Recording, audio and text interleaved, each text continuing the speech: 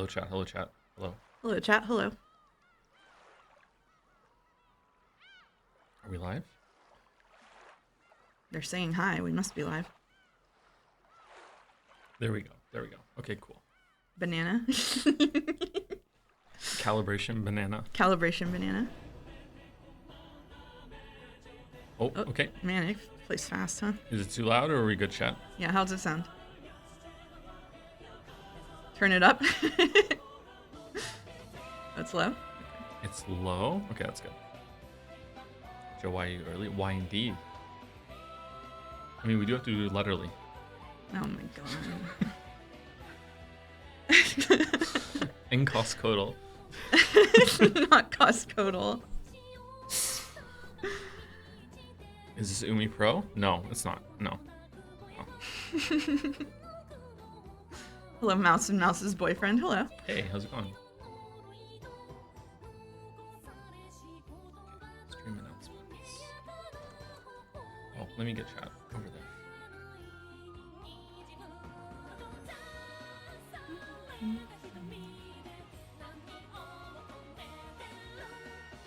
Why are you not reading song text?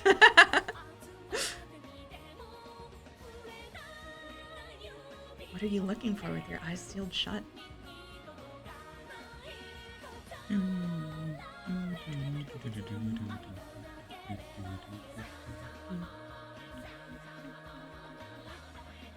We will be doing Tea Party. We're doing the whole shebang, the whole thing. We're finishing episode 4 today. Yes. Mm-hmm. Yes. We will be doing Tea Party. We're doing the whole shebang, the whole thing. I can hear myself. Can you? Yeah. Oh, it's because of that. Yeah. Okay, I see. Echo Mouse. Bye, August.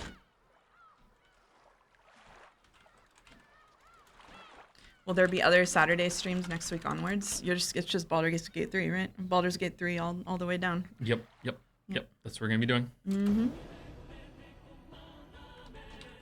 Hi, Paquetto.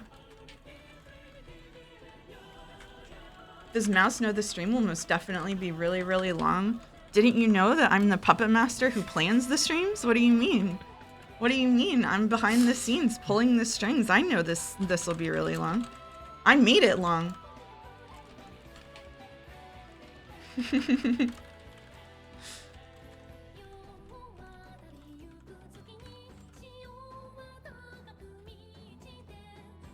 Ryukishi equals Mouse? Nobody's ever seen us in the same place.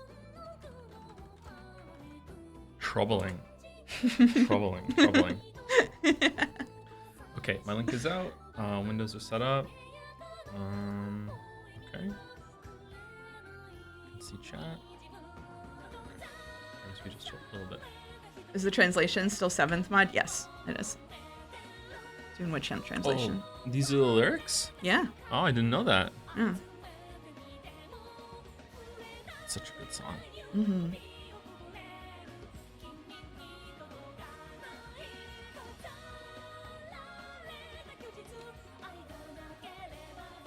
Without love, it cannot be seen. Without love, you won't see the truth. It's in the song the whole time. It Hiding is. in plain sight. Yeah. We got Umi Pro? No. No. No.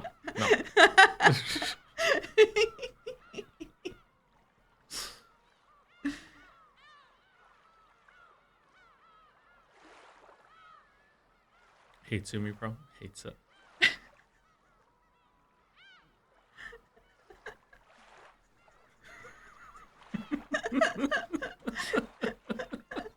Hi, Baldur.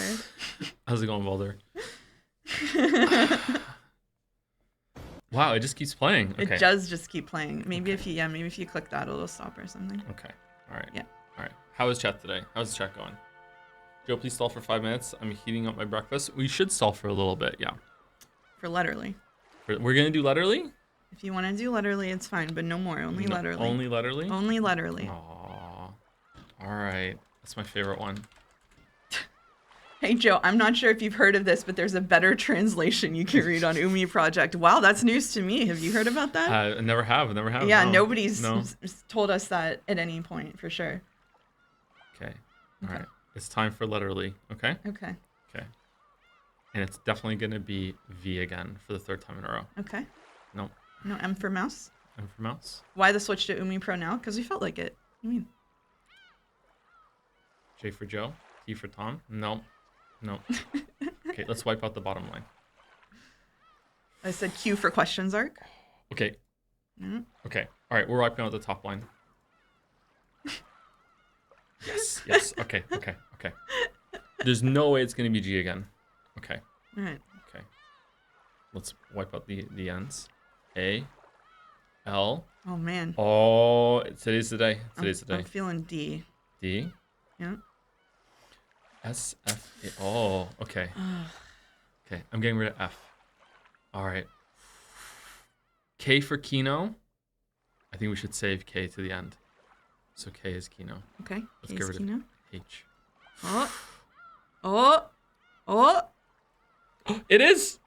Nice. Yeah. K for Kino. He loves it. Hasn't even read it. Yeah, he loves it. We won He loves literally. it. We won He literally. loves it. He loves it. K for Kino. Incredible. What a blessed literally run. Yeah. Surely you'll love every moment of the end of episode 4. Every moment. Yeah. Every moment. Yep. Nothing bad is going to happen. Yep. Nothing bad is going to happen. No need to stream it now? That's right. Yeah. We'll just go read it off stream. He'll stream it to me privately. We'll start that bit early. A crumb of Coscodal, my lord. Plan for today, we're gonna finish episode 4. We're gonna start very soon. It's in the title. Yep. I think people got used to the later starts, maybe. Why early today? Yeah, there we go. Yeah. Yeah, we have a lot to get through today. Yeah. Yeah.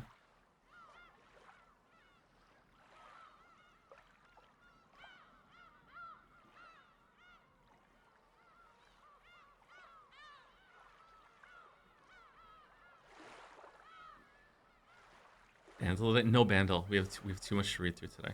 Yep. We have too much. Yep. No bandle with mouse. Chandel and Jodel. Oh, we should do Jodel. Okay. Oh, we should Okay. do Jodel. Okay. Yeah. Jodel, Jodel is R1. Jodel. Yeah, we should do Jodel. But we're not doing Chandel. Chandel's random, isn't it? Every time you refresh Chandel, you get a new one, don't you? I believe so, yeah. It's unspoilable. That's what I'm told. All right, Jodel.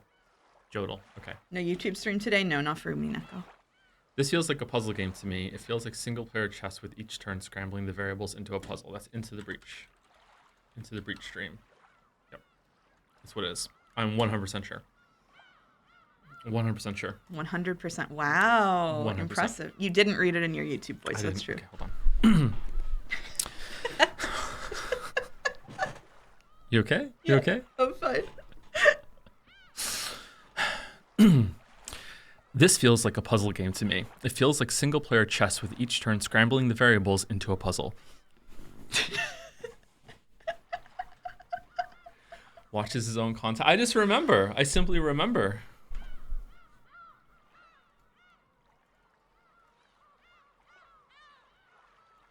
Okay, now we're done with the lulls. Now Okay. we're done. Now we're done. Okay. All right. We're done. All right. Now we're Okay. done. Okay. Should we start? I think we should start. We should start. I have the assignments for you. Okay. Understood? Really? Yeah. Really? Yep. I'm really surprised by that. Okay. Okay. All right. Okay. Yep.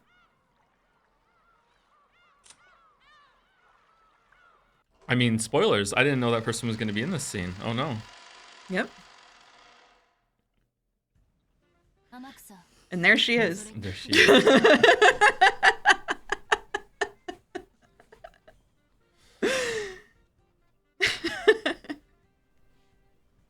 Earliest start in Ja history. Oh, you know why? It's the double whammy because it's like starting early and also starting daylight savings time just went back for them, right? Oh. That's probably why. Yeah, I see. Yeah. Music is Music very, is very very low. low. Okay. Okay. Yeah. We can turn it up. Okay. Can You hold this camera steadier. I'm getting seasick. Sorry. Oh no, it's so low. It is very low. Okay, let me take that all the way to 0 then. And okay, is that any better, chat, or do we still need to be need to be louder? What the fuck is this text box? What do you mean? It's always been that way. Perfect. Louder. Still louder? Okay. All right. Okay, so obviously we can't keep the act up any longer. This is Umi Pro. So it is the superior version, where you can see lots of different things and lots of definitions of loser flags. Yeah, that's what I read. The term flag here originally described an invisible state value in a game's coding, which is said to be tripped or triggered when the player takes some action that influences future events. The moment of the flag trip itself is usually not visible and can only be detected through later changes in dialogue or events that signal to the player that they have impacted events or changed route. Interesting. Okay. The chat demands peanuts. Peanuts?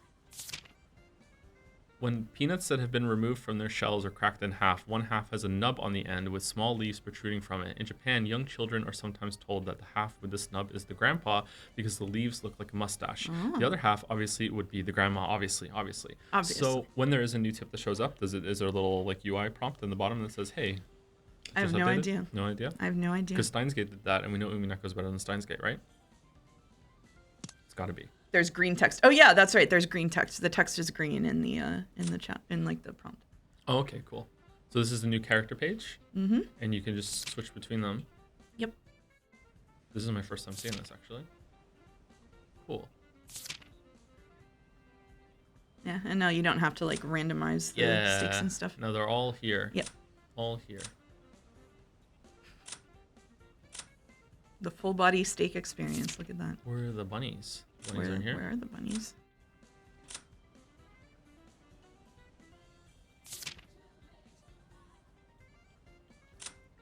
Someone says with Umi Pro, I usually have to open the log and then return. The music starts quiet when starting. Okay.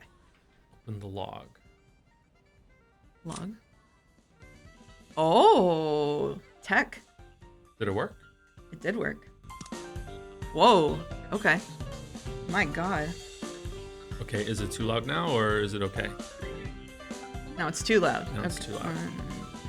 Turn it down -6 again. Okay, I can turn it down even more. My Leisure Koru pin. Should we do a barrels test with the music? Okay. Sucker Mary Barrels. Sucker Mary Barrels.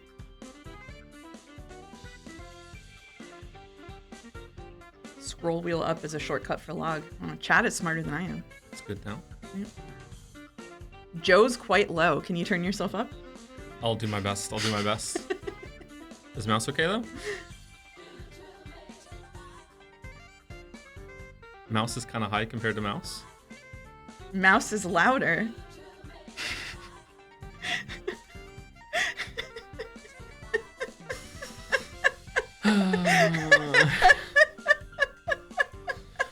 Why is mouse's mic so much better than yours? I don't know. What do you mean?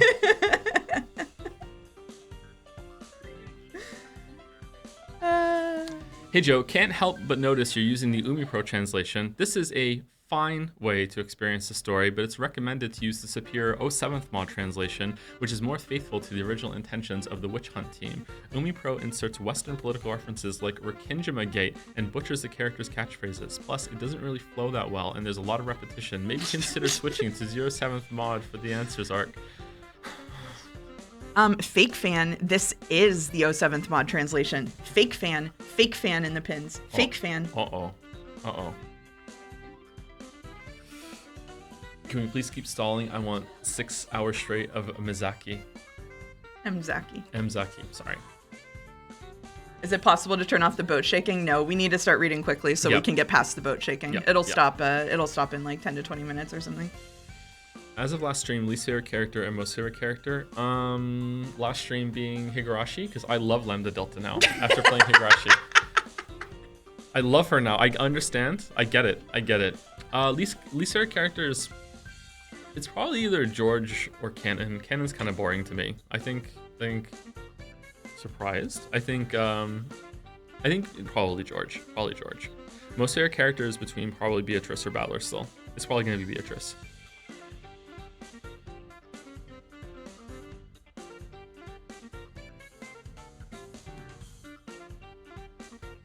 can turn the game down one extra since this probably isn't the loudest track, and any louder gets you drowned out. Okay, sure.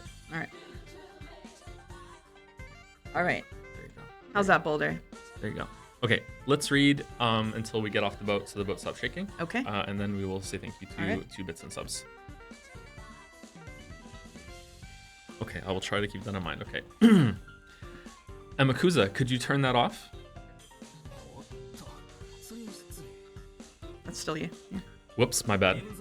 You don't like Mzaki? Oh, it's here. I'm just not in the mood. Amakusa turned the radio off.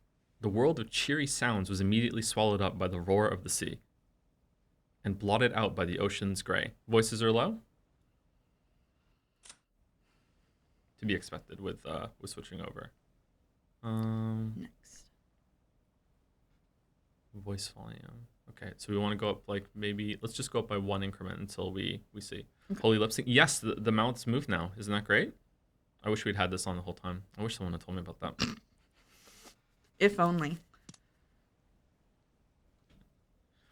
Oh, we didn't tell him. There's a copy. I have a copy of this. Yep. Right? That's Yeah, true. I have Yeah, a- I it have a copy. arrived. Yep. It arrived. PlayStation 3 copy, physical copy. Anyway, the world of cheery sounds was immediately swallowed up by the roar of the sea and blotted out by the ocean's gray. Can you see it? Over there's where the harbor was at the time. The boat captain pointed, but I couldn't really recall that scene of 12 years ago. I thought I'd surely be able to immediately remember how things had been at the time, but no memories came back to me.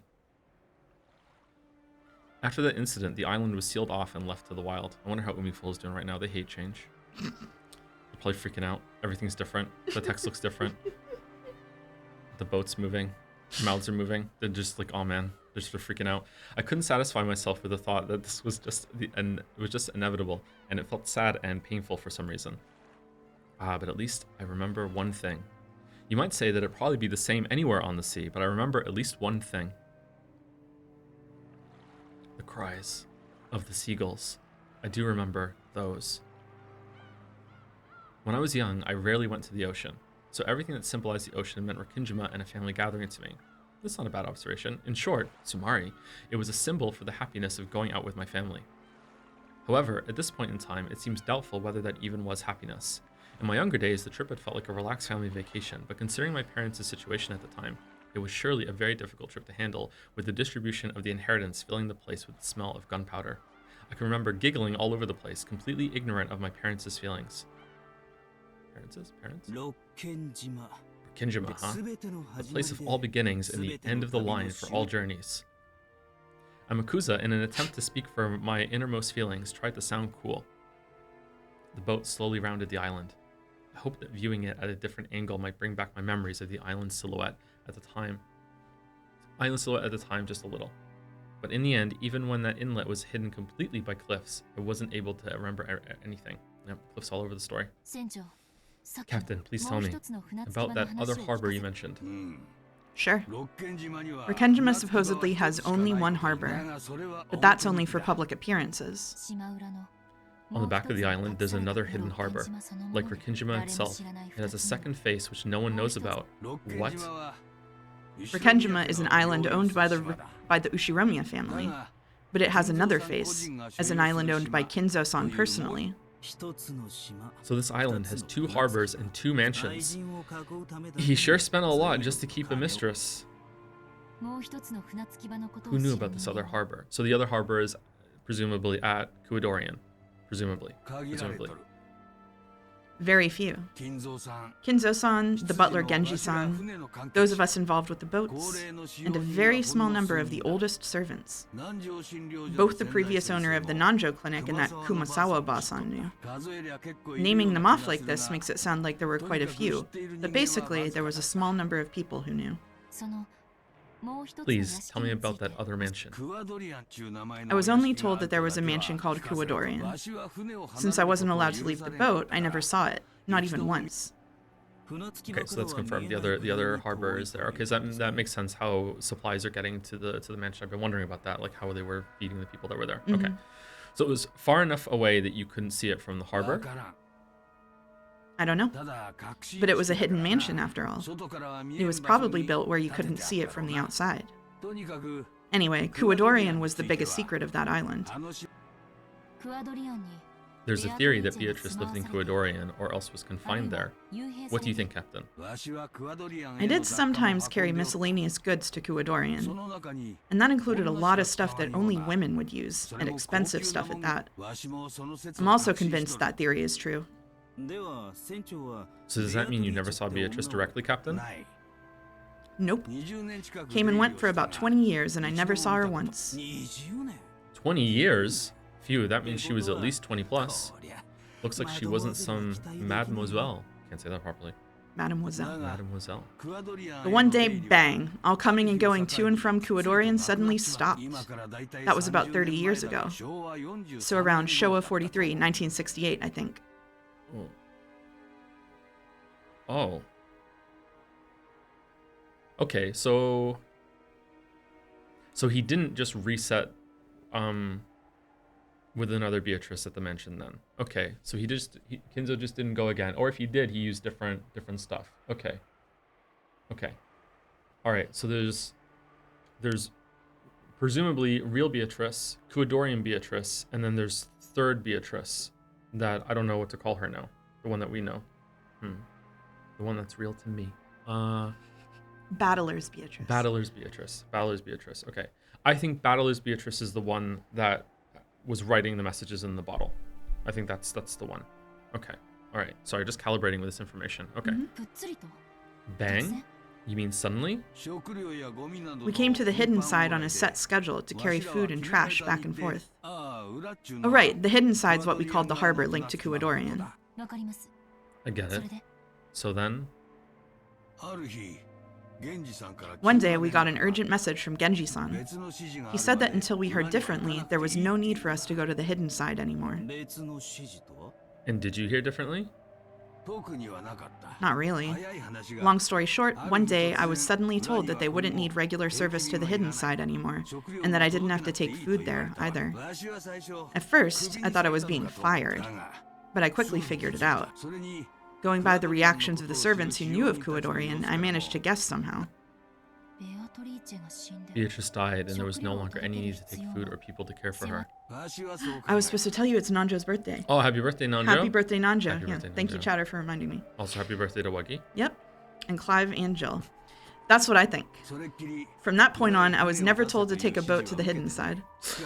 However, after that, Genji-san came to see me face to face and got pushy, strongly urging me never to speak of anything related to the hidden side until I died. So, if that hidden mansion was abandoned for 20 whole years... Oh, whoops. For 20 whole years, why was Aunt Should be able Ava to just... there? Okay, here you go. Exit? Yeah, okay. On that day 12 years ago, Ushiromiya Ava somehow escaped harm alone in a hidden mansion 2 kilometers away from the mansion. Why was she in the hidden mansion that had been forgotten for 20 years?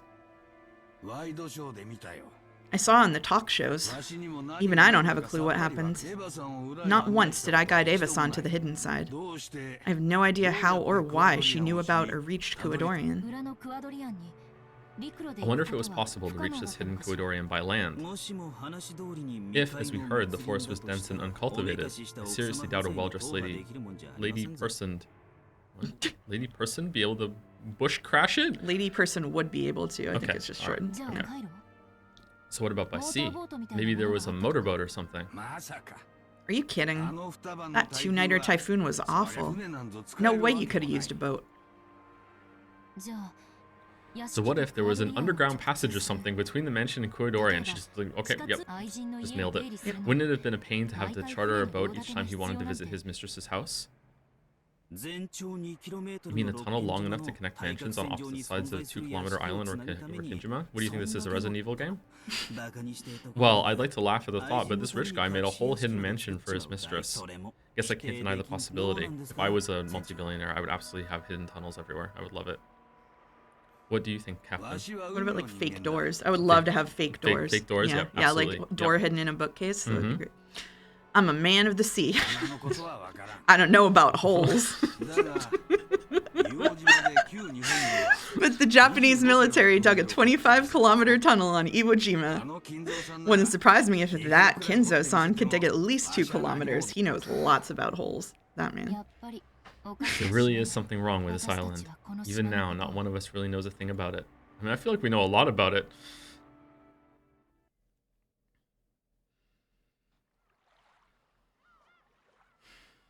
The boat reached the shore. They would have to walk a short ways to reach the mansion. I'll wait here. The mansion's that way. The path from back then's probably still there, but I bet it's covered with plants. Make sure you don't get lost. Right, let's go. Thanks for everything, Amakusa. You wait here too. What? Really? Well, I had a feeling you'd say that. I'm just delivering something. It'll be troublesome for them if you come too. I imagine your toxin is strong. Toxin? Oh ho! I'll be back soon. Today, our main goal is Kuadorian. After I deliver this, I'll come right back. Angie put on her knapsack, holding the flowers she would offer.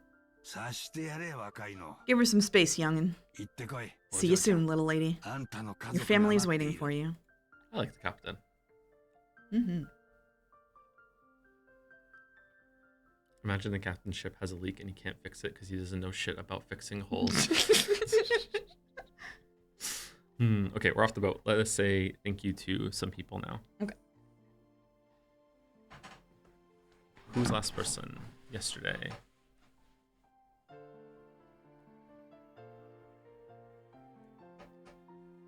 I think it was Forged Enigma. It was. Chat says first and foremost, thank you, Mouse. Oh. Thank you, chat. Thank you, Mouse. Thank you. Yeah. Thank You're you. welcome. Thank you, Saffir Poe for the resub. Thank you, Bevel Doi for the resub also. Sinahel for the resub. Aperture City for the resub with a message. Hello, Joe. Glad you're enjoying Umineko no Nakukoro ni. Well, that's all the time I have today. Goodbye. I think that's the first time I said the full title properly. Dalmek has 100 bits. He saved it just for today. Here we go. I haven't even read it yet, and I'm just bracing for something. Here we go. Hello, my most lovely and special Joseph Anderson. As your greatest and most ardent supporter, I must say that the presence of Mouse has been the biggest, most awful, most tragic event in my existence. This heinous rodent has dared to insert herself into your life, ruining every parasocial fantasy I have. I demand she be demodded, banned, and then summarily beheaded. So the most evil and vile Mouse, your audio is a bit low, so if you can turn it up, that would be great. Thanks.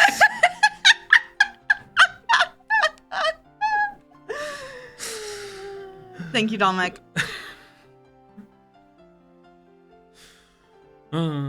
Thank you, Made This Today for the resub with Joms. 003D for the resub. I have nothing funny to say but hi. Hey, how's it going? Thank you, 01 Mostly and Alaram for the resubs.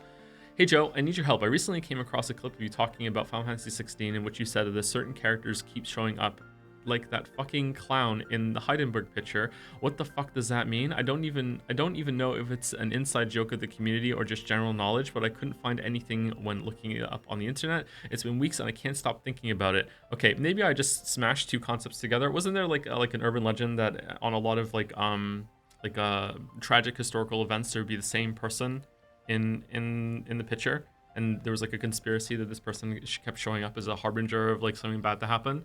And then someone made it a clown. I've never heard that in my life. You've never heard that? Did you dream this? Maybe I dreamt it. Yeah, maybe you dreamt this. I don't know.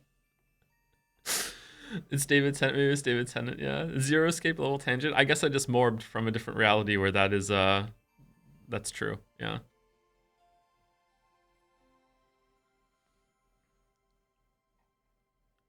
Dalmek's audio thing is real, by the way. Ever since the mic went insane during Baldur's Gate 3, the mic volume has been slightly lower than it was. Oh, okay. Has it? Okay. So is that why Mouse is louder than me?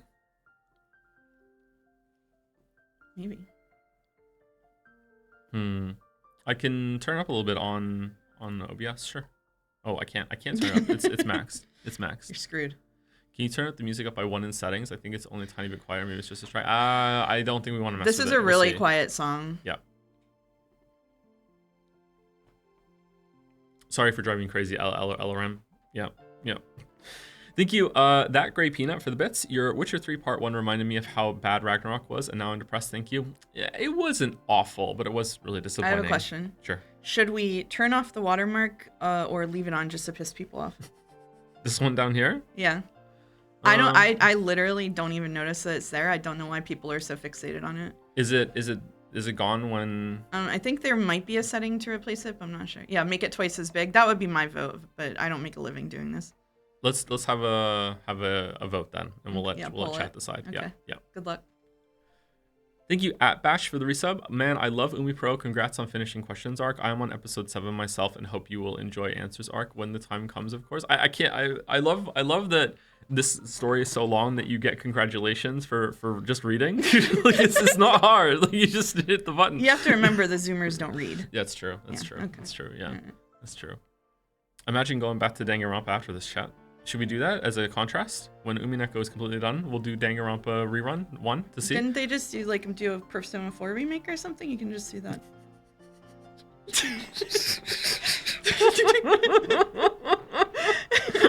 No, that's the good one for chat. No, you can't do that.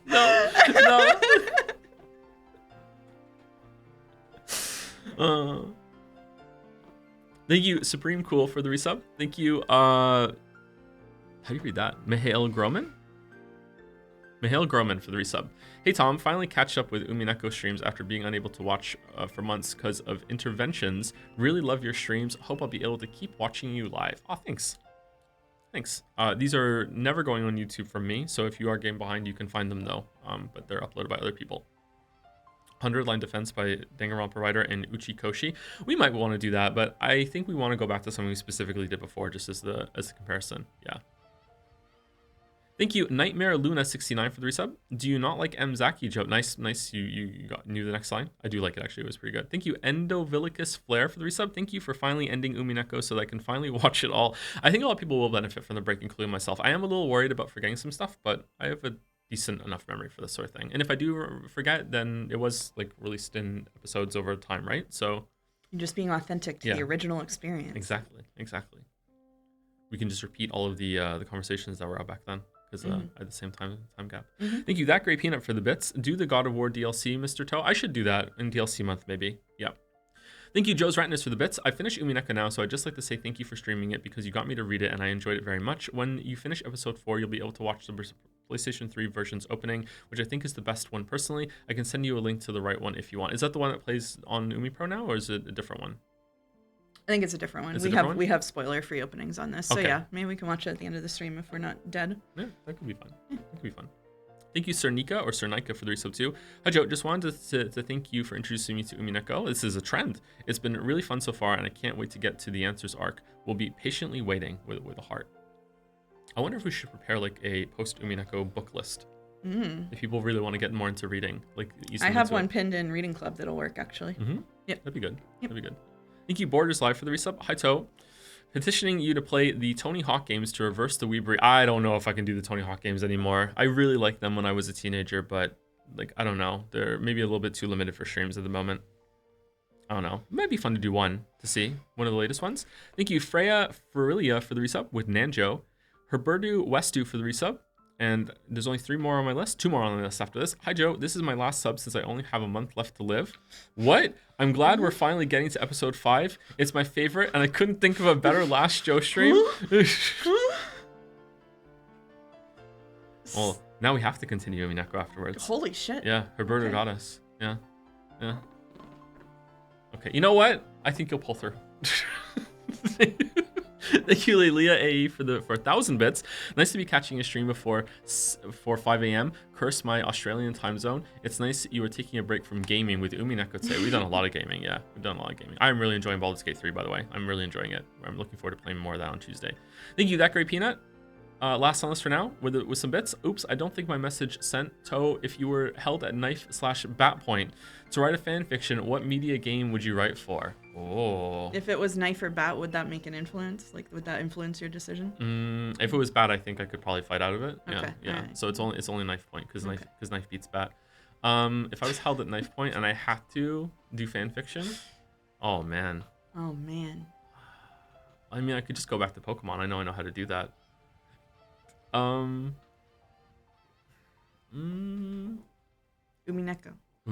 Fan fiction for Umineko. Yeah, there you go. I mean, it's a bit too meta, isn't it?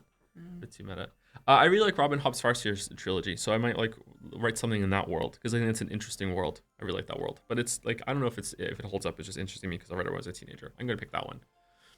If it was video games and Pokemon, for sure. Thank you, Huli Gordo, for the bits. 2 more came in. Hey, Joe and Mouse, I just wanted to say fuck you for getting me into Umineko. Finishing it has left an empty hole in my heart that I can never be fulfilled with anything again except for perhaps One Piece. You really need that post Umineko reading list. I see. I got you. Yep. I got you. Yep. Just wait till you discover books.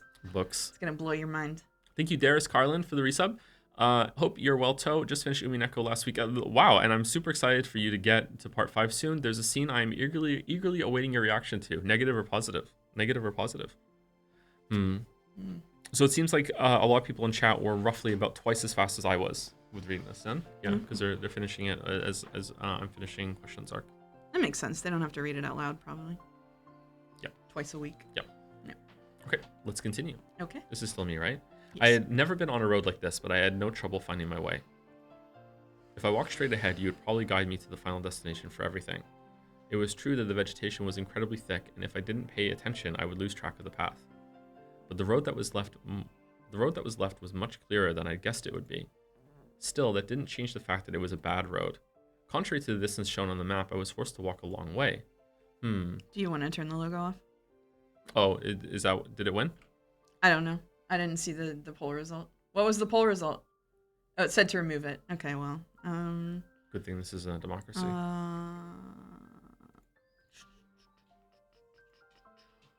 Right, text box window, type NBLNT. I don't know. Is it going to show you? Let's go with type B. There you go. Oh, it's got they're not going to like the butterflies. We do like the butterflies. We do.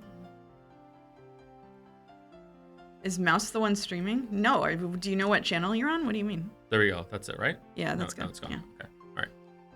They do like the butterflies. Oh, Jesus. Okay. Type B for Beatrice. What's that one? What's that one? Let's see. All the derails. Mm-hmm. Oh, that's the one we were on. Okay, Okay. what's type T? Let's see. Oh, okay. Minimalist. Yeah, we don't want that. The channel is Hello, it's Joe. Type that. There we go. Okay. No one's gonna have any complaints about anything else from now on. We're good. I'm We're good. certainly not going to acknowledge them if they do. The forest was deep and dark. At the time, I had been threatened into staying away from the forest because a witch lived there. Of course, that fear is gone now, but I feel it. Because I was me. I could feel the presence, like an aura, of the golden witch Beatrice. Here and there were massive fallen lumps of rock along with overgrown trees and ivy, and the voices of birds and bugs. Yeah, I feel it. I feel that the witch is here. Ahead, an ivy-covered construction site fence and warning sign stood. No entry, Tokyo Metropolis. That was written on it. Yeah, that's right. When you think Tokyo, you tend to think of a city. Yeah, but Rikkinjima is also located within the Tokyo Metropolis. Is it really? Apologizing to the sign for my rude mistake, I climbed the fence. When I crossed the steep slope beyond that, my field of vision rapidly expanded, and a fresh sea breeze blew through my hair.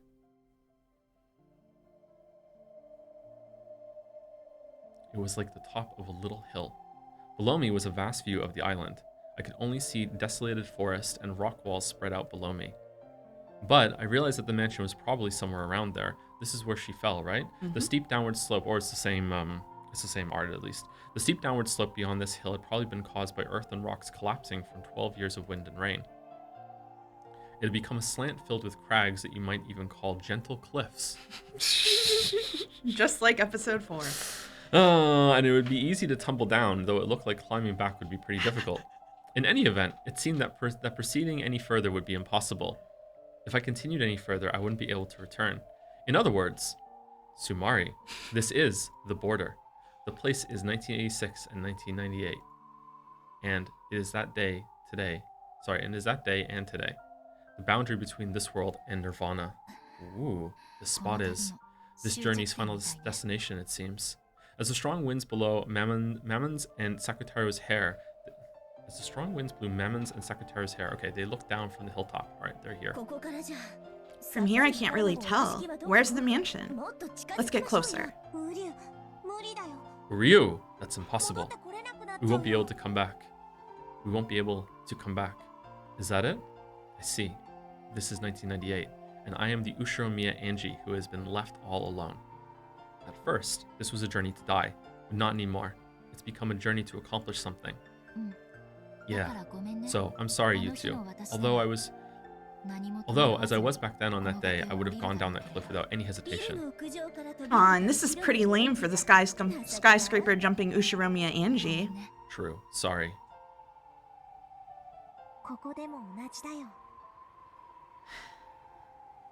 This place is as good as any. Joe's mic sounds low still. Is the same for anyone else who want to start another volume thing? It just might be me. But Mouse is fine?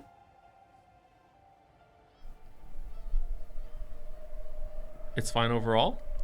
Fascinating. Compared to Mouse, yeah, a bit. Did you upgrade your microphone, Mouse? Not recently, no. No, not recently? No, not recently.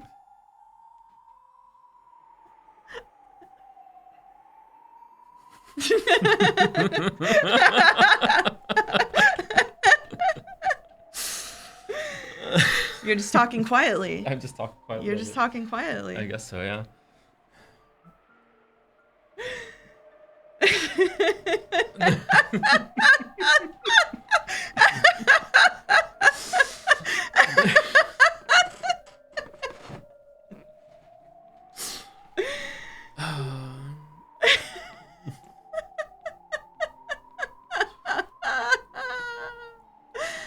The stream is coming from inside the house.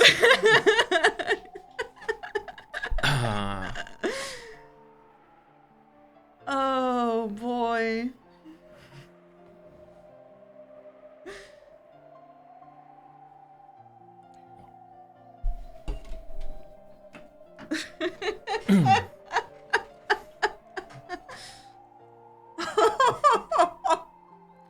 We can do it for real, and it can be legit. Mouse, could you pass me a drink, please? Oh yeah, absolutely. Yeah? All right. Here you go. Thank you. Thank you. The microphone is farther away from me than him, by the way.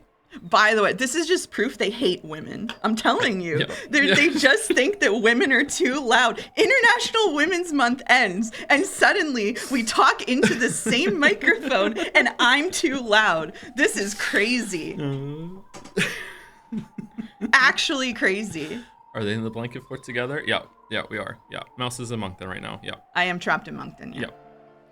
Hello, chat. We were gonna see. It took you 40 minutes to realize. You're too loud. Speak up. I need to speak up? Okay. You need to speak up. I thought I'm being as loud as usual. Projection. Sorry. Have I had any random encounters? No, but I had a hell of a flight. There's a woman in the room. I'm knowing my place. I'm speaking low. You're giving room to women? I'm giving room to women. In the blanket fort.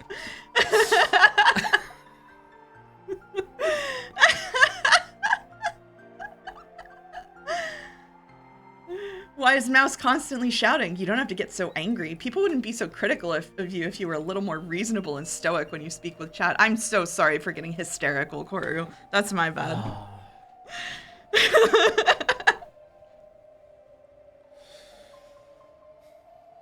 Can she confirm going into Moncton is like going into an Outer Worlds black hole? That's how it felt.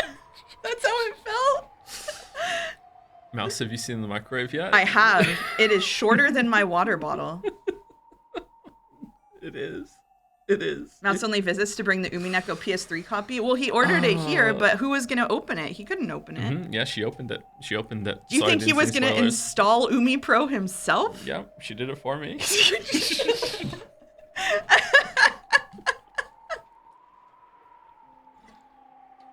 I did meet the dog. Yeah. And Gatsby loves Mouse and will not leave her alone. It's actually a problem. I'm not kidding. It's actually a problem. Yeah, if he's in a different room from me, he just starts whining. Yeah. Yeah, famous dog. Yeah. You might hear him crying in the background a little bit. Yeah. Show chat the snail. I don't have a picture of the snail. Sorry, Jelly. I'll have it for next time. Get one for break. You break, yeah. Yeah. Most feminist Gatsby, true. Most feminist man in the house.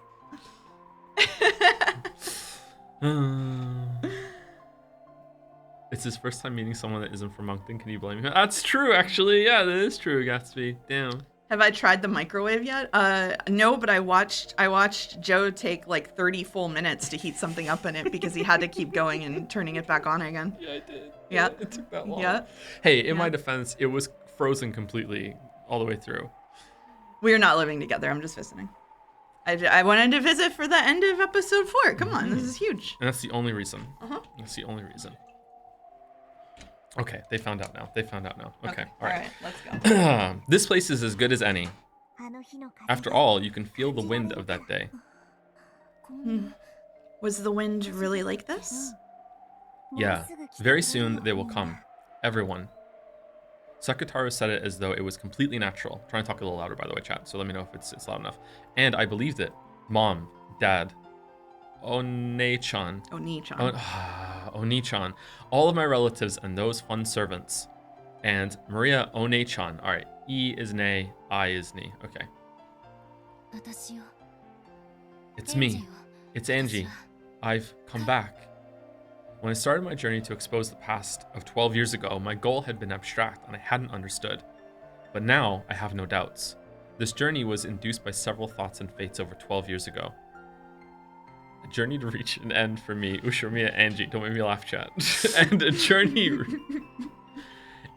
reach an end. A journey reach an end as the last witch of marriage sorcery.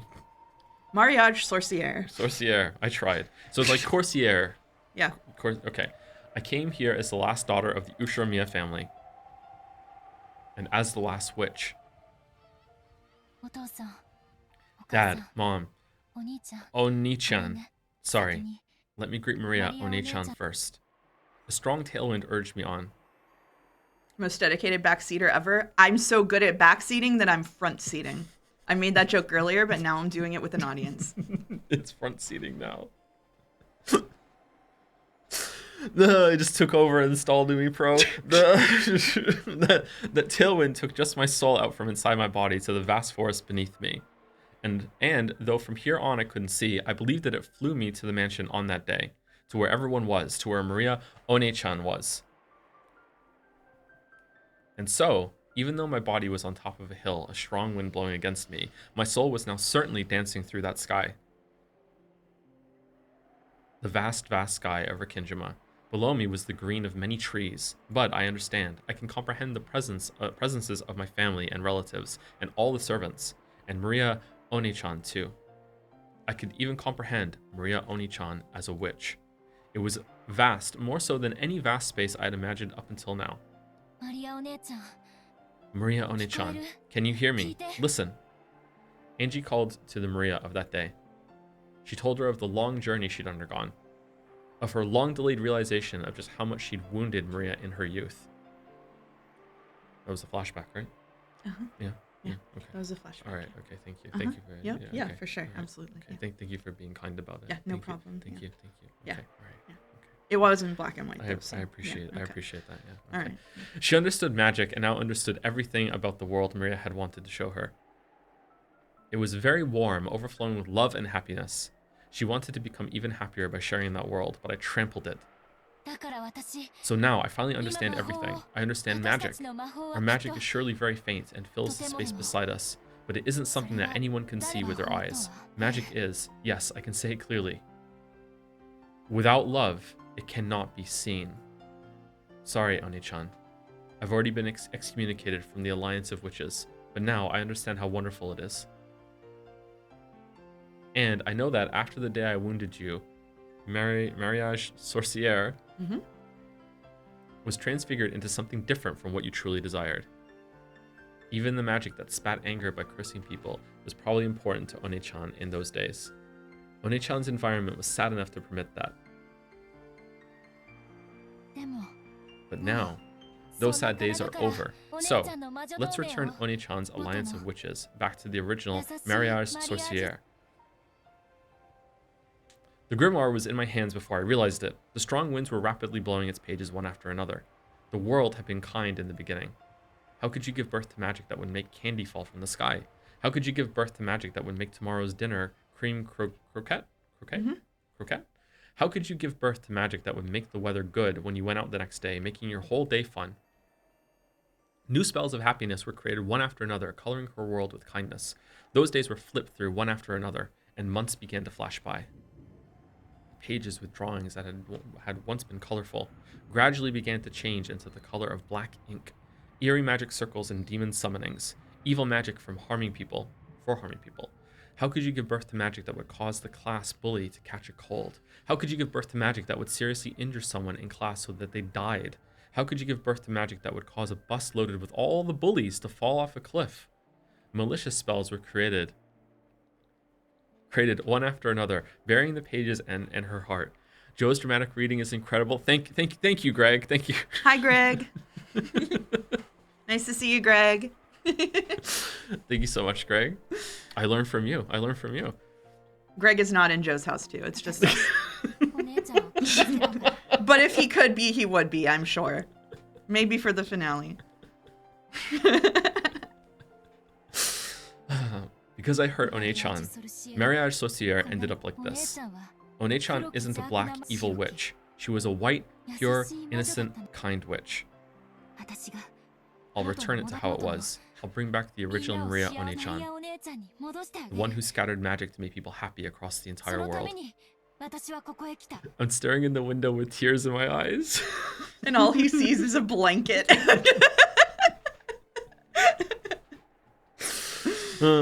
That's the reason I came here. I was guided by fate. Maria One-chan, can you hear me? Show yourself before me. That voice rode an even stronger wind and was sent 12 years into the past. Then, the wind gradually ceased and silence fell. Crunch, crunch. I could hear the sound of gravel being stepped on. I listened to those footsteps, surprised at this miracle. Without a doubt, those were Maria One-chan's footsteps. Maria One-chan. It's Kasumi. Looks like I finally found you, eh, Angie-chan? It's Kagami. Before I knew it, Aunt Kasumi and her black suits, a total of 7 people who didn't resemble Maria One-chan in the slightest, were standing there surrounding me. Okay, I didn't see this coming. And it felt like my voice had been just about to reach Maria One-chan too. You know what? I'm stupid for not seeing this coming, because otherwise, why would they be in the story? Why did I think she was just going to go to the island and they would just never find her? Of course, there would be more to this character they introduced. Because of these guys' toxin, that magic was cut off. Angie clicked her tongue at that, but Kasumi probably didn't hear it that way. Are those flowers for your deceased family? How admirable. You're gonna throw them, right? Go ahead, we'll wait that long. Just what are you waiting for? But Angie could more or less guess. The way the black suits unnaturally stuck their hands into their pockets clearly brought to mind the likelihood that they had handguns. This is a deserted island. There could be no more convenient place to dispose of someone. Interesting. I have absolutely no interest in the family matters of the Sumidera family. But if I die, all that wealth will go to them. Unlike me, they're probably very interested and concerned about this matter. Of course, it seems that if the massive amounts of stock I own suddenly go to them, it'll be pretty bad for the Ushiromiya group as well. And they're apparently having a secret feud fighting over me all by themselves. That's probably why President Okanogi gave me Amakusa as a guard. Having Amakusa wait on the boat was a regrettable mistake. Uh-oh. And Katsumi, how long have you been waiting for this ambush? Since early morning. Thanks to that, I'm completely tired of waiting. After all, there are no cafes or dressing rooms here. No toilets either, so I guess you had to elegantly drop a load behind a tree. Ack. A lady with half Sumidera blood flowing through her veins will not use such filthy words. You really are Sumidera Kyrie's child. Not a trace of grace. She grabbed me by the hair and forced my face up to hers, and then spat at me. My words might be filthy, but they're no worse than her spit. Really, actually spat? Wow. Every time you talk to me, Aunt Katsumi, it's always about Mom. Am I really that much like my mother? Yes, you are. That impertinent gaze. Your mouth and nose are the same too. Free-willing and irresponsible. You thought nothing of the long history and tradition of the Sumidera family and selfishly flew out of the house. Thanks to that, my entire life has been devoted to cleaning up your mess. I guess your life really has been covered with crap. Ooh. When I was slapped on the cheek, my ear was smashed, and for an instant, my head rang. My hair was pulled, spinning me around, and I fell to the ground. And in a flash, the ground was kicked. The ground was kicked, and I was struck with sand. Yes, you truly are like Nason. That gaze. That gaze like you're mocking me somehow. Yes, I remember so many things. You're a sad person. I'll bet that since you were young, you always got compared to mom and scorned. And for your entire life, you'll never be released from that wretchedness. A little girl like you couldn't possibly understand. You see, your mother is a loser who threw everything away and ran away from the Sumidera family, right? Do you know how much trouble I went through because of that loser? Any trouble you went through has nothing to do with me. Sorry, but what am I supposed to do about something that happened before I was born? When will your life begin? It never will. For all eternity, you'll always continue to be sneered at by my dead mother until you die. If only you just die. Why are you living? You little piss. You all make her some tea. Eyes are open. Leave it to us, you big-mouthed shitty brat. Let us teach you a little lesson. The black suit dashed up to me, violently grabbed me by the nape of the neck, and dragged me down. Do whatever you want to her till my break is over. Teach my cute niece her place. I'm starting to realize that Kasumi is not very nice. Sumidera Kasumi. When I think about it, she was a pitiable person. To the outside world, women of the Sumidera family were trained to be in a position that supported and deferred to men. But in actuality, strong leadership was required from them so that they could manage all the common people.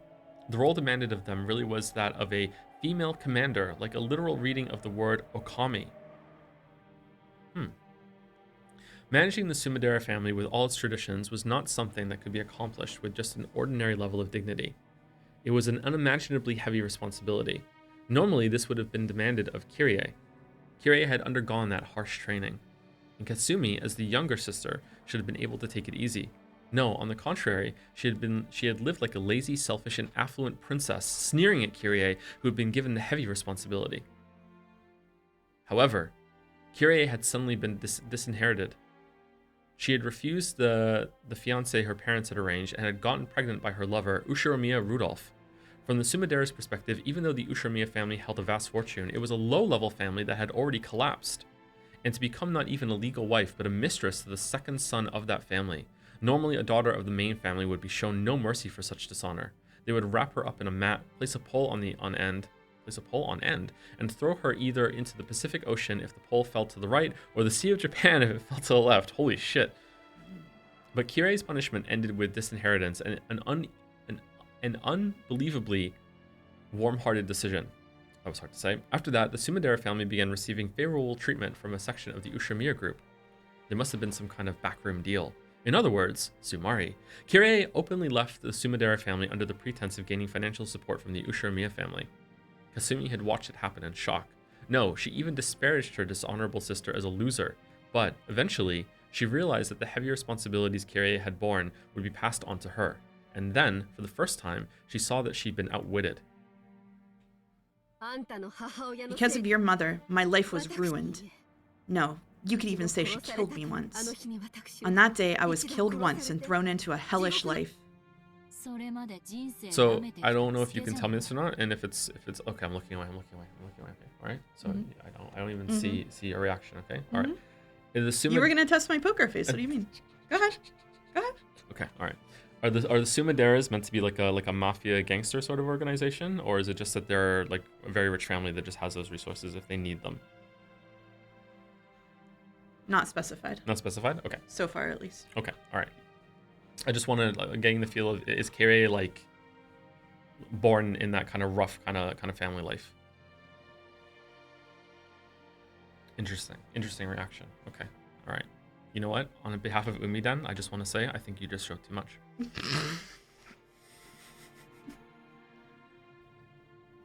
You know what? I'm docking them another hour for that. Wow, collective punishment? Yep. Isn't that what you get for making light of life until then? Gyuk? Gaga. Don't you ever stop talking, girl? Yeah.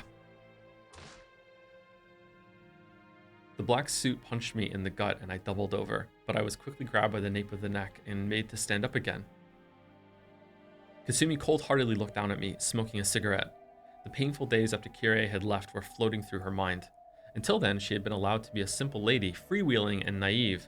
Only the older sister, Kirie, had been harshly trained, and she, the younger sister, had been able to live as nothing more than a princess. It's kind of repeating what they just said again. Then, suddenly, everything got flipped over and her life came crashing down. My life, lifestyle, and the way I lived were all stolen from me. Do you know how much I was derided by those relatives who didn't know the details, all because of my sister's dishonor? I detested her. I detested your mother enough to make me spit blood. Glad to hear it. Keep up the good work. Gah! A kick landed in Angie's side as she crawled on the ground.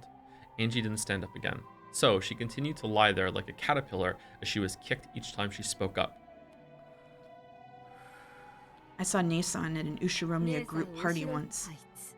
She was with her husband, looking very happy and laughing. She pushed everything onto me and found happiness only for herself. So what? How is taking it on me going to make you happy? Will taking it on me turn back time and change history or something? Gak? You said something a short while ago. When will my life start? No matter how much I despise you or take out my frustrations on you, I can't turn back time. So must I keep hating my sister even though she's gone until I die? You've got to be kidding me. How long will I have to be tormented by my sister's ghost? So I thought of something. If I could accomplish one thing, I'd be able to forget all of my hatred and start over. Angie was about to lash back out at her, but stopped, because she'd been kicked again if she responded. Even if Katsumi didn't say any more, Angie had a pretty good idea what she meant. Katsumi thought that by taking revenge against Kirie's daughter Angie, she'd be able to put an end to her hatred. Talk about pushing your problems onto other people. Come on, stand up. If you like this island that much, I'll bury you deep in it. You don't want to die at your age, right? Don't you feel like saying, sorry my mother caused you so much trouble or something? You say something like that? Wah. Ryu! Angie! Angie-sama, no! You mustn't provoke them. You should at least make it seem like you're going along with them so you can buy some time. They do say you should throw your foolish pride out with the garbage. Oh, what about Amakusa-san? If Amakusa-san comes, I'm sure... It's no use. I can't see him. You idiot, Angie-sama. Why did you leave Amakusa behind? I didn't need Mammon to tell me. I was seriously regretting it already. I walked a long way. The forest was very thick. I've got no doubts that signs of activity here won't reach the boat.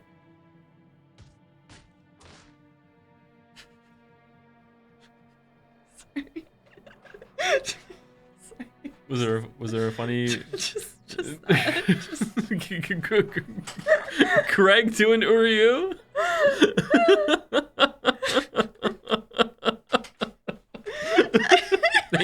Thank you, Greg.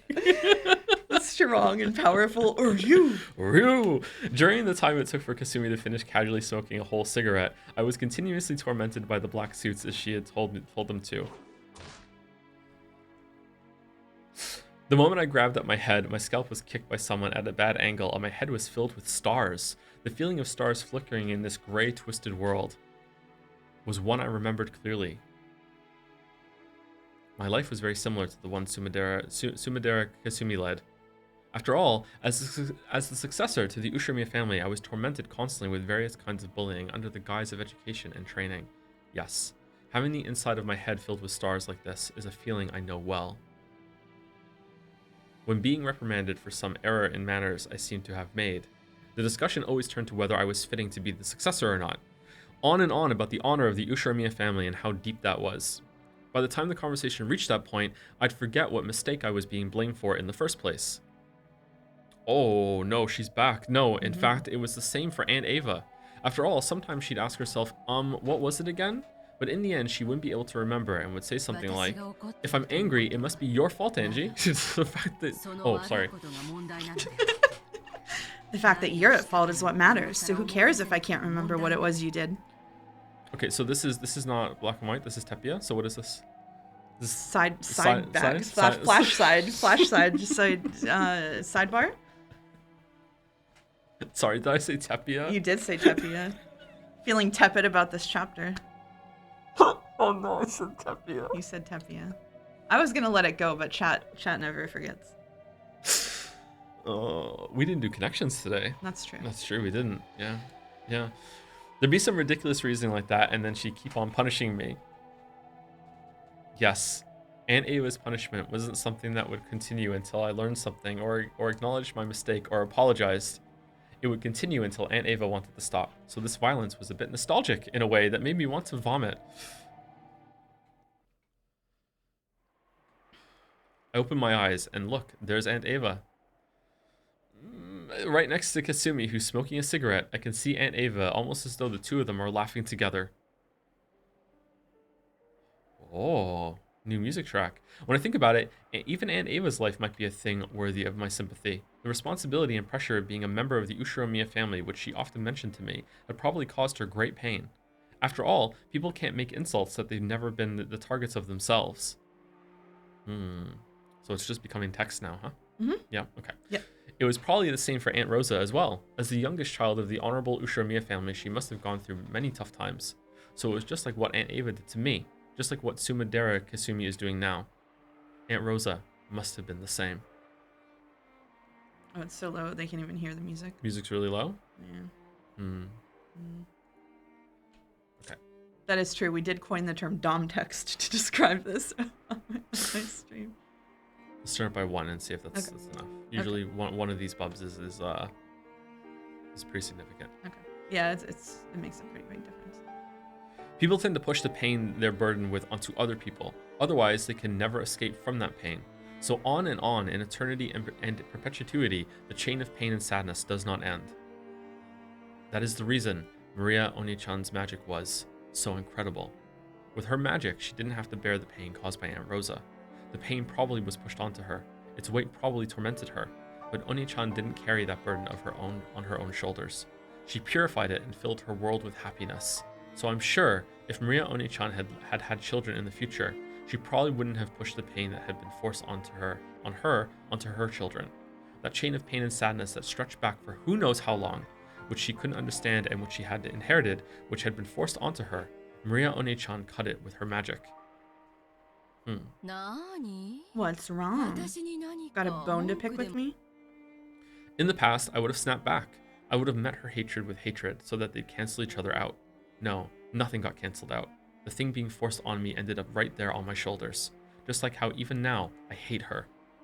So now that I know of magic, I'll look at the human called Ushiromiya Ava again.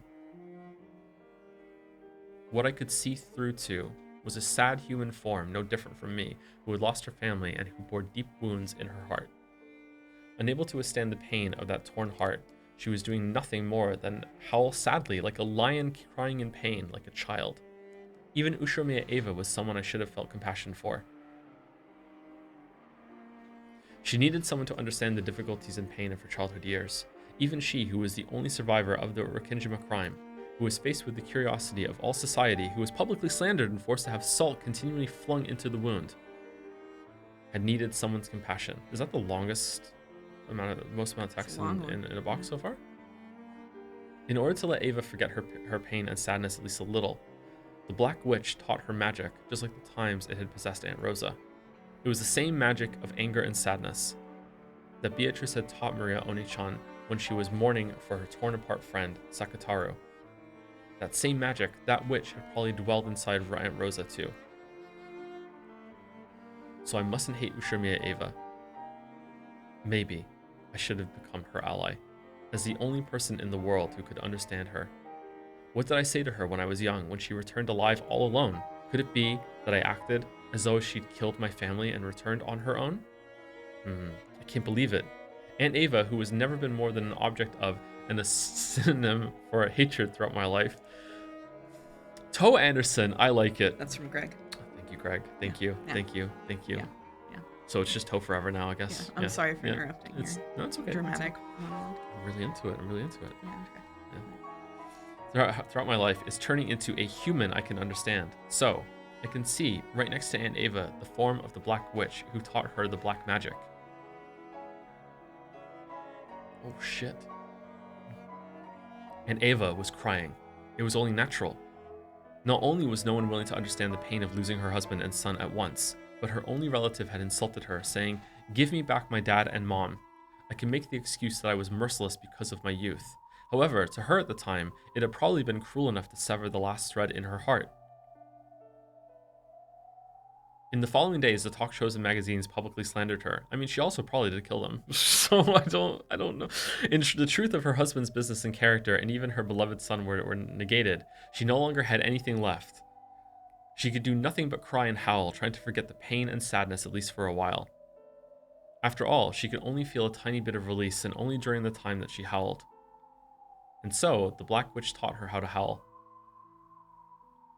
The one I hated was the Black Witch. Okay, there we go. Black magic can probably release one from that pain for an instant. However, it never lifts that weight from a person's shoulders. On the contrary, it forces that weight onto further victims, filling the world with hatred. If only Aunt Ava knew of white magic and had a true witch nearby. Shouldn't that have been me? Wingless. Alright, this one might be too loud now. Let's see what chat thinks. Didn't I learn the magic to create happiness from Maria One-chan? If I taught her with that magic, could we have built a future with a completely different relationship? Up until now, I've hated Aunt Ava constantly, so I didn't notice the Black Witch beside her. Without love, it could not be seen. I didn't have any love for her. So now, finally, I'll glare at the Black Witch, the one I truly should hate. Okay, that's very similar to what Maria said when to Rosa when Rosa was hitting her on the subway. She's like, a witch just took over for a bit. Yeah, definitely link back. Okay.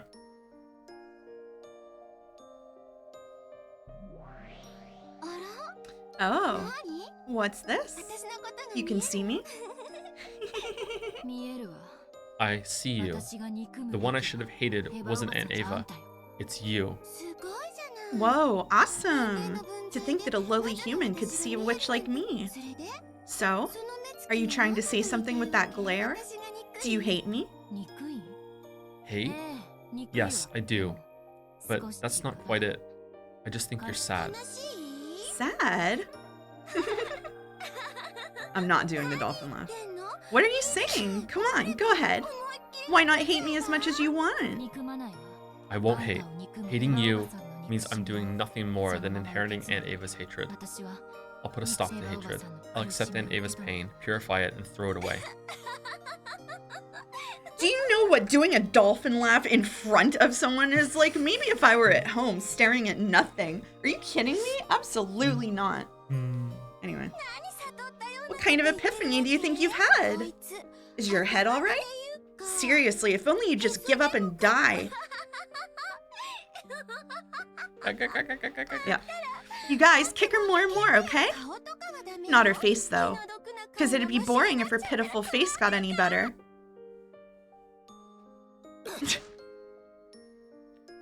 Gua?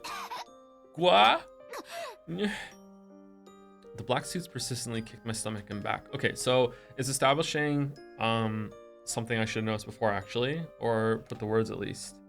The idea of like the white magic and the black magic, and the white magic being something that Maria was using as a coping mechanism and an escape, like with Sakataro. But then there's also the black magic that Beatrice put her up to, which was when she was just just embodying the hatred and just like seeping into it and let it take over, which is when she was killing Rosa over and over and over and over and over again in the Velvet Room. Okay, so does Beatrice have that too? Beato, Battler's Beatrice. BB, does BB have it too? And what would her version of the white magic be?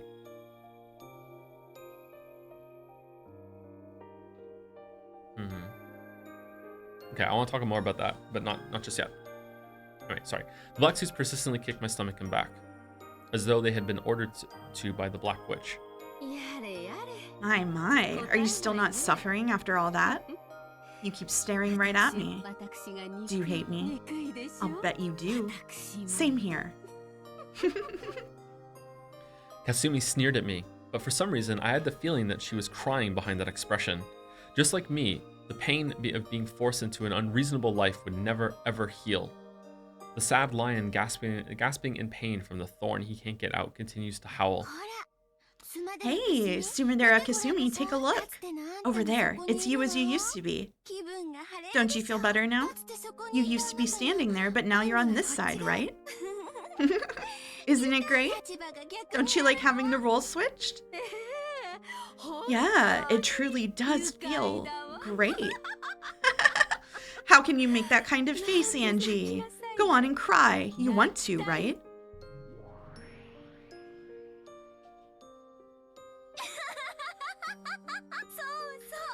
Yes, of course she wants to cry. Make her cry.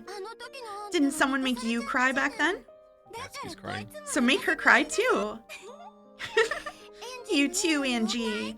If only you just break down and cry.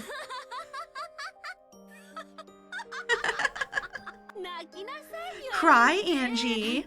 I want to see your crying face. Cry and try saying, I'm sorry, Aunt Kasumi.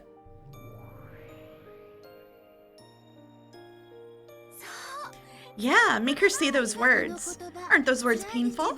Isn't being made to apologize for something that isn't your fault just the worst pain? Make her feel the same way. By doing that, you can relieve your pain. Yeah, that's it. Be a little more honest with yourself, okay? If only you just let your emotions run free more and more and more. The Black Witch provoked Kasumi, and Kasumi began to give herself over to that dark emotion. You do not have to do the dolphin laugh, don't worry what the poll says. By turning deep sadness into an evil alcohol and forcing it down, trying to forget it for just an instant, nothing would change. The words Kasumi insulted me with were themselves sad. And I couldn't forgive the Black Witch who would impose that sadness on Kasumi. I'd gone limp, which seemed to have stopped the black suit's kicking competition. Wow, or maybe the kickers were getting tired too. Katsumi didn't order them to stop, but at some point, they did. However, I was reflected in Katsumi's eyes and they burned me with flames of hatred. She'd been tempted by the witch to do that in order to relieve her own pain. Sumidere Kasumi, you aren't done yet. You've got much more trampling to do, right? Can you forgive what happened to your entire life with just a little violence? I can't. I still can't forgive her with just this. Right? There's no way you can forgive her. Do it more. More of the flames of hatred. Nothing can warm you except the fires of hate. After being frozen in the snowfields of anger and sadness, the only flame that can warm you is hatred. Say it, okay? Scream it. If only you just burn yourself to ashes with a roar of hate. Shiromiya Angie! I cannot live without hating you. Damn, evil cackle. Long laugh. Yeah. Sumidera Kasumi, look at that bundle of flowers. These flowers are for your dead family, right, Angie? The Black Witch grinned at me unpleasantly, using her chin to signal Kasumi to pick it up. Kasumi picked up the flowers I was going to offer, brought them all the way over to me, dropped them, and made a show of trampling them. Her expression was filled with hatred and a frantic quality that couldn't be explained with hatred alone. She trampled them over and over again as though her sadness was reaching the bursting point. So the sound of her trampling it was just sad. Oh, still not suffering yet? Then what about this? Sumidera Kasumi, use this. No, not that. The object the Black Witch pointed at was Maria One-chan's grimoire. Kasumi also noticed it and picked up that book, which was heavier than it looked. What's this?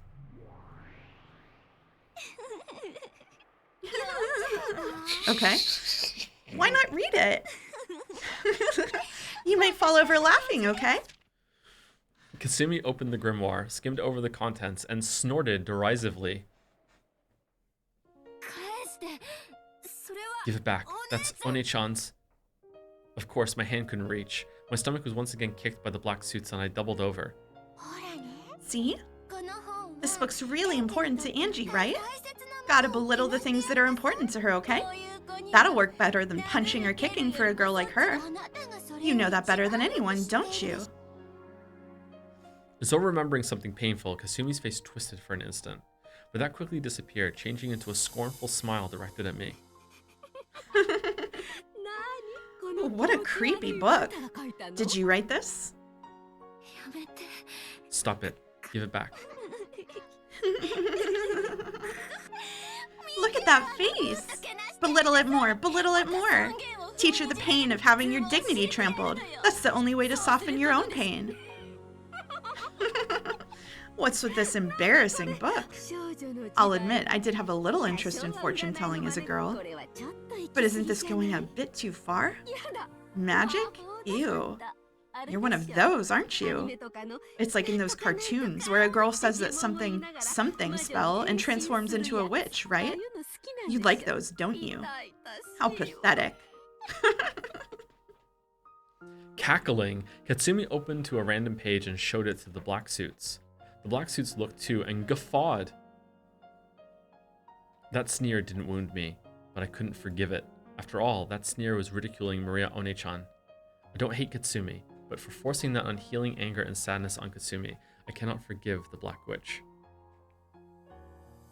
That Black Witch ate into Aunt Ava, Sumadera Kasumi, and Aunt Rosa, tormenting them for an eternity without letting their wounds be healed. I can't forgive her. I can't forgive the Black Witch. Wow, this is just great. Magic for making candy fall from the sky, you say? What's this? Sprinkle water cleansed by the sun with sugar? Stick the magic staff in and then an incantation. What the hell? It hurts. Half of your reading of this is laughing. Yeah. Yeah. The black suits were also rolling around, guffawing. Then, grinning, the Black Witch whispered something into Kasumi's ear. After glaring at me with a grin, Kasumi took that page. Ah! Kasumi grabbed hold of that page, tore it off, crumpled it up, and threw it away. So cruel. That was Maria's magic. Oh, really? How sad. It was one of the spells to summon happiness that Maria had made with Sakutaro. Anyone knows that making sugar water, coloring it, and leaving it by the window isn't going to make candy fall from the sky. But after repeating that every day, one time on her way home from school, she had found several pieces of candy scattered around. How happy must that miracle have made Maria One-chan? Didn't she treasure that candy, eating it during her night alone with Sakutaro to distract herself from her loneliness? That magic which One-chan had created had been torn and thrown away and had disappeared. The whole miracle of happiness that magic had given birth to had been torn and thrown away. Oh, this part's great too. Magic to make tonight's dinner cream croquette. What's next? Magic to make bell peppers taste good? That's not bad either. So stupid. They already do taste good. Tear that too. If only you just tear it more and more. With a brutal, loud laugh, the Black Witch made Maria One-chan's spells get torn out one after another. She sneered at that happy magic, tore it apart, and threw it away. Stop it! Stop it! Don't defile Lady Maria's magic. Don't defile it with your filthy toxin. Mammon cried and yelled, but she had no way of reaching Katsumi. Come on, why not defile it? Miracles of magic? Magic to bring happiness? No way, nothing like that exists. Don't you know that you can't heal pain and sadness without pushing it onto someone else? Hey, you also had those magic friend things, right? Sumadera Kasumi opened to that page. What's this? Magic friends? The Seven Sisters of Purgatory? What a creepy name. It says they can fly at awesome speeds and finish off the enemy. Angie, if you can use this kind of magic, shouldn't you use it right now? Foolish. The page that wrote of the Seven Sisters of Purgatory was also heartlessly torn away. The page itself was just paper. It wasn't Mammon's vessel or anything. Phew, yeah, we'd hate to lose her. But the denying toxin burned Mammon from the inside. Mammon's face twisted from that heat and pain. Are you okay, Mammon? Hold on. This much is no problem. It's not me, but Angie-sama who's in pain. However, Mammon's expression was twisted with unbearable anguish and humiliation. Stop it, Black Witch. Why are you doing something like this? Why can't you use magic for happiness? Oh, you're a magic friend too, right? I'll defile you too. Sumidera Kasumi, look for this guy's page too, okay? What's this one? What's with this crappy scribble of a lion? Sakutaro? What a weird name. My best friend, it says. Really? This is your friend? A close friend? This lion is? Is it? Is it? It really is a crappy scribble. This ugly lion is totally you. To think she had something like this as a friend. That Ushiromi and Maria kid's mind is so pathetic it's embarrassing. What a joke. She's like a moron. If only she'd just give up and die. Who are you? Don't make fun of Maria. Stop it. Don't break it. No way. There was a shrill sound. The page had been filthily ripped out. Filthily? The picture of Sakutaro that One-chan had drawn was violently ripped in half.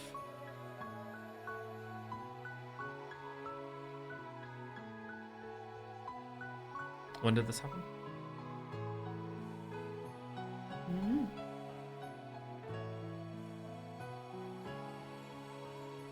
Must have been in the past, yeah.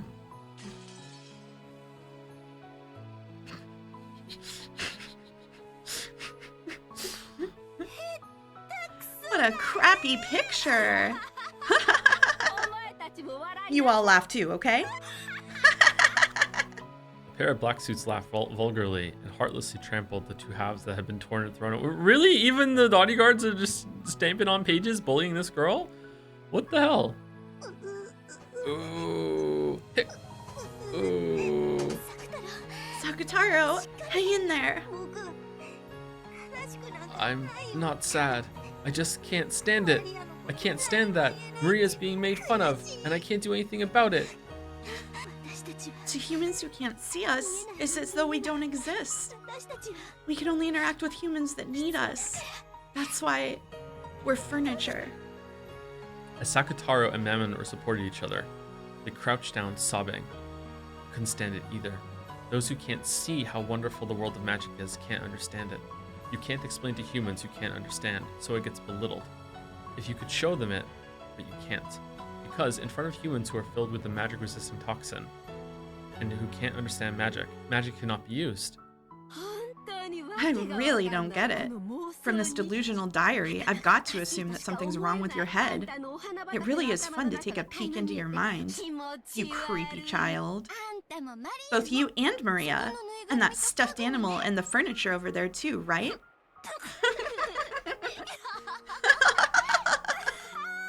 Oh, I could laugh. You don't have any friends, do you? You're always all alone, so stuffed animals are your friends. What a pitiable child.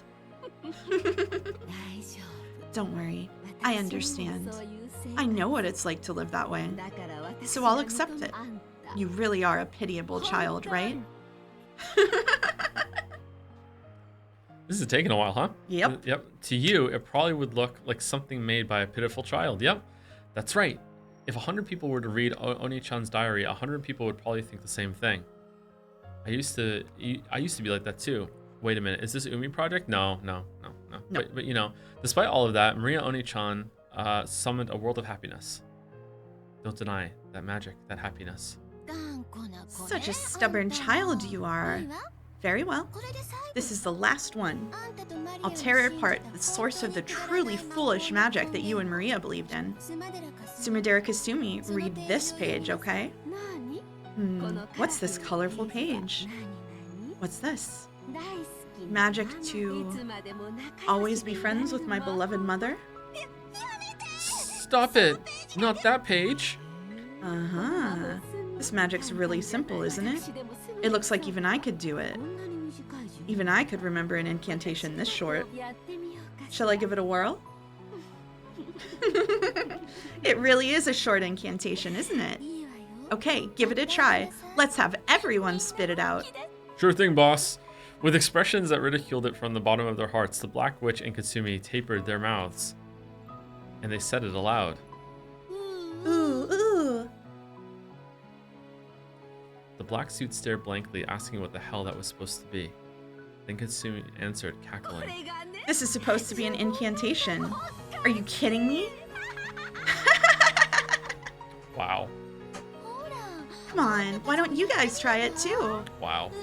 Ooh, ooh, ooh. The black suits imitated that moaning voice, making fun of it. Ooh, ooh, ooh. Ooh, ooh. That was the incantation for the magic that would let her always be friends with her beloved mother. What the hell? How stupid. If you could make family relationships better just by saying ooh, ooh, the world would always be peaceful. Ooh, ooh, ooh. A stupid moaning voice. Too bad that if you do this over and over again, people will think you're a pathetic, stupid kid. Are you a moron? Stop it! At least don't belittle that magic! It was the day of a picnic when Maria, Oni-chan, and Aunt Rosa were alone. It was written that this was one of the top 5 happiest days of her life. Oni-chan was singing a song she'd just learned from her mama. Her mother had been delighted, but partway through, Maria forgot the lyrics. But since she saw that her mother was so happy, she tried to sing it until the very end, with ooh, ooh, ooh. Even though she'd only pretended to know the lyrics, her mother had enjoyed it a lot. After that, ooh remained as an incantation to remember that day she'd spent in fun and happiness with her mother. Of course, even though she seemed to find it funny at first, Aunt Rosa eventually tired of hearing it, and eventually started scolding Oni-chan when she said it.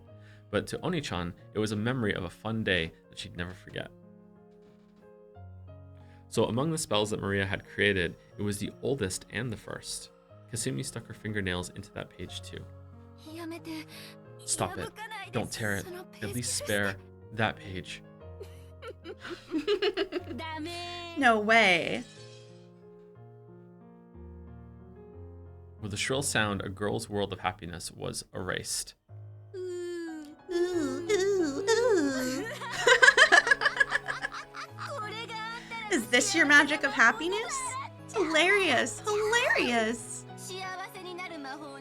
There's no way there could be magic to make you happy, right? Magic is made out of anger and hatred, right? Happiness is what you call the feeling of release you get only when you've pushed all the hatred you bear onto other people. The happiness you all are talking about is a phantom that doesn't show up outside picture books. As Kasumi laughed her head off, she slammed the grimoire against the ground and stepped on it. I think it's time to go through the whole story with every scene that Maria's in to see when she does and does not do the ooze. Yep, yeah. Absolutely. What are the contexts for every single ooh? And we gnome noised it. Yep. And we did the gnome. You did the gnome voice. You did the gnome voice. And once again, I did not react at all. You got to admit. I'm good at keeping it cool. Ooh, ooh. Maria loves her mother. Ooh, ooh. Oh. Yeah. Do you regret your words and deeds? No, it was hilarious. I didn't think so. It was hilarious. No, it was really funny. It was really funny. Yeah. Can't stand it? Hey, you can't stand it, right? You white witches of happiness? If you can't stand it that much, why don't you show us? Show us your magic. If it exists, then you just have to show us, right? A witch who can't use magic isn't a witch. That's why we're the real witches. You're just brats trying to escape reality with a dream.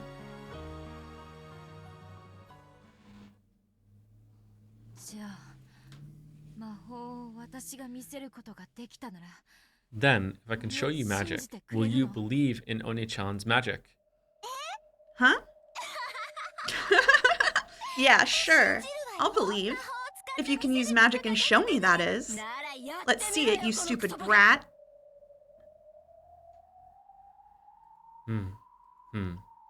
Silently, slowly, I stood up. Sensations of this cramped world, such as the pain in my body, felt truly trifling. Oh, looks like you've still got enough energy to stand up, Miss Great Witch. Now that you stood up, what are you going to show us? Show us some magic. New song. Magic exists. What? What's this kid saying? Did you guys hear that? Silence. Isn't that interesting? You people always refuse to show this power of miracles because of the magic-resisting toxin. Disciple of the White Witch, Maria. Let's see some magic. Do you have any clue how many humans have believed in that miracle before being betrayed? Everyone believes. Everyone is betrayed and despairs. And they learn that true magic can only be gained by the power of black witches, like me. Hitting someone with your hatred is nothing more than a sin. That isn't magic. Sin. I'll show you real magic. You... Black Witch winced slightly. However, Katsumi sneered at me even more. Then let's have a look. So what kind of magic will you show us? Magic to make candy fall from the sky? Or else magic to make cookies multiply? What? The instant I opened my eyes, a tremendous wind arose. What is this all of a sudden?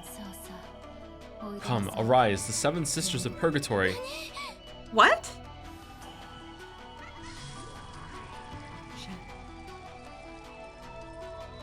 There was a flash behind me, and in an instant, 7 pieces of high-level furniture were gathered there. It was a power that far surpassed the magical strength I'd had in my prime. It was a power that matched even Maria One-chan and Beatrice. 7 sisters of purgatory, right here. Angie-sama? You said it once.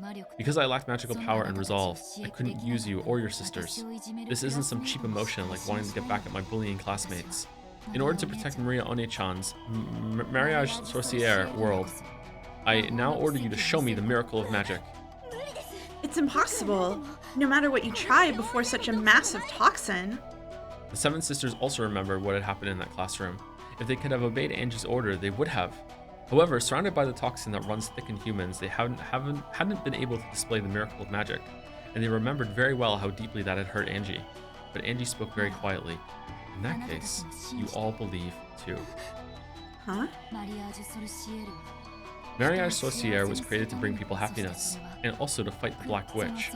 In order to show that miracle to the foolish Black Witch, who denies the world that one of the founders, the Witch of Origins, Lady Maria, gave birth to, and in order to protect that world, believe, that was a sentence, holy shit, believe in magic, in witches, in miracles, right now. When Katsumi gave an order to the black suits, one of them took out a gun and pointed at Angie.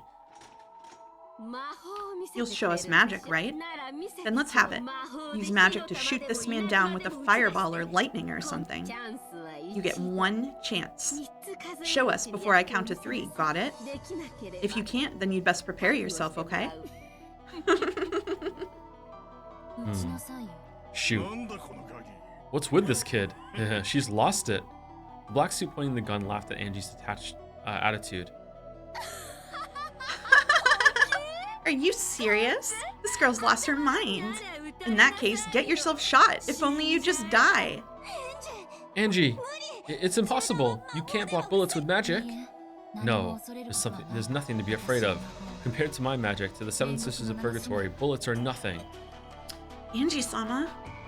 Mammon was perplexed by Angie's absolute trust. If she could comply, she would have, on that day as well. But because she had been unable to do anything, she had hurt Angie. You brat. If you can use magic, let us have a look right now. What's wrong? We're telling you to show us magic, right? Come on, bro. No need to hold back, okay? Boom. Show us some magic. The black suits jeered at her, but Angie simply concentrated her mind in silence. If only you just shoot. She's even telling you to try and shoot, you guys. This kid's already lost her mind from fear. Bye-bye, Angie-chan. Go and pretend to be a witch as much as you want in heaven. Fire. You sure? Fire. Die, Angie. If you can do it, then give this magic of yours a try. The black suit cocked the gun and, sneering, pulled the trigger. And then Angie died. The The sound of gunfire rang out, and the world stopped. A red spray scattered out, and chunks of flesh flew.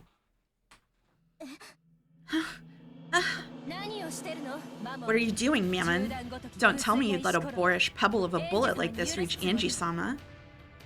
Lucifer lined up the bullet perfectly and with a single swipe sliced it. And in the chest of the black suit who had apparently fired the gun was a hole as big as a fist. Every now and then, I get to go first. Half of Leviathan's body was covered with blood and a cold smile was on her face. Then, slowly, the pitiful prey that she had brought down fell over. You pierced a human? Idiot. Do you still not believe in our master's magic power? Are you kidding me? You materialized in front of this many humans? What is this? What? Katsumi and the rest were flustered. He certainly seemed to have fired his gun. However, it hadn't hit Angie, and why was the person who fired it hurt instead? This is magic. Great job, Leviathan. I'm most honored. You foolish humans who dare oppose our master. Now is the time of judgment. Prostrate yourselves. Why? You shouldn't be able to bring magic into the world of humans. They shouldn't be able to see magic, and they shouldn't be able to be touched by magic. Why? Because this is true magic. Ah! What are you people doing? Kill! Kill! One of the black suits who had finally come to his senses pulled his gun, aimed. Like I'd allow you the disrespect of pointing a gun barrel at our master. Die. Those words were a requiem. Damn, that line goes hard. The man's chest had already been pierced by Lucifer, who had become the stake of pride in an instant. Thump. With the sound of the second person falling, the black suits now realized for certain that their lives were in peril. What? Save me! The instant one of the black suits doubled over in shock and turned on his heels to escape from that place. The stake of sloth. Be thankful that your violence against our master will be repaid with this alone. Die! In his right eye, a hole as big as a walnut opened and his head split. Belphegor was sprayed with blood and her face twisted demonically with the joy at being able to use her full power. Oh, ah! Who's that? Who's there? Where are you? Black suits were flustered, pointing their guns in every direction, but they didn't understand what was happening. Alright, so first of all, Battler's not in the scene, so now this is real. Second, do you just think none of it is happening at all? Nothing happens in Umineko. Okay, nothing alright, well, that's fine. Secondly, it's Amakusa, the Juza, with a sniper rifle on the grassy knoll, just taking them all out. Yeah, that's what's happening. He has ripped pants, and he has another pair of pants under his ripped pants. He's so cool. He is so cool. He's so cool. He's super cool. You can see that it matches his shirt, so like maybe it's just like a full bodysuit underneath. Maybe it's just like a onesie. Yeah, maybe it's a onesie under there. With buttons, yeah. Yeah. Okay, that's cool. What does he have like the Battler cross? Battler has a cross like that, right? I don't know. Maybe they love God. Maybe. Where's Battler? Ooh. Am I blind? Is Battler on here?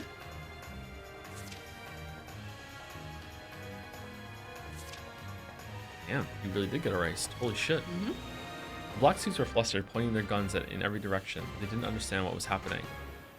They knew that something terrifying was coming for them from somewhere, but they didn't know where.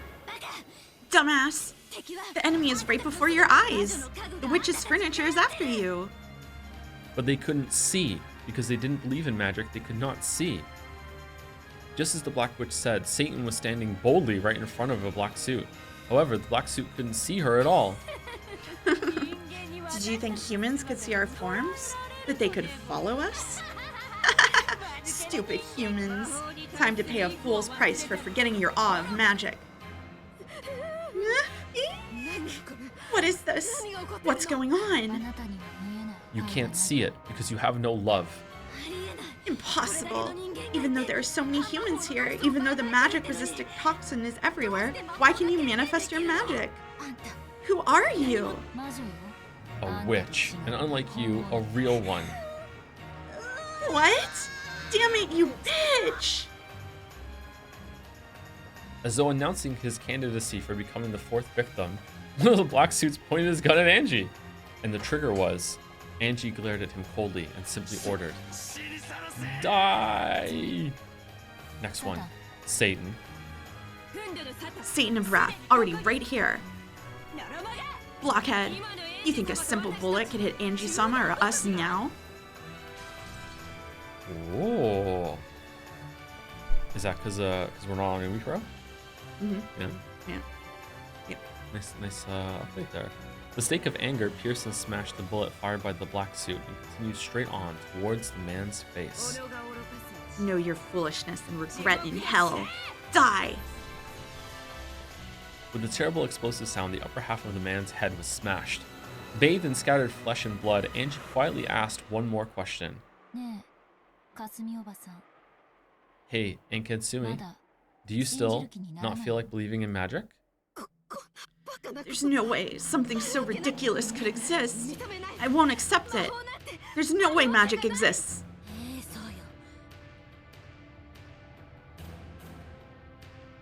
Yes, that's right. Sorry, I forgot what I'm doing for a minute. It's okay. There's no way magic exists.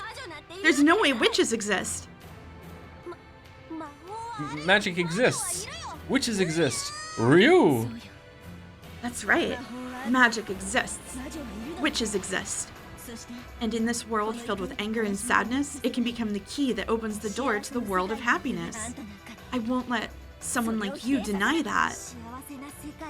The key to a world of happiness lies in every person's hands. No one has any right to steal that away. You pitiful human who cannot understand this. If there had been magic in your life, it would probably have turned out differently, becoming much more peaceful. When I think that in your entire life you were never able to meet with a true witch, I pity you. Kasumi let out a piercing scream. At the same time, two of the black suits came for me at once, thrusting their guns at my head. Like they were trying to use me as a hostage against something their eyes couldn't see. Against the Seven Sisters of Purgatory, who had now reached the level of weapons, this was completely pointless. Damn, where are you? Keep on attacking, and this bitch is dead. Show yourself. Yeah.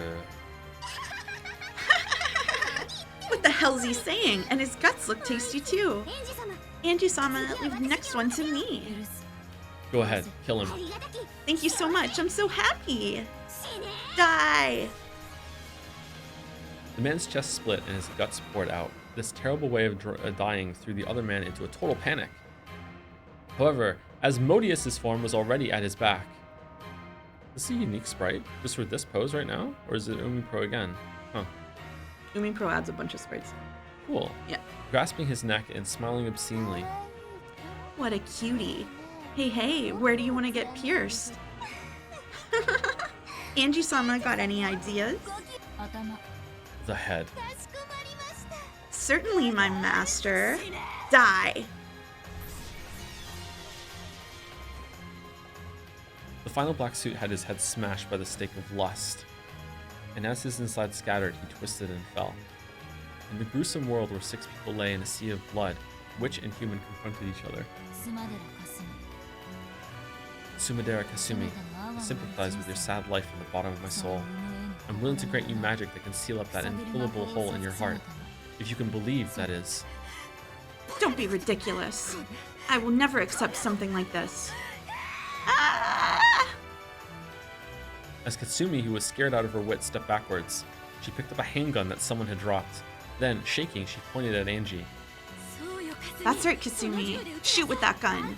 Turn your hatred into a bullet and shoot. Ah! I'll kill you. I'll kill you. If I don't kill you, I'll never be paid back for the life I've lived. Yes, kill. Pull the trigger. Take all of the anger and pain from your shabby life until now. Use it all against her. If you don't, you won't be released from your pain and anguish. Stop it, Anketsumi. You mustn't listen to the Black Witch. I'll kill you. I'll kill you. Because of your mother, my entire life has been a wreck. In that case, my magic might be able to turn that life into something bright and peaceful, bit by bit, starting now. If you can believe in magic and just have a change of heart, I'll be able to open the door to a new world for you. But not your bodyguards, though. They get fucked. There's no such thing. The salvation she speaks of is obviously just some fairy tale. Your life is going to be covered with thorns until you die anyway. Let her hear that cry of agony. You can't regain anything that was lost, right, Sumidera Kasumi? That's right, you might not be able to regain anything. However, I know you'll be able to create something new. So, Katsumi, throw that gun away. I might be able to teach you too about a world of happiness. You know, because your mother ran away, I was forced to marry her fiancé in her place. There was a man I swore I'd spend my life with, and I was forced to break up with him. You think you understand how I felt when I was forced to be wed in your mother's place and was held by a man I had barely even talked to? I wanted to kill her, but Nason just went and died on her own. That's why I'll kill you. Otherwise, my thorn-filled life will never end. From Katsumi's eyes, tears of passion dripped down. So pitiable. This person's tears were so clear and beautiful. But for that very reason, she hadn't been able to fully withstand her sad pain, and had been given no choice but to listen to the Black Witch's temptation. Is Mammon gonna kill her at the end? Is she gonna join the crew? So sad.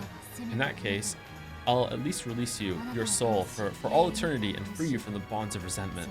You can do that? That might be the only bit of charity I can give right now.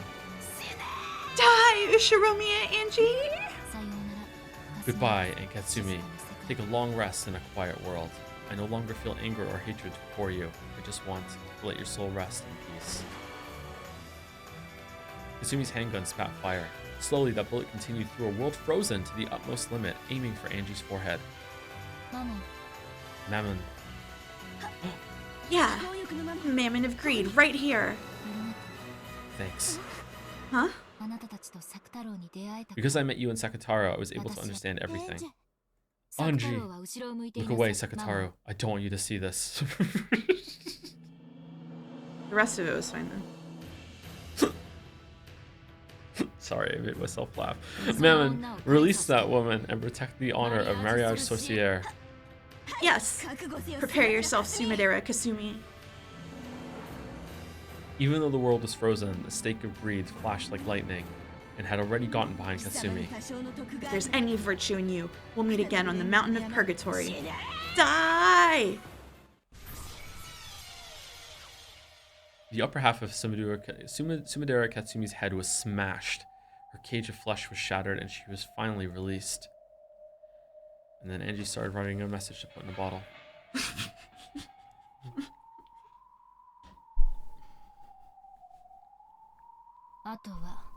Next is you, the Black Witch. By now, I think even the fact that you look like Aunt Eva is inexcusable to her. If my form still looks like Ushiromiya Eva, that means you still haven't been able to forgive me inside yourself. I understand, Angie. Even you want to be released from your thorn-filled life more than anything. In that case, I thought of something interesting. I'll show you magic as well. I won't be the one to kill you.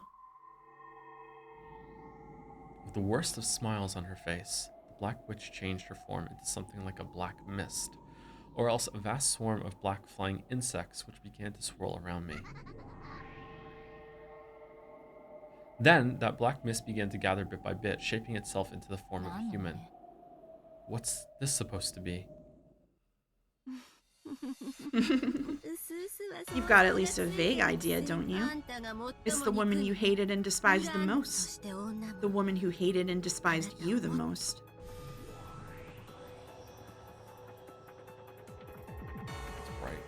Right. When the black mist cleared, over there was Aunt Ava's form as she had been during her life. Her hands were holding a gun. Aunt Ava died. Long time no see, Angie. I've come back from hell to kill you. Aunt Ava glared at me with a mad laugh. But I'm not that surprised. Aunt Ava was that kind of person. I imagine my funeral came as quite a relief to you, right? I feel the same, since I'll never have to see your face again. But I had just one regret. And this is it. Killing me? Was that your last request? How pitiful. Even after death, my aunt wasn't released from her pain. The Black Witch's power is itself the source of my magic. Anger and hatred taught me how to work hard and persist. Completely different from this magic to escape reality that you speak of. The magic you speak of is nothing more than stress reduction through outbursts of anger. Our magic is different. It can remake the entire world. It's in a totally different class than your wicked magic. In that case, let's settle which is the victor right now, black or white. You see my black magic miracle, reviving even after death and pointing a gun at you like this. How exactly do you intend to stop that with a miracle of white magic? I've surrounded you with the magic-resisting toxin. You can't call the Seven Sisters anymore. That miracle just now won't occur again. Having it occur despite all that is why it's called magic. Okay. Mammon, lend me your power. But Mammon didn't respond. She didn't appear. Certainly, as she'd said, the magic-resisting toxin had burned everything up like a wasteland parched by a blazing sun. This might be a little tough. It's useless to call out. Never again. The Seven Sisters of Purgatory will never answer. And being able to call them even so is what makes it magic, right? How pitiful. So long, Angie. The few days we spent together were fun in their own way. This is goodbye. Aren't you glad that the end of the line for you turned out to be this place? Yeah, seriously. How thoughtful of you. Thanks. Then this is farewell. The barrel of the gun rose slowly so that you could see all the way down it. Then, the trigger was slowly. At that moment, the gun exploded. It wasn't that it fired, it burst. You're kidding me. In shock, inside a frozen space, Ava looked at the ruptured gun. Was there a stake like in up the barrel so it exploded when it was fired? When time melted, the fragments would probably smash into her face all at once. Mammon of Greed, right here. You're kidding me. Behind Ava's back, Mammon stood. She had already penetrated the target I had given her, which was the gun. Is this enough magic for you, Aunt Ava? Angie.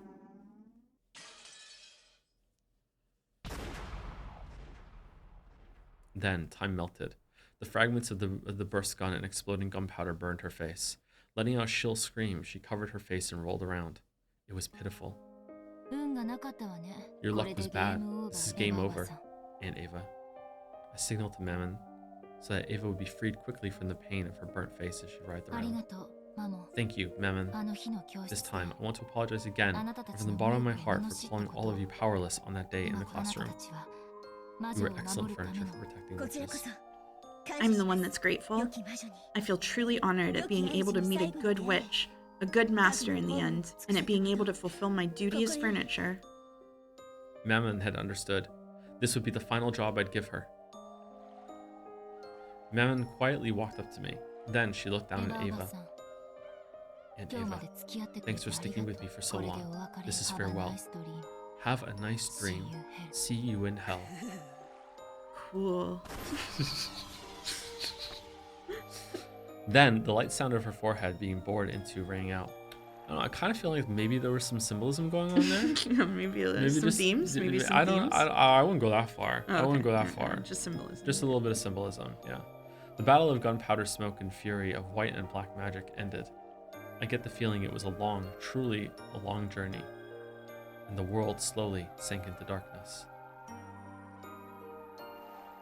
End of chapter? Mm-mm. No? Wow, Nope. it's a long chapter. Wow. We're almost done.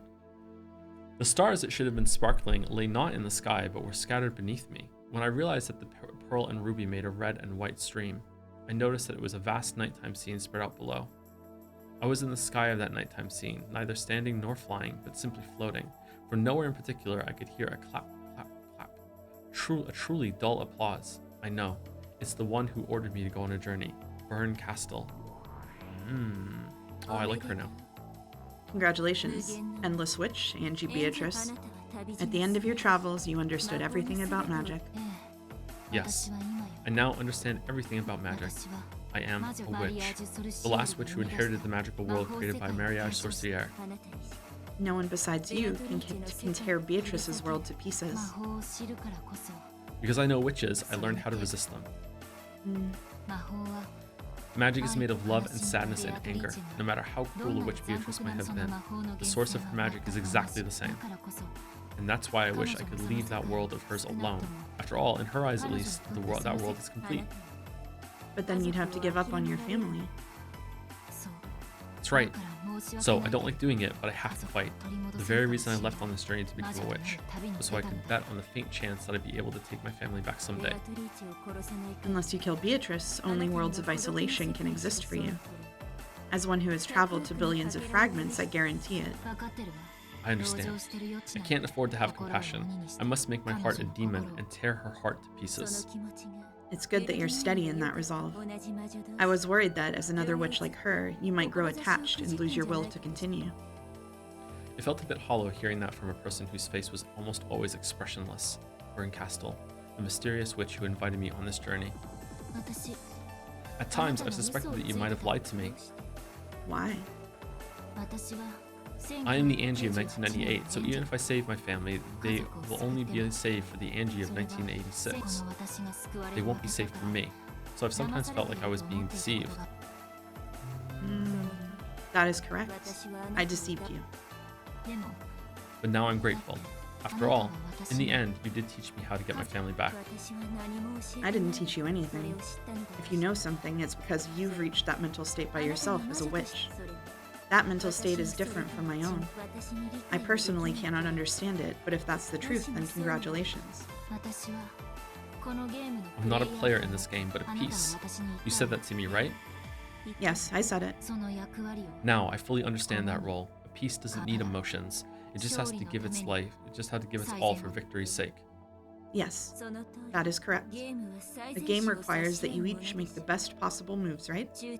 If your moves get distorted by hesitation and confusion, your opponent will be confused as well. Sorry, Beatrice, but don't hate me. Ushomiya Angie still needs her family. So I have the right to fight you so that I can take them back. And you have the responsibility to be challenged by me to a fight. So don't hate me. In exchange, if you do win in this game, I'll give you my blessing as well. Come on, let's go. As the piece I am, it's finally time for my true turn. Sorry, Beatrice. I won't hand Oni-chan over to you. The world whitened. It wasn't white. It was a gold color as bright as can be. So this is when she smashes through? There was the beautiful Ushomiya family rose garden. However, this is the next chapter. They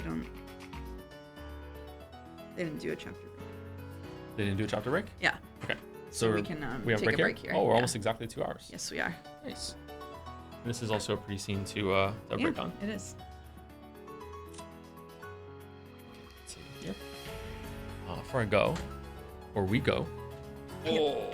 Yeah.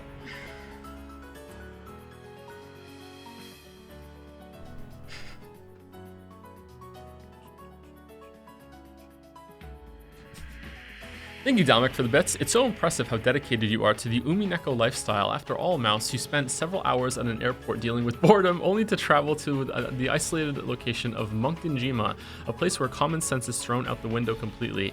Also, you could meet an aging family head who routinely screams at a specter only he can see. Chat. Thank you, Dominic. Thank you, Dominic, for also gifting a sub to Greg. Thank you, Dominic. Oh, that was a good Dominic. Sound of Rain used some bits to say, had an idea for a gimmick marble, no obligation to actually put it in, but I want to share the anti-weeb. If this marble wins, you will not watch an anime, but instead one day you will wake up, shower, and go outside for a lovely day at a zoo, botanical garden, nature trail, park, or some other outdoors nature-based location, ideally as a date with Mouse if at all possible, while avoiding eating junk food or drinking soda for the whole day, then make sure to take a second shower upon getting home. I don't know, it sounds nice. I don't need a marble for that. You don't need a marble? Okay, yeah, we'll just go do that tomorrow or something. Yeah, we can just do that. Yeah, okay. We can just do that. Yeah. Thank you, Tora3tron, for the bits. Been enjoying going through Umineko along with you through all the many highs and more so lows. I love that you turned the Weeb's Gambit into a Weeb's Deadlock. It's thought of The thought of Weebs scrambling to ensure Baldur's Gate stream goes smoothly had me laughing on the floor. Look forward to seeing you cap off this arc of yours and Mouse's live Umineko roleplay. Everyone has their own kicks, and I'm not one to judge. Thank you, Tora. Thank you. Thank you, Positive Player here for the resub. Shallow Kevin and Key Dude also for the resubs. Thank you very much. That Great Peanut for some bits. When is this so-called DLC month? I don't know. I don't know. We don't know yet. And thank you, Ryan_MP4 for the new sub. Welcome, Ryan. Welcome. Okay, we'll be back in about, I don't know, 5-10 minutes. I might make a tea. I don't know. It's kind of hot in here, though, isn't it? It is very warm. Yes. Yeah. We'll be back in about 5-10 minutes. See you later, chat.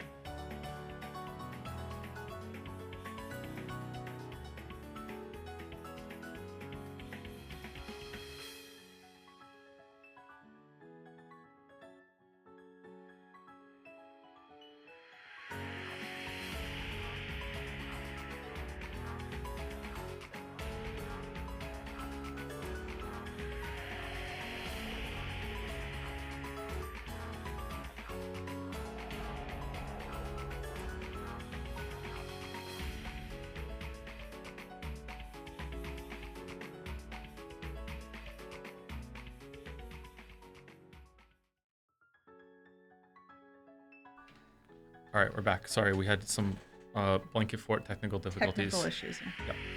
Oh, let me right. Voice assignments.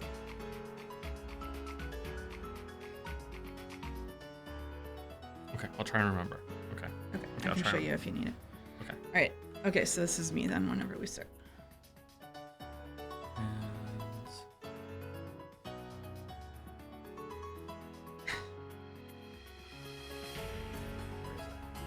There it is.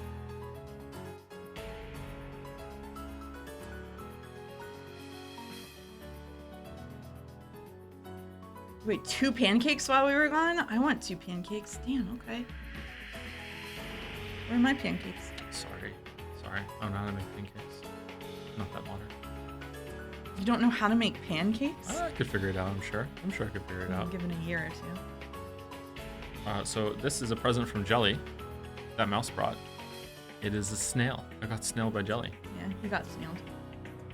Also got some tea Mm-hmm. and a nice note. Thank you, Jelly. I was not questioned at the border on why I had a metal snail. You weren't questioned? No. I think I'll keep this on my desk. The snail. Hope you like the note. I did like the note. Thank you, Jelly. Thank you. Your hand is very feminine, Joe. Yeah, don't you like his nails?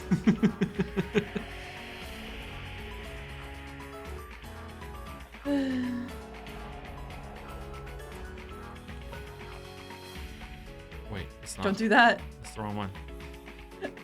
It's this one. There you go. I did it. Does Mouse have a second squeaky chair? Am I in the squeaky chair? You're in the squeaky I'm chair, in the yeah. squeaky chair. I'm Yep. in the original squeaky chair. Fan artist, please don't do it. The OG squeaky chair. Yeah. We're pretty cramped in here, actually. I got some dividers to make a square around the desk and drape some blankets over it, and the blankets were not as big as I thought they were, so we have to tighten the dividers. So I'm gonna have to get bigger blankets, I think. Yep. Or some sheets. I'm not sure. Mouse in the chair that squeaks. Fitting.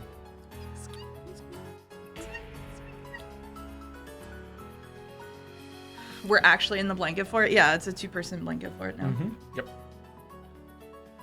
you want to get through this shit? Yep. Okay. Yep. All right. I think it was that gray peanut, right? No. You Ryan. read these 2, but Ryan. then skipped the 2 below it, I think, actually. I think I added those together with the, Oh, with the okay. Alright, resubs. got Yeah. it, got Sometimes it. I do them non-linearly. You're seeing Alright. the tech. Oh I no, am seeing you're the the only tech. one that knows the tech.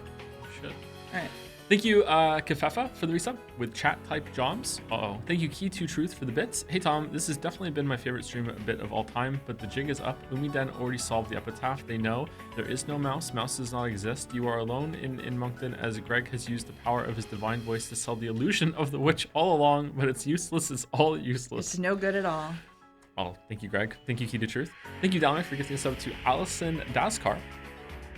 Welcome, Allison. Thank you very much, Dominic. Thank you, Henry White, for the bits. Honestly, jealous that Mouse can experience live your streamer boyfriend gets to microwave your food in the under the range microwave. Happy for both of you. Actually, it was my own food. Yeah, I made myself eggs. Thank you, Sound and Rain, for the bits as well. Just want to point something out to everyone. I gave Joe a chance to not watch an anime and he instead focused on the date aspect. The idea of him not having to watch an anime has had absolutely no impact, almost like he didn't care one way or another. A true non-weeb would have been ecstatic at the possibility of avoiding seeing an anime. This is scathing new evidence of weebdom. My investigation was successful. I won. Chat, you are all welcome. Now I'm gonna throw a wrench in this and say, like, one of the first things I said when we got together was that I would watch the Marble anime with you. So either way, he wins. What do you think of that?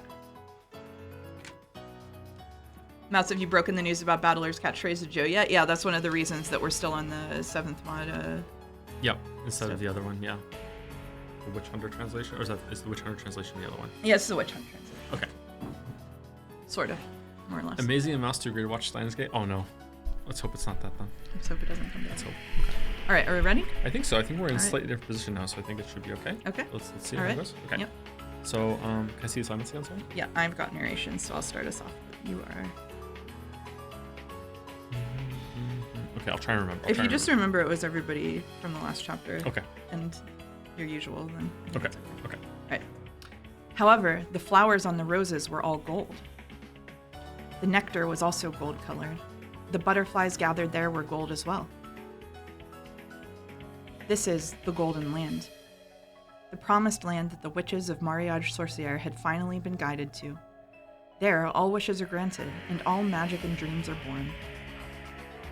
In that garden of gold roses were 2, and only 2, witches. I appeared as an uninvited guest, making that atmosphere tremble with unrest. What was to them a wind of misfortune shook the golden roses. The incredibly beautiful scene formed by the golden rose petals scattered by the wind was clearly something not of this world. The 2 who had been taking a walk on a path of golden roses noticed me and were surprised. Angie? Beato, it's Angie. How did you get here? Leave us alone. I shall no longer invite anyone here. Beato spoke coldly. She seemed like a completely different person from the boldly sneering woman she had once been. She had closed off her heart and shut herself up in a world where she was alone with Maria One-chan. A world where she could always be alone with a friendly Maria One-chan, lecturing about magic while drinking tea, with no one to hurry them and nothing to hold them back. A world where not a single person who might hurt them existed.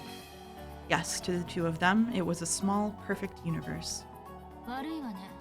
Sorry, I can't have you shutting yourself up in here. We can't continue the game unless you come back. I said I stopped because I'm tired of it. I will not return to the game again. Beato will always be here with me. Here, we'll drink tea together and think of lots of ways to play. You can play with us too, Angie. Maria, I believe I said that mustn't happen. I'm satisfied as long as I have you alone. Say that you too are satisfied as long as you have me. Yeah, thank you.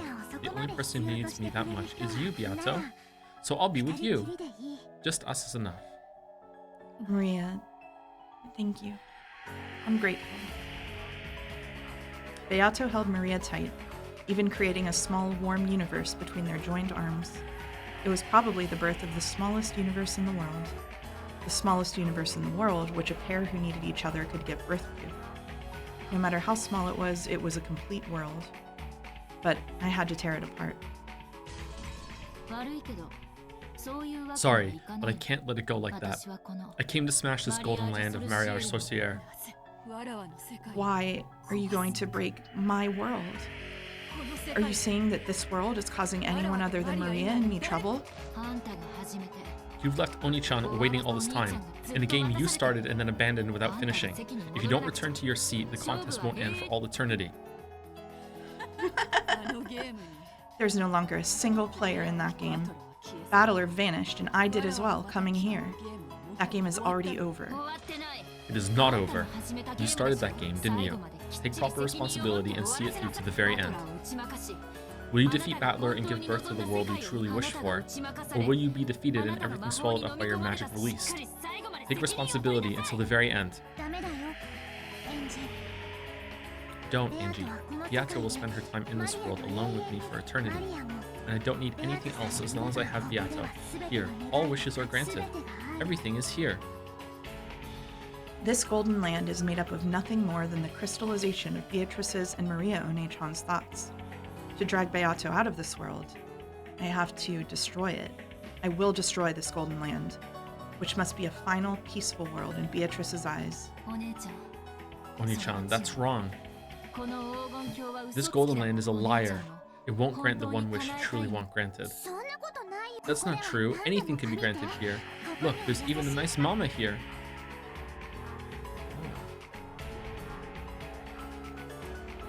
Gold butterflies gathered behind Maria, forming into a kindly smiling Aunt Rosa. After smiling sweetly at me, it became golden petals and crumbled. Yep, she can't say something nice, she doesn't speak at all. Here, anything can be created. Even Angie, even Battler, even George, Oni-chan, even Jessica, One-chan, sorry. Getting my chans mixed up. You can summon as many as you want and everyone is nice. You come too, Angie, and let's play together. Sorry, Oni-chan. Oh, sorry. Sorry, One-chan. And what about Sakutaro? Upon hearing Sakutaro's name, One-chan looked like she was choking. Stop. Don't speak that name. Beato's expression changed as well, and she hugged Maria, guarding her shoulders. Sakutaro's name was still taboo for One-chan. Why can't I say it? It's the name of Maria One-chan's best friend. Why won't you invite that close friend to this wonderful golden land? Why, in this golden land where any wish can be granted, is Sakutaro the only one you cannot summon? That is... It's alright, Maria. You don't have to remember Sakutaro. Sakutaro was killed by Mama.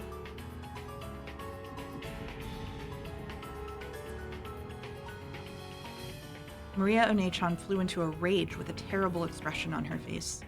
Surprised by that voice, the butterflies throughout the garden flew up, blowing around like a typhoon of flower petals. Yes, I know. Aunt Rosa took your precious stuffed animal, Sakutaro, and tore him apart. Wow, she's really going for it. Maria's scream became a storm that violently scattered the golden petals and leaves. It truly was a storm of gold. Stop! Stop, stop, stop! Why are you trying to reopen the wound in Maria's heart? Don't defile the sleep of this precious friend to both Maria and myself.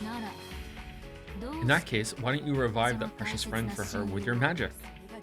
I'd do it if I could, but that stuffed animal was an article Rosa created herself. The magical meaning of that individual object being torn apart is... Don't try to fool anyone.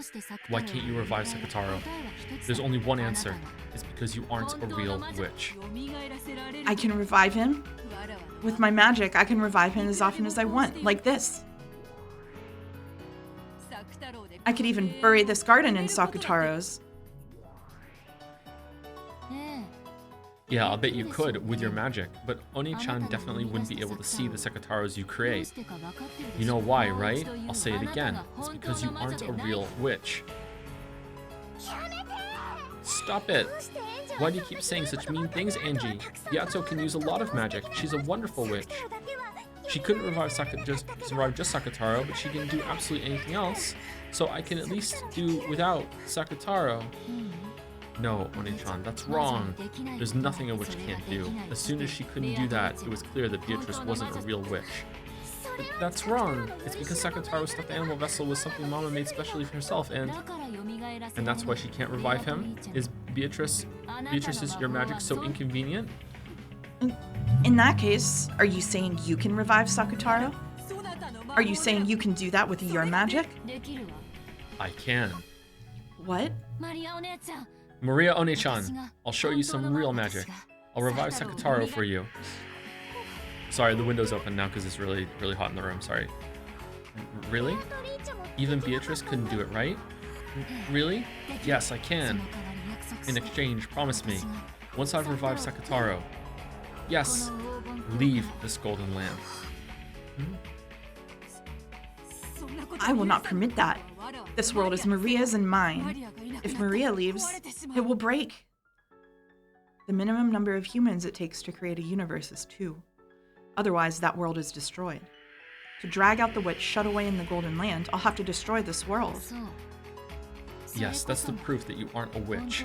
A real witch can create a universe alone. The Mariage Sorcière Alliance of Witches. The very existence of this alliance proves that you aren't a witch. No, I won't hand Maria over. I hate you. Leave right now. Get out of here! Dragging everyone into a game of your own accord, then getting bored and chasing them out when your mood changes. How selfish can you be? Take a look, Beatrice. And you, Maria One-chan. This is true magic. Will you really survive Sakutaro? Really revive, sorry?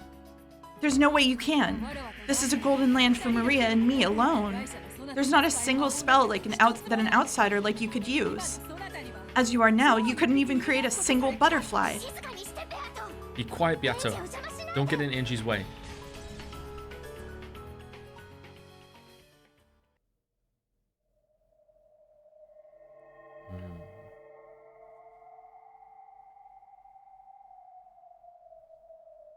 When Maria yelled, the storm suddenly stopped and the area returned to silence. The scene, as a massive number of golden petals that have been blown upward quietly drifted down, was fantastical, as though a golden snow was falling.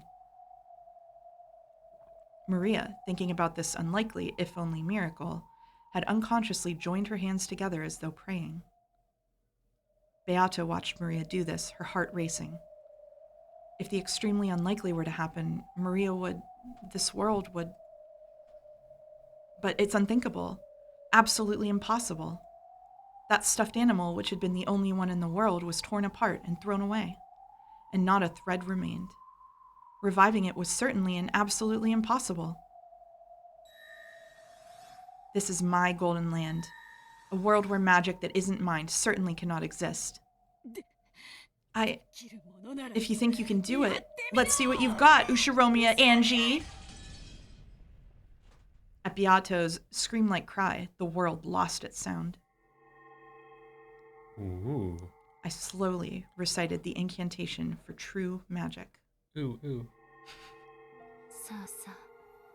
Is there seagulls crying in the music right now for that scene, or were they outside? I couldn't tell. You I can't tell? didn't know. Because it'd be funny if they were outside. Come, try to remember. Maria's close friend, Sakataru. Try and remember what form you had. Try and remember what a lovable stuffed animal you were. Huh? Expressions of shock rose to both of their faces. Then, pushing Beata's elbow aside, Maria dashed forward.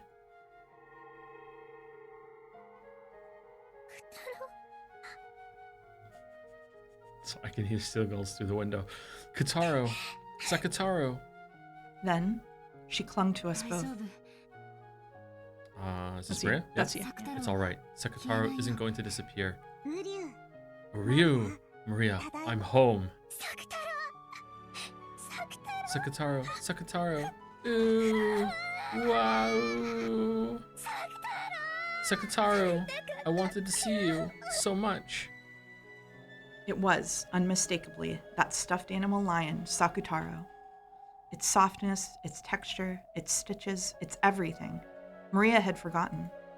But the instant she hugged that stuffed animal, it all came back to her vividly.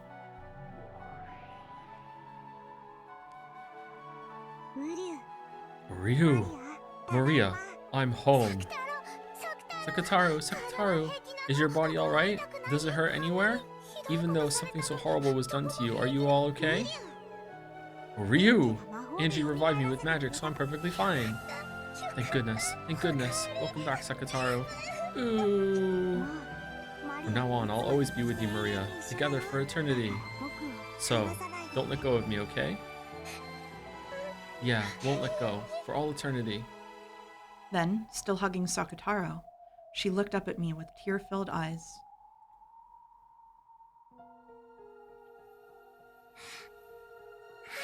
So we have to stop the stream, right? Why? Because the game just lied with a red statement. We're done. You have to, but don't you have to wait and find out if you think it was clever? I waited already. I waited like 20 All right. minutes. Well, Yeah, I I'm mean, done. Yeah. If yeah. you want to drop it here, that's up to you. Yeah. The only question I have left is, does it work both ways? And now I have to drop Baldur's Gate 3 as well. Well, yeah. Didn't we agree it was both ways? It's both ways? Yeah. Okay. All right. Sorry, Baldur's Gate 3 fans. Sorry, Baldur's Gate 3 fans.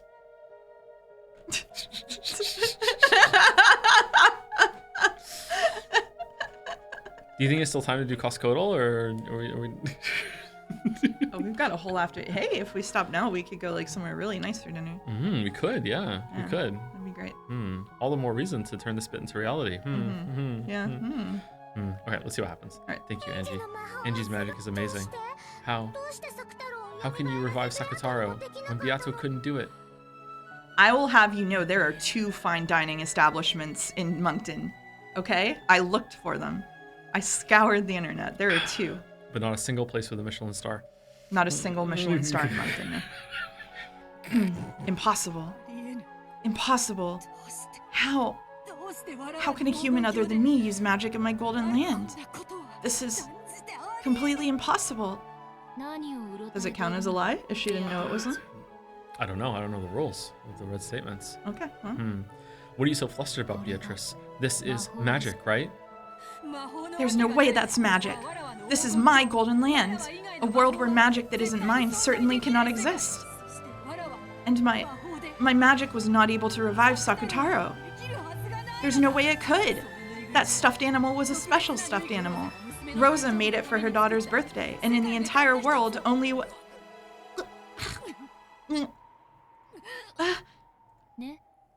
See, it's magic, right? Oh, she's crying.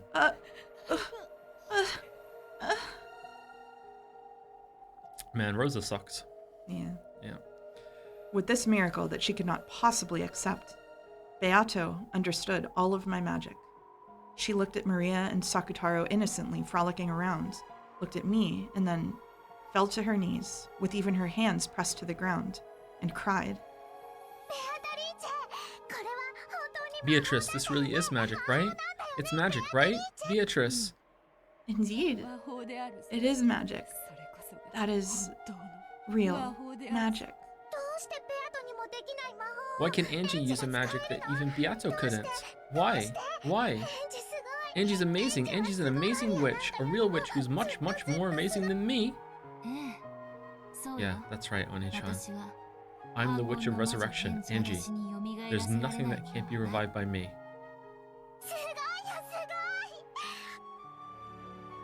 Isn't the story called Rondo and the Witch of Reasoning or something like that? Mm-hmm.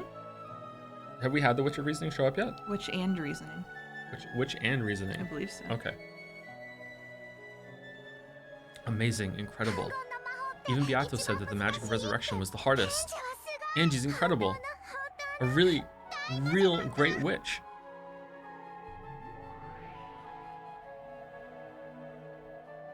At that time, Maria's and Sakutaro's forms flashed gold, and the forms of the two became golden flower petals that crumbled away. As the two became a golden wind and swirled together, they left for some other peaceful place, not here. Beato had, as promised, banished Maria from the Golden Land. If only the watermark was on the screen so you could check. You know what? We will. Here we go. We're doing it. We're doing it. We're doing it. Oh my god, they're gonna whine. And we're gonna keep it on for a while too. Switching it up. Rondo of the Witch and Reasoning. Mm-hmm. Okay, I was wrong. I was right. Okay, you were right. You're usually right. Yeah. Also, I was lying. I'm not gonna keep going. I don't like it either. Goodbye, Maria Oni-chan, and be happy forever. Don't worry, you definitely exist in Oni-chan's world too, but that doesn't refer to you. I'm happy for you, Maria. As your close friend, I celebrate this reunion from the bottom of my heart. On Beato's face was a mixture of what was probably every expression a human could muster. It was joy, anger, and sadness. That's the only three emotions that humans have. Mm-hmm. Yeah. Men only have two.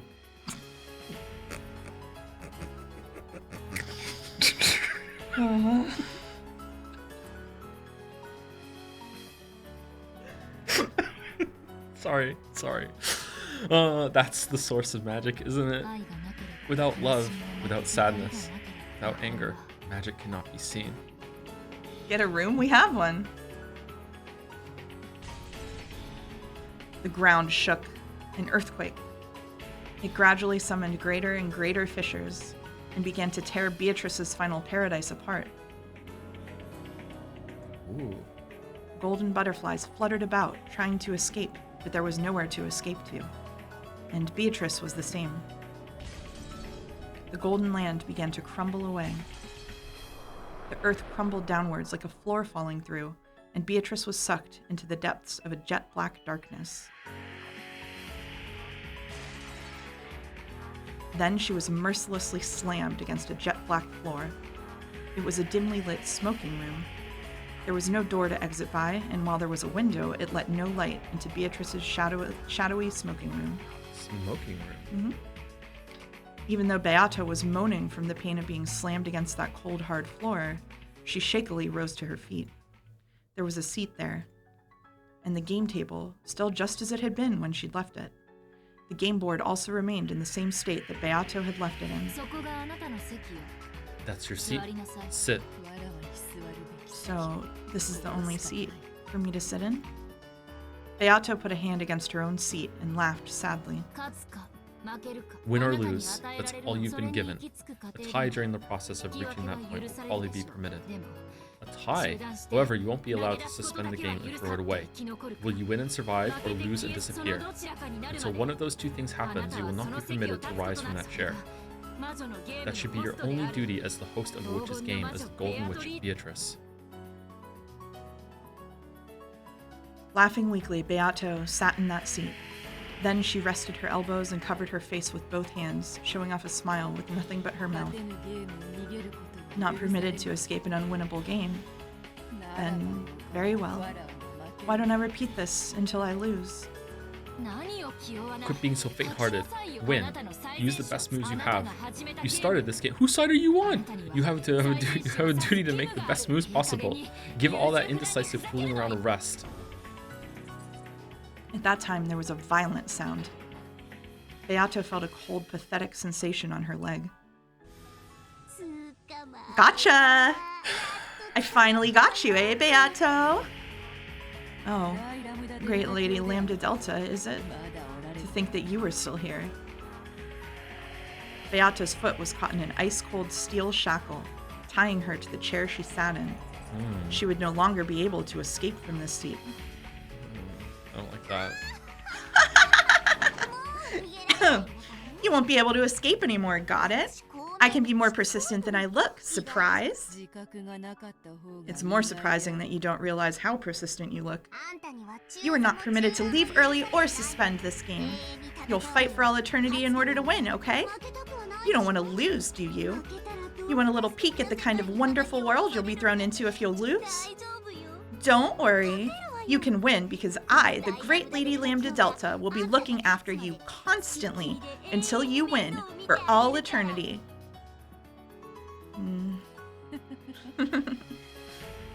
But even if I wish to fight, there's no opponent seated across from me, correct? Yeah, we'll find one. Oh, don't worry, I found Battler. When Berncastle appeared and clapped her hands, Battler appeared from the sky and plopped into the opposite chair. Battler's eyes were slightly opened, but there was no sparkle in them, almost like a doll's. Without one of the pillars that established his soul, he had fallen into the depths of darkness and had been drifting about all this time. He should have then scattered and disappeared like mist. Berncastle had managed to scrape him together. It's incredible that she managed to bring him back into a human form. And in one scene, too. However, even though his flesh had returned, his soul had not. It had been blown away by Beatrice after having its existence denied. It wouldn't come back easily. Battler won't run from this fight either, not until he defeats you. Just because your chances of winning are shrinking doesn't mean you'll be permitted the inelegance of abandoning everything and running. Even he doesn't want that. Isn't that right, Ushiromiya Battler? Battler didn't answer. His heart was still dead. His eyes wavered slightly at the question, but he couldn't answer. So Lambda Delta went behind the chair, grabbed his hair, and made him nod. Battler, get a hold of yourself. You are here, and the enemy is before your eyes. Fight. Fight to win. Battler lazily repeated that, speaking incoherently. Oh, no change there. He'd come back. The wound he bore in his soul was no small thing. That was only natural. Beatrice had woven her red, and he had been denied. He had learned that the mother he'd respected was not his birth mother, and he didn't know who he was. He was not Ushiromiya Battler. Don't talk stupid. You are Ushiromiya Battler, no one else. No matter who acknowledges that or denies that, make sure you believe it yourself. After all, you're the only one who can create your own world. Don't lose the world where you're Ushiromiya Battler. Then, who am I? I'm not my mom's child, right? Where was I born from? Battler asked that question as his eyes, which still hadn't regained their sparkle, stared lazily up at the ceiling. Of course, she answered right away. Yes, that's right. Beato proclaimed it with the red truth. So I'll proclaim it too. Ushiromiya Battler is not Ushiromiya Asunu's son. In that case, He's not qualified to be the opponent in my game, correct? Beatrice, repeat it. Ushiromiya Battler is not Ushiromiya Kinzo's grandchild.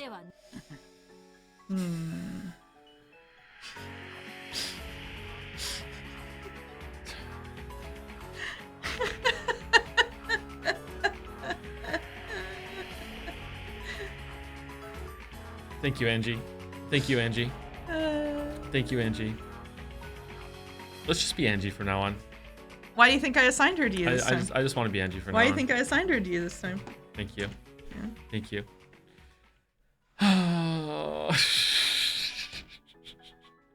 She points at the cliff. She went to the cliff in order to overcome it. That's what the last scene was about. Exactly right, Her yeah. overcoming the cliff Yeah. for me. It's a metaphor. She's literally me. Yeah. Yep.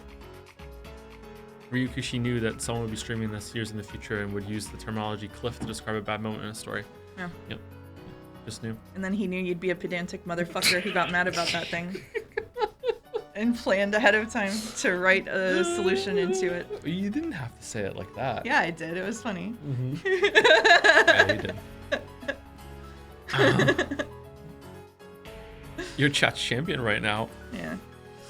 As Beato wrinkled, they forgot that I agreed with you. As Beato wrinkled her forehead, a painful-looking smile rose to her face.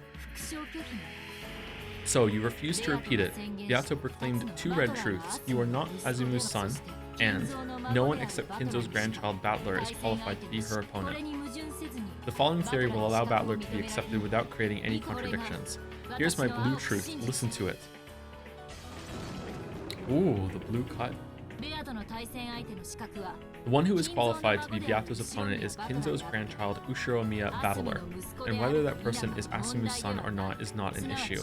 In other words, Sumari, you can be Kinzo's grandchild even if you are not Asumu's son, as long as you are Rudolph's son. It was just a silly word game, wasn't it? Your blue truth is valid. Beato, your counter-argument with the red truth? If you cannot counter it with the red, Battler's qualifications as an opponent will stand unchallenged. Battler was still out of it. He still couldn't really understand what she was saying for him. But even so, his spirit was starting to come back, bit by bit. Then, who am I? Get a hold of yourself. You are Ushiromiya Battler. Yeah, maybe Mother Asumu didn't give birth to you, but so what? That doesn't change in the slightest the fact that she was a mother to you, right? For example, what is Ushiromiya Angie to you? You might not share the same blood, but she's still your little sister, right? It's not about blood, it's about bonds, right? That's right. Even though we don't share the same blood, Angie is my little sister. Our bond. Say it in red. Say that Angie is your little sister. Angie is my little sister. Ah, I could say it. You promised. I promised, yeah. Yeah. She hugged Battler, who was still out of it, and slumped in his chair strongly from behind. So much that it hurt. I don't know why Mother Asumu wasn't your birth mother, but still, up until today, and even now, you believe that she's your mother, right? In this world, there are plenty of people without even a mother, without even a family. Did Mother Asumu ever let you feel lonely? Never, right? Don't throw your peaceful family away so easily. Your family bonds have gotten too thin after leaving your family for 6 years. You have to feel those family bonds much more strongly. Remember, for Mother Asumu's sake as well. Don't lose your love over a foolish witch's rant like this. Man, he's upset.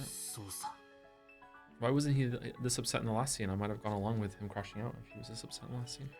I think you were meant to derive it from context that he left the entire family conference for 6 years, that he probably had a lot of feelings about his mother.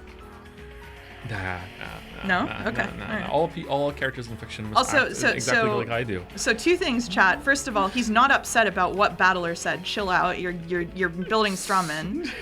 And second of all, he's not saying that witches don't exist in red because they literally agreed not to do that when they started the game. They said that would be bad sportsmanship. That's why he's not saying it. Chill out.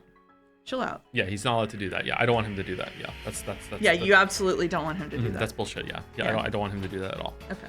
You're right. Mom was always on my side. Where is this place? It's dark, and I want to go home. Where's all my family? The light still hadn't returned to Battler's eyes, but tears appeared. Your little sister is waiting at home for you to come back. If even you don't come back, she'll be all alone forever. For your little sister's sake, please win this witch's game. I think you have to do a posture check so you're not so Yeah? quiet. Okay, I'm sorry. Yeah. Maybe I can point the microphone a little bit closer Yeah. towards me. Yeah. Okay, alright. Okay. Want to see a magic trick? Yeah. There's a bunch of people in chat right now that weren't here earlier, and they don't know that we're in the same room. Hi, chat. Ow. Sorry. You okay? Yeah. Yeah. You okay? I'm fine.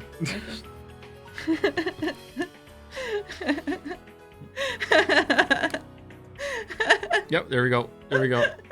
Say it in red. I can't. I don't have that ready. Sad. I should really have that. Angie, my little sister, but I still don't get it. Why do I have to keep repeating this incomprehensible, cruel game with Beato? I've had enough. 4 rounds, Battler. 4 rounds. In that case, settle this game quickly and go back home. Ushiromiya Battler, how long are you going to play around in a place like this? Your little sister is waiting for you to come home. That's right. Battler had been caught up in this strange game before he even knew it, and still unable to understand why he was fighting. He had been constantly sucked into the witch's pace, played with, and made to fight. That should have been his most simple and first question.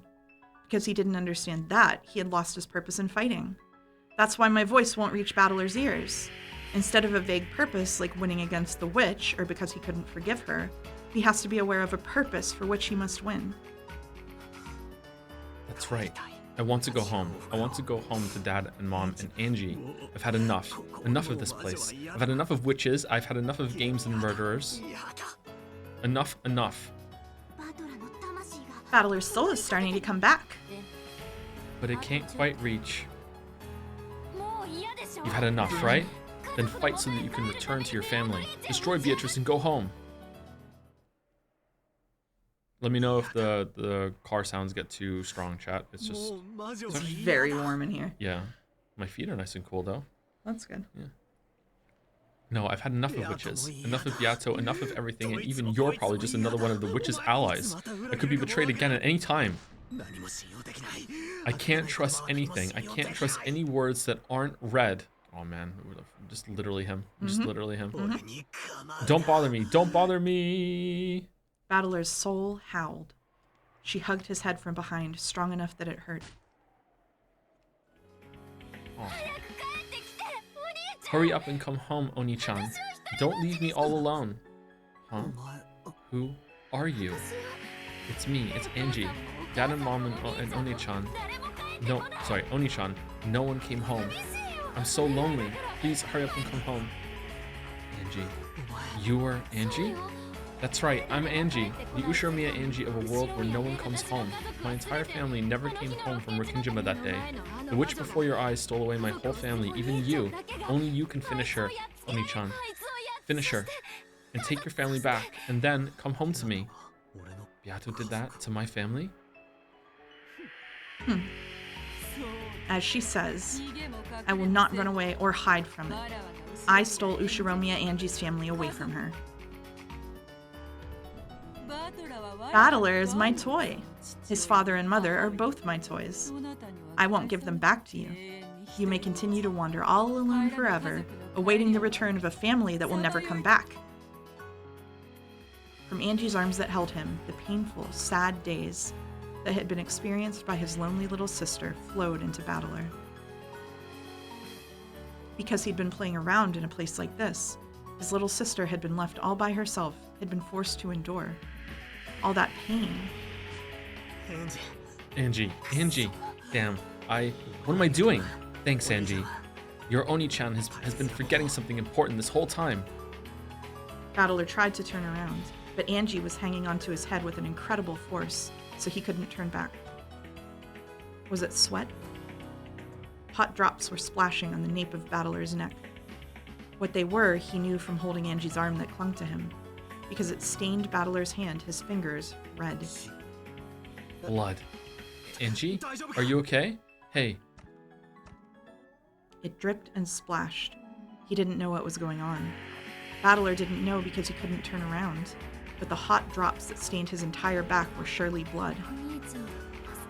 In order to save you, Oni-chan, in order to come here, there was a single rule I have to follow.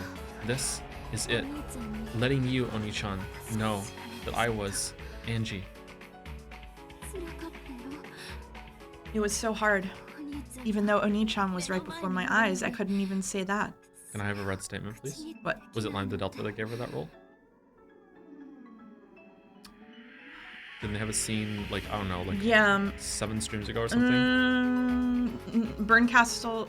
It was Burn who summoned her onto the game board. Okay. Originally, on top of the building. And yeah, it was Burn, I'm pretty sure. It was Burn Castle that did it? I Yeah. thought, what was the rule that Lambda Delta gave her then? Oh, Lambda Delta said that you're not the real Angie or something. Yes, she that's said it. that you're not the same Angie Okay, of 1986. All right. So Burn yeah. Castle is the one that said to her she can't. Okay, all right. Yeah. Sorry, I got a little confused. It's been a while. No, it's okay. Okay. Yeah, Angie is Burn's game piece. Mhm. Yeah. As long as I followed this rule, I should have been able to stay by Oni-chan's side for all eternity. You and me together, to play in the game against the witch, for eternity with Oni-chan. But that's no good. Oni, Chan, you have to come back. Your sister's waiting for you at home. That person isn't me, but this way your sister will be saved. Angie? Angie, there's so much blood. So much. He wanted to turn around, but Angie was gripping his head too tightly. However, judging by the blood that was pouring out and Angie's pained breathing, he realized that something seriously wrong was happening to her right now. Don't worry. I am only a piece. You know, in chess, they have this move called a sacrifice. Sakura what? Who cares about chess? Let's get you some first aid quickly. Let go for a second, Angie. A sacrifice is an abandoned piece. For a tactical game, you intentionally accept a loss and let a piece go. In chess, the ultimate goal is victory. So if it can bring you to victory in the end, there's nothing wrong with sacrificing a few individual pieces. Angie had coolly made a decision. She had been taught over and over again that she was a piece, not a player. In order to act like a piece and save Battler, right now she would have to become a sacrificial piece herself. Battler had to know. His purpose in this witch's game couldn't be something as abstract as finishing off the witch. He had to win the game, release himself, and bring his family back home. Why? Because he had family, a little sister who was waiting for him to come home. A being was created so that Ushiromiya Angie's voice could reach you. That's me, Angie Beatrice. I'll sacrifice the piece I am to give to you the will to fight, to give you purpose. My purpose isn't to play with you in a witch's game for all eternity. I came to bring you Ushiromiya Angie's mourning and sadness. That is my unshakable purpose. Angie. Wow. The white, thin arm that held Battler became pale and transparent, almost like wax. And even so, the fresh blood stained it so cruelly. I'm disappear now, but Oni-chan, fight with all you've got, and I'm sure you'll come back to me. I'll be waiting, always. I plan on helping you out a lot more than this, but I couldn't do anything. Sorry. Don't worry about that. You taught me, didn't you? You taught me why I have to win, and that I've got to win for certain and come back to you. What am I doing, lazing about in a place like this? Yeah, I won't play around anymore, because I'll come back, I'll come home. I'll definitely come home, bringing a souvenir, I promise. I don't need one, so promise me one thing. What? I'll promise anything. In a second, I'm going to take my hand away. It must have hurt, right? I held you so tightly. I held it so tightly. I'm okay, so you don't have to turn around. So in the end, let me see the coolest part of you, Oni-chan. Rise from your seat, point at the witch before your eyes, and announce that the game will start up again. Angie's hand slid and disappeared behind me. There were bloody fingerprints left behind, blurred by her fingernails. But I turned around right away, to take care of Angie's wounds. Angie! Angie? Ah, crap! And you even promised that you wouldn't turn around.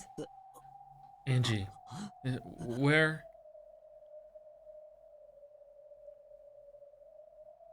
Behind my chair, as though about 10 watermelons packed with blood had been smashed, and there was a sticky, pulpy mountain. Man.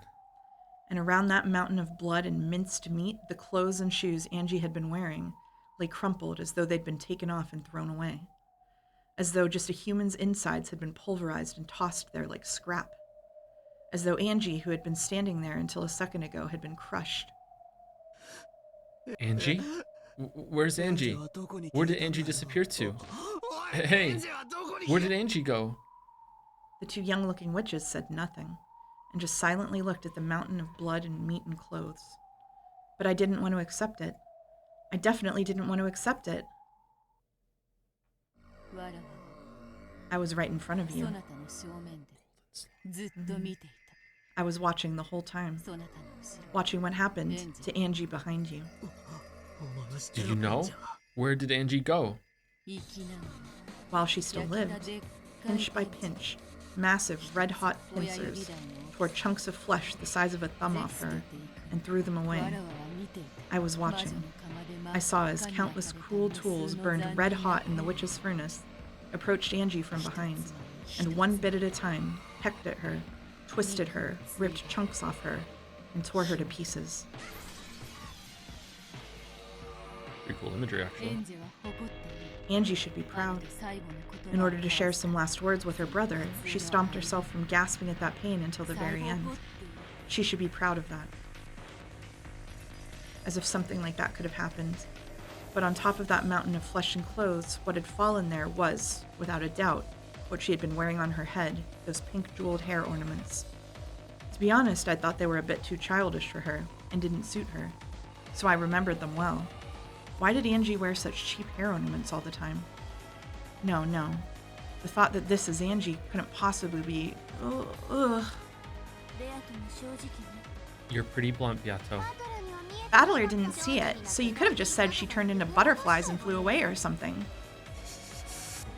You guys also saw that happen?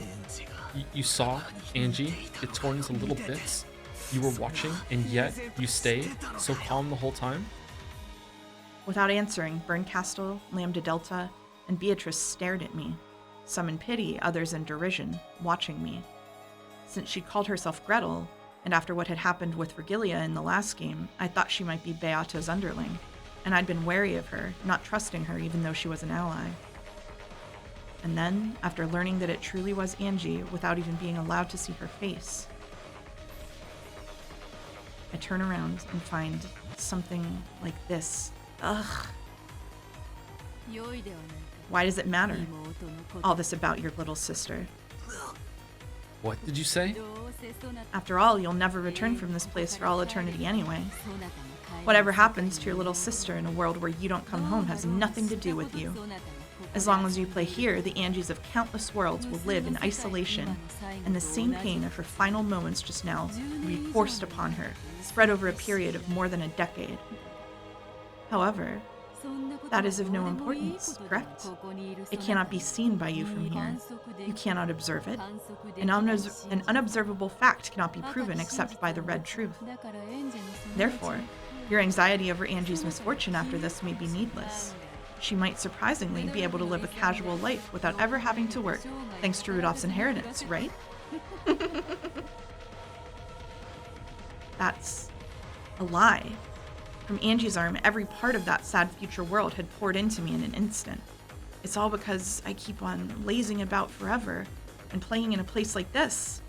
I never thought about anyone but myself. I must defeat her. I'll take back my family, back to where Angie's waiting, and come home as soon as I can. Because even as I hang around with the witch like this, Angie's heart continues to be torn to bits by sadness. Angie, is this what you wanted to see? Towards the cruel witch who had indifferently spoken of Angie's brutal last moments, slowly, yet with all my might, I pointed. Beatrice. Indeed. Resume this game. I won't run away anymore, and I won't let you escape.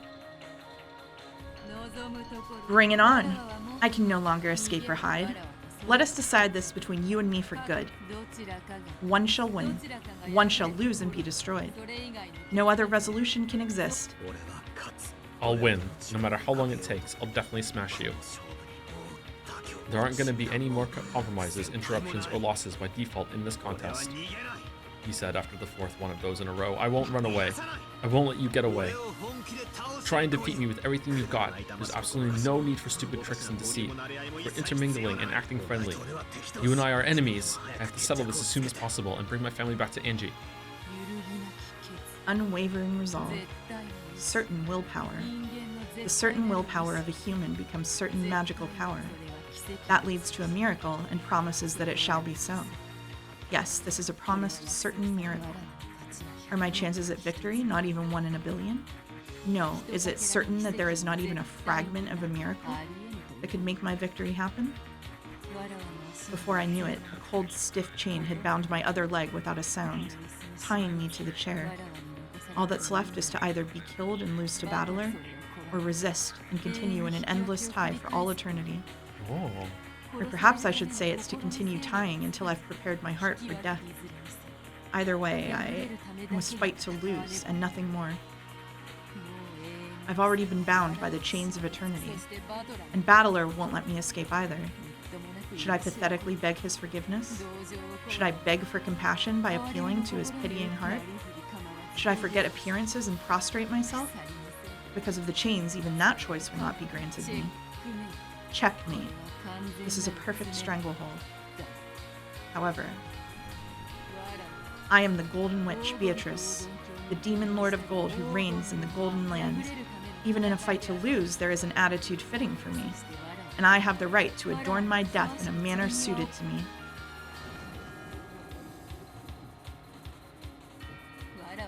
I am no different. I'll make you accept the existence of my magic, and the door to the Golden Land will open on this island. You shall become the guest of honor at that first tea party. Everyone besides you has gathered already, you see.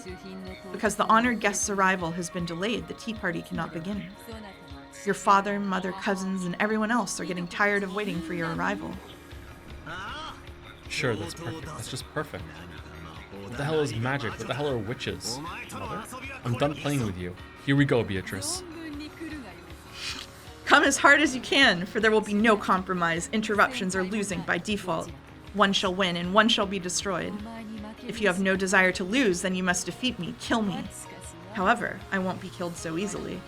Until you can prepare a fitting end for me, I can resist over and over again. Can you do that? No, you probably can. You surely can. Come on, come and kill me. Is it that hard? Then let's go with the usual.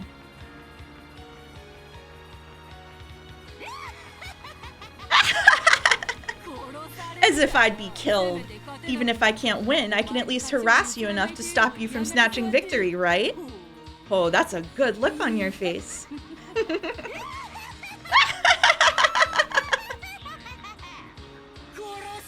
Try and kill me. Try and kill me, Ushiromiya Battler. Whoa, whoa, whoa, whoa, whoa, whoa. Damn.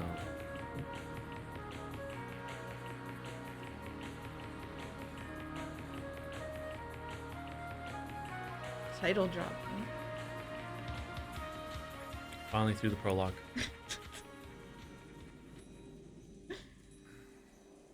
You got some trophies. That's meaningful, right? That was the end of episode 4? That was the end of episode 4. Really? Yeah, we're done. The end. We can go okay. now. All right. Yeah, we're good.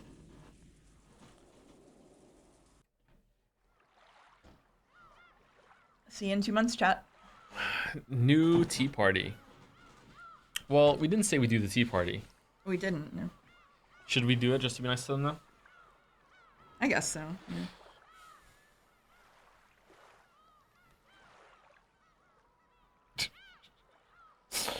Simple. Did you read it already? Yeah, I did. Simple from Jads. Use some bits. Wait a minute. If my ASMR boyfriend and my ASMR girlfriend are both on stream together while I'm alone, what does that make me?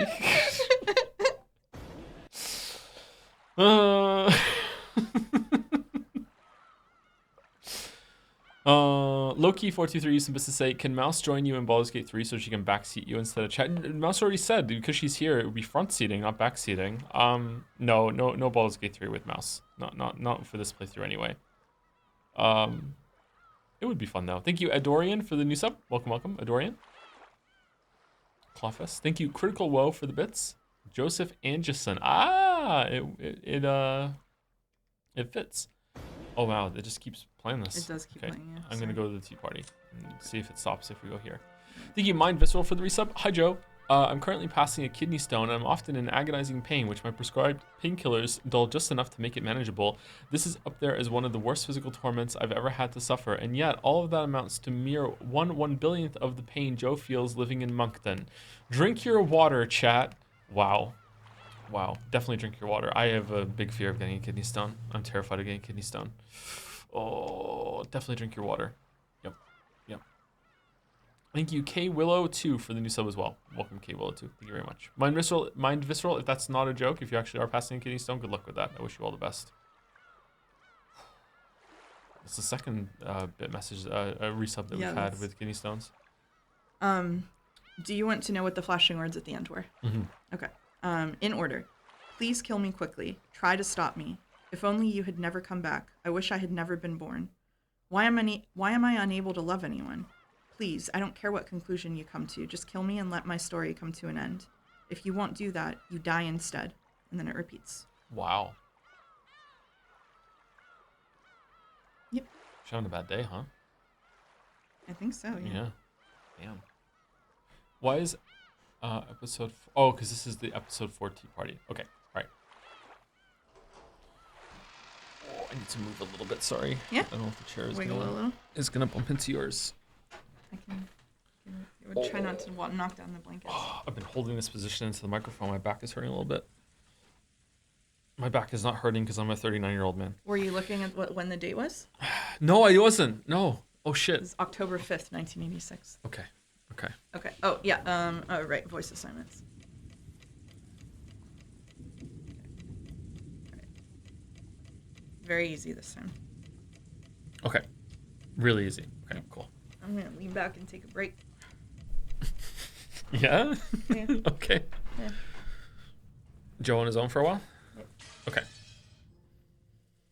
The rain is moving? What the fuck? I know, right? I don't have a clue what's going on. Please, someone explain in a way even I can understand what happened yesterday. I was in the kitchen of the mansion grabbing some food without permission. Is it Goda? If you open up that massive business class refrigerator, you can find anything. You can eat and drink as much as you like. Even if the typhoon didn't clear up for a week, I'd have much more than enough to eat. Are we gonna find a reveal of like there's another character that is never involved in all the murders the whole entire time and is just secretly out of frame, just having a blast, eating the free food and just chilling out like during the typhoon? Even if the typhoon didn't clear up for a week, I'd have more than enough to eat. With wine in one hand, I was helping myself to some dry, cured ham. I wonder just how expensive this wine and ham are. You ingredients are out of luck too. If only you had had Goda-san to cook you, you could have been reborn as much more incredible food. I looked at the clock. Very soon it would be midnight. October 5th, the second day, would end. The insane October 4th, yesterday, seemed like a lie. That's how much nothing had happened after that test thing. Nothing happened. No phone call came, and no letters came. No person came, and no one attacked me. Nothing happened at all. I want to start demanding a refund on all the time and energy that tension stole from me, because after that, for an entire day, a full 24 hours, nothing happened. So surely nothing's going to happen now. This really does sum up episode 4. Holy shit. A full 24 hours ago, Beatrice called me to the spot in front of the mansion's entrance. There, I was given a strange test to determine the successor to the headship or whatever. I gave a serious answer in my own way, but it somehow hadn't meshed with the other side. Beatrice got pissed for no reason and fell silent. I yelled at her to try and say something, but she gave no answer. When I asked where Maria was, she just told me to go to the chapel and left. To tell the truth, it was an anticlimax. No matter what kind of weird test you give, at least tell me whether I've passed or failed. Are you trying to say, thanks for coming, your results will be mailed to you later or something? Quit messing with me. Anyway, I then headed to the chapel. After failing their tests, both George and Nikki and Jessica were killed. I couldn't let Maria get killed too. Oh my god. I know. Also, I might get a chance to catch some person trying to kill her. As a little kid, I often heard from Jessica that you get in trouble if you went near the chapel. So I'd never been there, but I at least knew where it was. I couldn't find any trace of a person there, but there was a key bundle lying in front of the door. I thought this might be someone telling me to open the door, but after trying all the keys, I found that none of them fit. I also called Maria's name, but there was no answer whatsoever. I searched around the chapel, but there was a limit to what I could do in the pitch black with just a flashlight. I realized that this key bundle might be a set of master keys, which could make it possible to open the door to the mansion. I found no sign of Maria, so I returned to the mansion. The mansion was wrapped in silence, and in a horrible stench. However, it's amazing how good humans are at adapting. The inside of the mansion still must be wrapped up in that smell. However, I grew completely used to it and stopped minding it. It didn't seem any worse than any old house where someone had burnt some meat. At first, I was bewildered by the stench, but I decided to head to the dining hall for the time being. And found those corpses that were so pitiful. Goda-san and the rest had hesitated to speak of them in detail.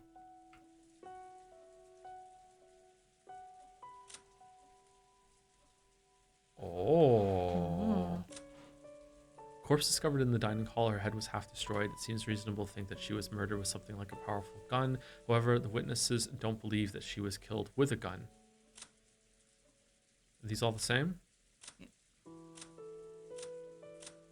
Yeah, okay. Corpse discovered in the dining hall. Her head was half destroyed. Yeah, okay. So it's all powerful gun, powerful gun, powerful gun. Stupid gun. Okay, interesting. It was the remains of Aunt Natsui and the others who'd become the first victims. Half of each head had been completely split open, and it was so gruesome that even without knowing a thing about examining corpses, I could say that they were 100% dead. Nanjo crying in the chat, and on top of that, the remaining halves of their faces were left like normal, so it was even easy to identify them. Really convenient corpses these were. And in addition to those 6 bodies was one more. This 7th corpse was Maria. What? She lay next to Aunt Rosa as though sleeping alongside her. I cried at the death of an innocent young girl, and at the cruel way my dad and the rest had died. Is that the first time Maria's died? No. She died in episode 3. Yeah. I raced through the mansion swinging the hat stand spear, yelling, "Come out here, bastard." But I couldn't find any trace of anyone else. Thinking they might be planning to hide somewhere and attack me from behind, I went around searching for hiding places. Sometimes growing more cautious, and sometimes intentionally letting my guard down in various ways, but in the end, not even a kitten appeared. Then, morning came. My tension and fatigue combined with my drowsiness, making for the worst kind of dawn.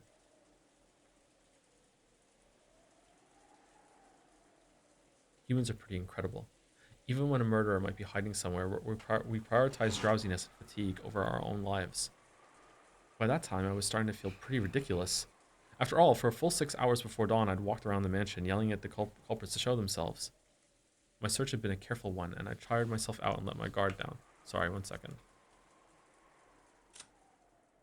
How was Maria killed? Corpse discovered in the dining hall, unable to locate any notable external wounds. Baldur speculated that maybe it had been some type of poisoning. The most peaceful method of inviting a person to the Golden Land. Really? Poisoning? Huh. I searched to being careful when I tired myself out and let my guard down. Even so, no one came to attack me. Basically, I lost patience with them and figured they could do whatever the hell they wanted. The boat won't come until a typhoon passes. They said on TV that it won't pass until tomorrow, so I've got another full day today. Lazing about lost its interest. And even though I knew it would probably make the police mad, I decided to play detective a bit. First was the dining hall, where the very first murder had occurred. The 6 who had been killed in the beginning really were pitiful. The weapon used was probably a gun. Maybe their heads were split by something powerful, like a magnum bullet or a shotgun. It was a reasonable theory to hold. Compared to that, the 7th corpse, Maria, had died in a much better and cleaner way. Like, seriously, the rain just adds so much. At a glance, I could see no external wounds and didn't understand how she'd been killed. But by her mouth were traces of bubbles that she might have spat out, and it looked like a typical death by poisoning that you might see in a TV drama, which means it's real. Wasn't Maria called out to the chapel and given a test? So why was she in the corpse-filled dining hall lying next to her mother, dead? Even if the cause of death was poison, who gave it to her? Her clothes weren't disturbed at all. It's hard to imagine that she was forcibly pushed down and given an injection of poison. It's probably better to assume that she was given a capsule of poison or something and made to swallow it. But compared to the scattered and violently mutilated corpses in this room, Maria's corpse was too clean. If they had a gun, they only needed to pull the trigger. But poisoning, whether by having her drink it or by an injection, would take a lot more effort. Considering the culprit's brutal nature, you'd think Maria's death alone was given special treatment. Why was only Maria given a sleep-like death? True, being killed is always a pitiful thing, but for some reason, Maria's death alone seemed very courteous to me. Both of Maria's hands were joined on her chest as though the dead person had put them there herself. Did Maria do that herself before dying? Isn't this usually something done by someone else after the person dies? As though sleeping with her mother, whose head was half crushed, Maria dozed in peace. For some reason, that contrast really bugged me. Including the direct cause, it's probably safe to say that Maria's death is shrouded in mystery. And more than anything else, the biggest mystery of this dining hall was the pitfalls. The pitfalls that both Uncle Krause's group and Goda-san's had mentioned. After the first 6 were killed, 5 more fell through pitfalls and were captured. What are pitfalls? Those things that suddenly open and you fall through them, right? The room had a solid floor with a carpet that looked dignified, if a bit worn out. No matter how you looked at it, it was a single piece.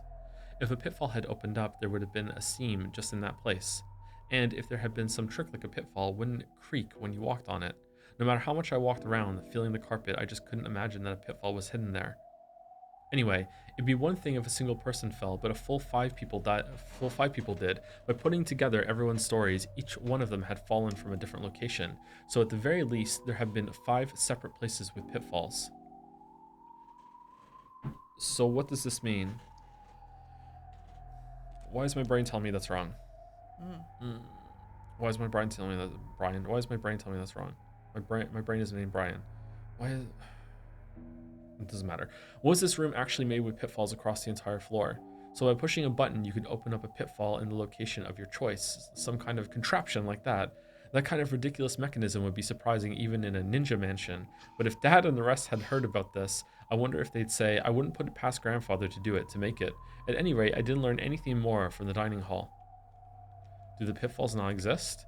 Or did they exist, but I just can't find them, amateur that I am? I can't say for sure. Since they claim that the pitfalls were there, I can't ignore them, even if I can't find them. I wonder if the entrance to the gold room is in the dining hall, and that's what they went through. Let me know if you want me to read narration for a while, because it goes on. I'm okay for now. Okay. I'm okay for now. Thank you, though. The next ones to be killed were Jessica and Georgia Nikki. I discovered Georgia Nikki when I'd been called out for my test. He had been called out to the arbor in the rose garden and probably shot in the forehead with a gun.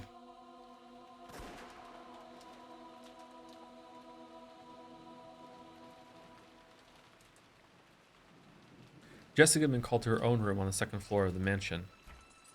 The door to her room was locked, but that wasn't a problem at all since I had a master key. Inside the room, it was horrible, but after the dining hall, I was used to corpses, so I built up a bit of an immunity. The phone receiver was loose and dangling. Had she been killed while still on the phone with me? Jessica was leaning against the wall right next to it, with half of her head split open. As far as I could tell by glancing at the scene, it looked as though she'd been killed while on the phone. In that case, had the culprit been right there before her eyes? I hadn't gotten that impression when listening to Jessica's voice over the phone. I'm pretty sure Jessica said, "They got me." It's probably best to assume that she'd already received a fatal wound at the time of the phone call. That's right, and she also said this. When you come, battler, I'll be a corpse with half of its head split open. I help. Thanks. Yes, that's what she said. And now she is. From what I could tell by looking at Jessica's corpse, there were no wounds on her other than the damage to her head. Could she have had an injury serious enough to make her prepared for death and then died halfway through the phone call? But the way she talked on the phone made me think that she'd escaped harm for the time being. You shouldn't be able to have a casual conversation over a phone if the culprit's right before your eyes.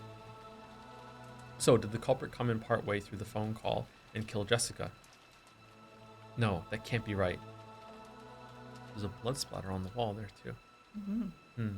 No, that can't be right. After all, this room was locked.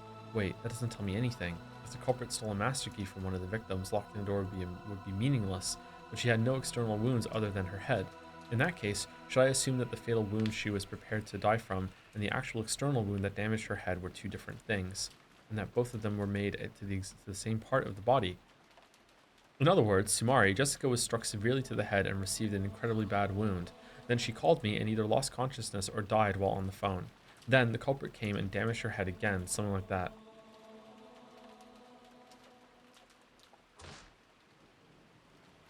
After being called to this room, Jessica was attacked by the culprit and received a serious injury.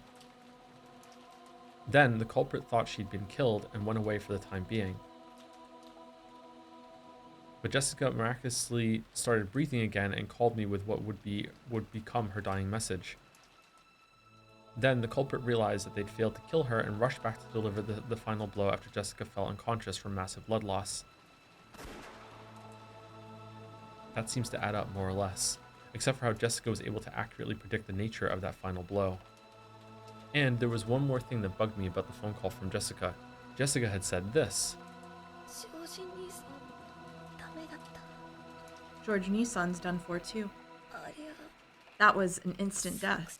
So listen, it's just going on. She said it almost as though she'd witnessed George and Nikki being killed, but while you certainly could see the rose garden from the window in Jessica's room, and you could even see the roof of the arbor where George and Nikki had been summoned, it was very far away. And add on the fact that it was the night of a typhoon, and it's very hard to imagine she was able to witness everything that happened by the arbor from this window.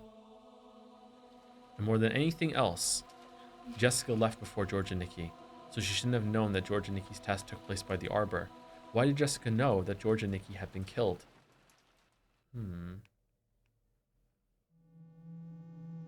Also, during my search for the entire mansion, I found Kirie-san's corpse as well. It was in one of the old guest rooms at the back of the first floor. In the past, before the construction of the guest house, the relatives had spent the night in these. Kirie-san's situation matched Jessica's perfectly. She'd probably been killed during her phone call with me. The receiver was hanging untidily, and Kirie-san lay crumpled in that corner. But the way she had been killed was very different from Jessica. Her head wasn't smashed. Instead, a stake with an occult design was buried into her forehead. It was so gruesome, so I pulled it out.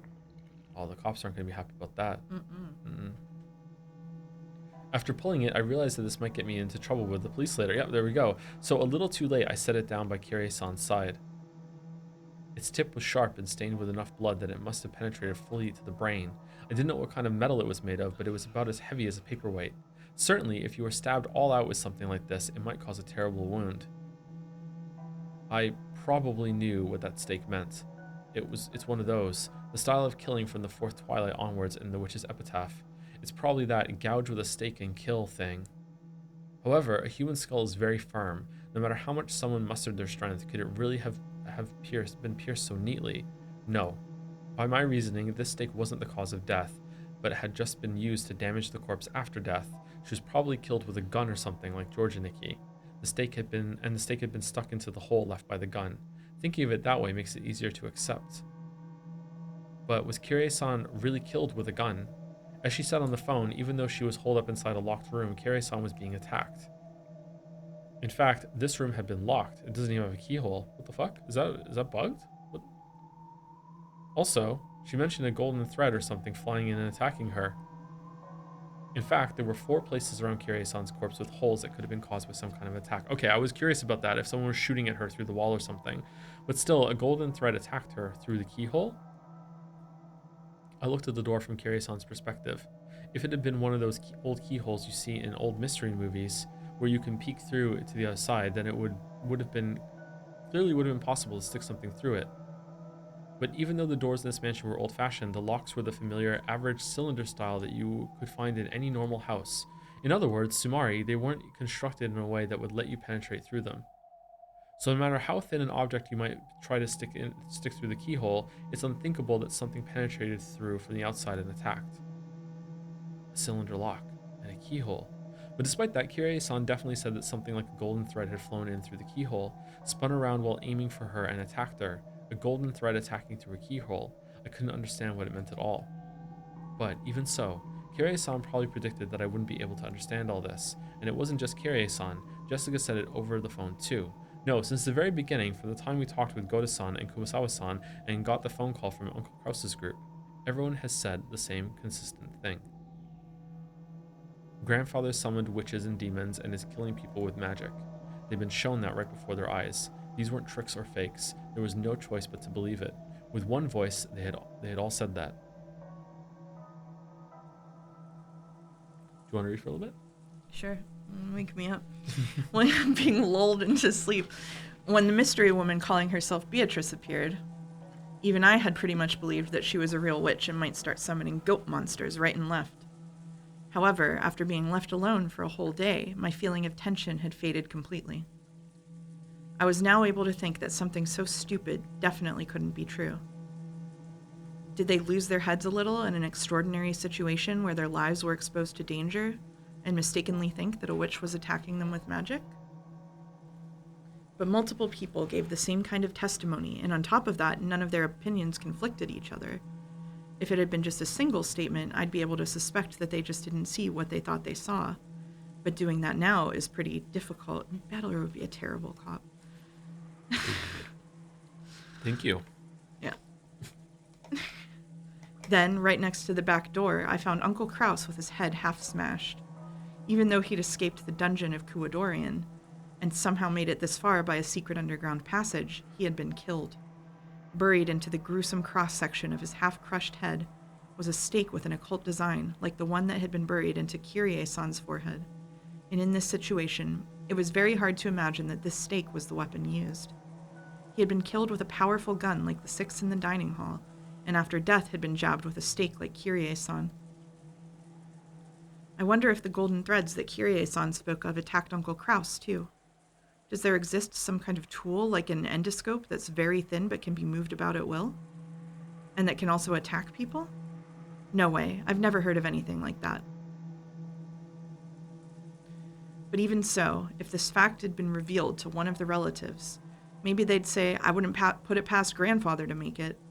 Since I can't deny the existence of Golden Thread X that can be moved at will and attack people, I can either accept that this mysterious weapon exists, or else I'll have to accept that this was a murder committed with magic. To find the next corpse, I had to go out through the back door and search around outside of it. Whoa, it's so bright. Sorry. It's okay. Behind the mansion, in the wild-grown bushes that were almost swallowed up by the forest, there was something like an old well. And right next to it were Dr. Nanjo and Shannon Chan's corpses. Both corpses had their heads smashed, and though they weren't stuck in, there were stakes lying right next to each damaged head. Each corpse was atrocious, but having to look directly at Shannon Chan's lovely face, which had been half blown away, was very painful. Then there was the well. I'd heard that inside it was a secret underground passage to the mysterious mansion Kuadorian. By this time, I'd begun to think that Beatrice and her accomplices might have used this underground passage, and left for Kuadorian. Even though there had apparently been at least 10 of them, I hadn't seen a trace of anyone. It seemed very likely that they'd already escaped to a different location. There's the typhoon. They can't go out to sea. It goes the same for the forest. There's no way they could traverse such a deep, uncultivated forest on foot. In that case, they only had one place to go. The mysterious hidden mansion, Kuadorian, through the secret underground passage at the bottom of the well. By this time, I had entirely lost my fear of being killed if I happened to come across the enemy. Don't fuck with me. This time I'll storm into your mansion. What the hell? Damn it. The old well had a firm cover on it. The cover was an iron grill. The gaps between the bars were perhaps 20 centimeters across. You could peer inside, but it really wasn't something a human could pass through.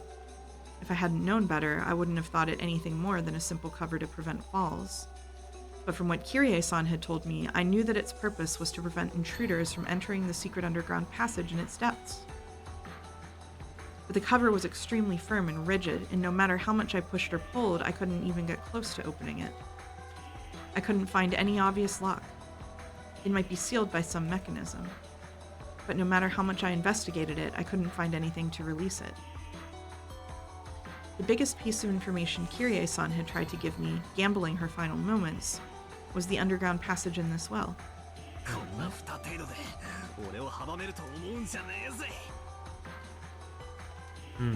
Okay. That's interesting. Mm-hmm. That's very interesting. I don't know what that means, but that's interesting. That's very different. Okay. Don't think I'll be stopped by something like this cover. I'll smash it to bits. I'll search for a tool.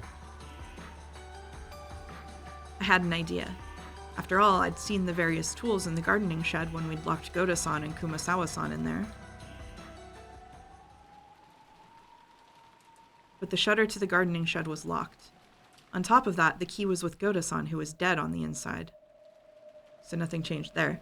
In other words, Tsumari, this gardening shed was a closed room. There's no way to open it from the outside. In that case, I've got to break the shutter. There has to be a tool for that somewhere. Kind of feels like I'm going in circles here.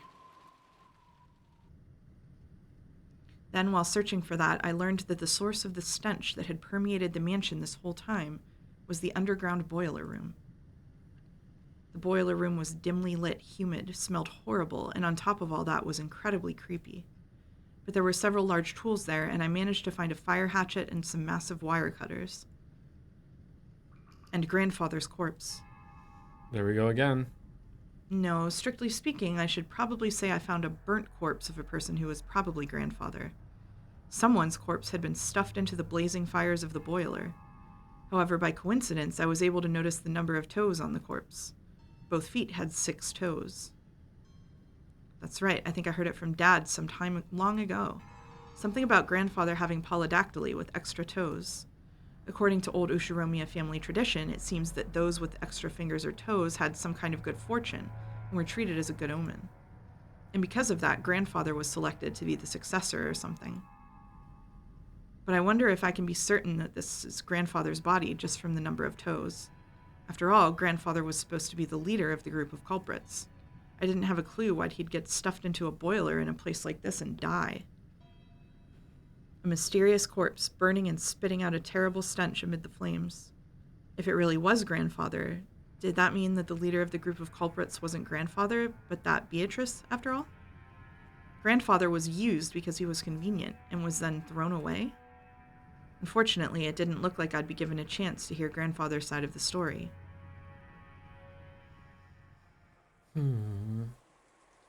Now that I had obtained a tool, I thought about rushing to take on the cover to the well, but I decided to break the shutter to the gardening shed first. I had plenty of time to kill anyway. I figured I should check on the condition of Goda-san's and Kumasawa-san's corpses. Ugh. Oh. That's awful. No. The blanket fort is very dark, Yeah. so those white screens are terrible. Yeah. I hit the shutter with the hatchet, breaking into it, stuck the wire cutter into the crack, and scissored it around, opening up a hole. Oh, you can do that. Do you want me to take over for a bit? Yeah.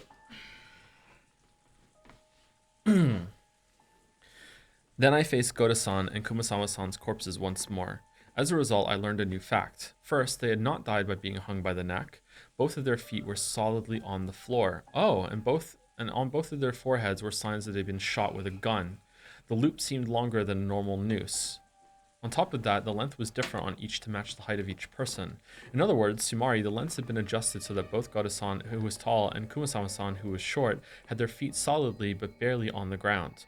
Also, while the ropes carried both of their weights, as their heads lolled, both of them had some slack below their knees. This meant that if they stood up with these loops around their necks, there would have been some extra length. In other words, Sumari, these loops wouldn't have been that great for hanging people. The direct cause of death was probably a shot to the head. It was gruesome. Their insides were still dripping out from those gaping holes, staining their faces a deep red. It's probably best to assume that they were then hung, pulled up, and left exposed like that. Okay, so I think there's a secret passage in the shed. And when they talked about coming a secret passage up on the well, that's not true, and instead there's a secret passage that comes up through the shed. And when they did that, they were able to do this to Goda and whatever, and then they left and they locked the room behind them. That's what I think would have happened here. If they'd been shot with a gun, they would probably have been lying down on the floor. That, or someone came in and convinced Goda and Kumasawa that they could be trusted, gave them the key, they went in, they did it, then they locked the door behind them. But I don't know. I don't like that one. That one's not as interesting to me as the secret passage in the shed. If that had been, and that's the only reason why I prefer it. because it's more fun. We want the story to be interesting. That's the number one goal of writing is to be interesting. Exactly. If that had been the case, you wouldn't have been able to tell they were dead, even if you peeked through the window. The mountain of stuff would have gotten in the way, so if they'd been lying down, they would have been hidden. To make the deaths of these two known for the rest of us who couldn't go inside, they would have had to hang them like this, making it visible from the outside. Was this done to get back at us for thinking that those two would surely be safe if we left the key with them? I wonder where the shutter key we gave Goda-san, which should have ensured their safety, is now. That key was in the pocket of his trousers. The gardening shed key had been kindly left there, and even the plate was attached. In other words, Sumari, the gardening shed had been a closed room after all. Hold on, what?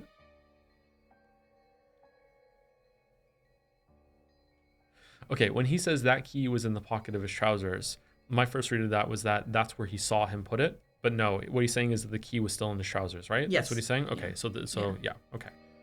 As far as I know. In other words, the gardening shed had been a closed room after all. And that gave rise to another question. Because this can't be explained by a hanging, if they didn't commit suicide, then those nooses were set up by the culprit. It might have been possible to shoot them through the window, but it's really unthinkable that someone could have tied 2 loops to the beam from the outside. And furthermore, there's no way they could have lifted up the heavy corpses. In other words, Sumari, to do all of this, they would have had to go inside. But the key was in Goda-san's pocket, and the shutter had been locked. In other words, Sumari, the gardening shed had been a closed room. Goda-san had said that there was only one key to this shutter, but is it possible there was a copy and that culprit was in possession of it? If we're allowed to theorize that there was actually a duplicate of the gardening storehouse key and that Goda-san just didn't know about it, then this isn't even close to a closed room.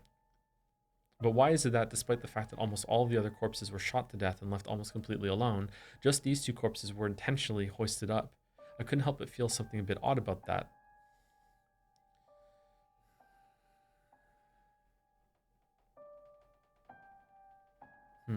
After this, if we assume that the mystery corpse in the boiler was grandfather's, the deaths of 16 people have been confirmed. There were 18 people on this island. I'm here and there are 16 corpses. Kanon-kun's corpse is the only one I haven't been able to confirm. Suspicious.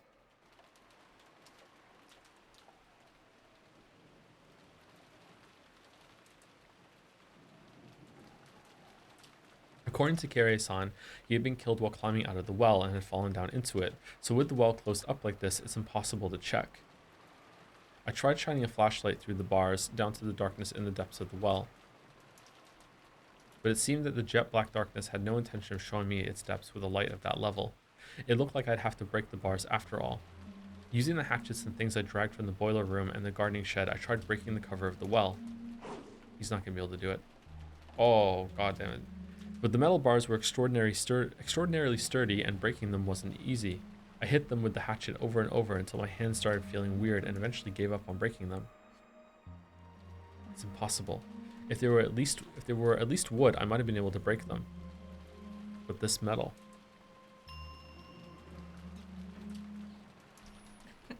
I can't show you. You can't? Okay, alright. That's right. There's no way you can slice through metal bars like butter with a human strength. Is it the core post or? Okay.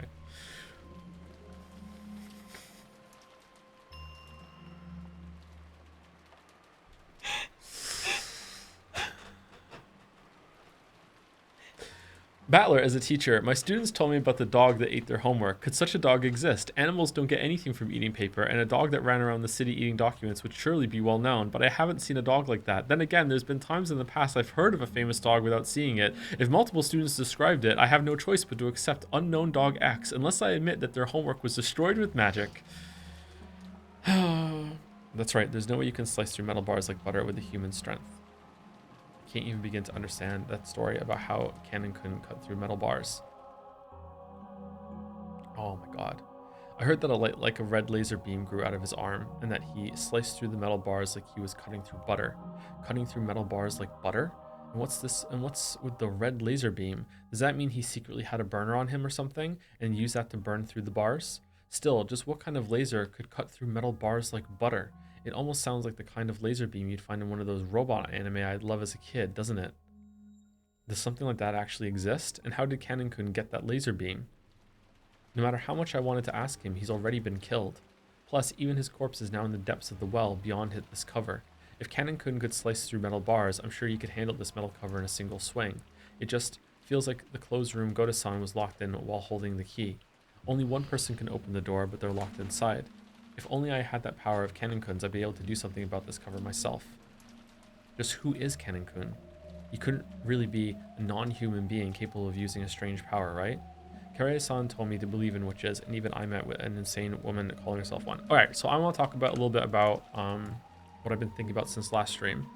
I want to talk about it earlier, but let's talk about it now. Okay, so I think that Battler's back.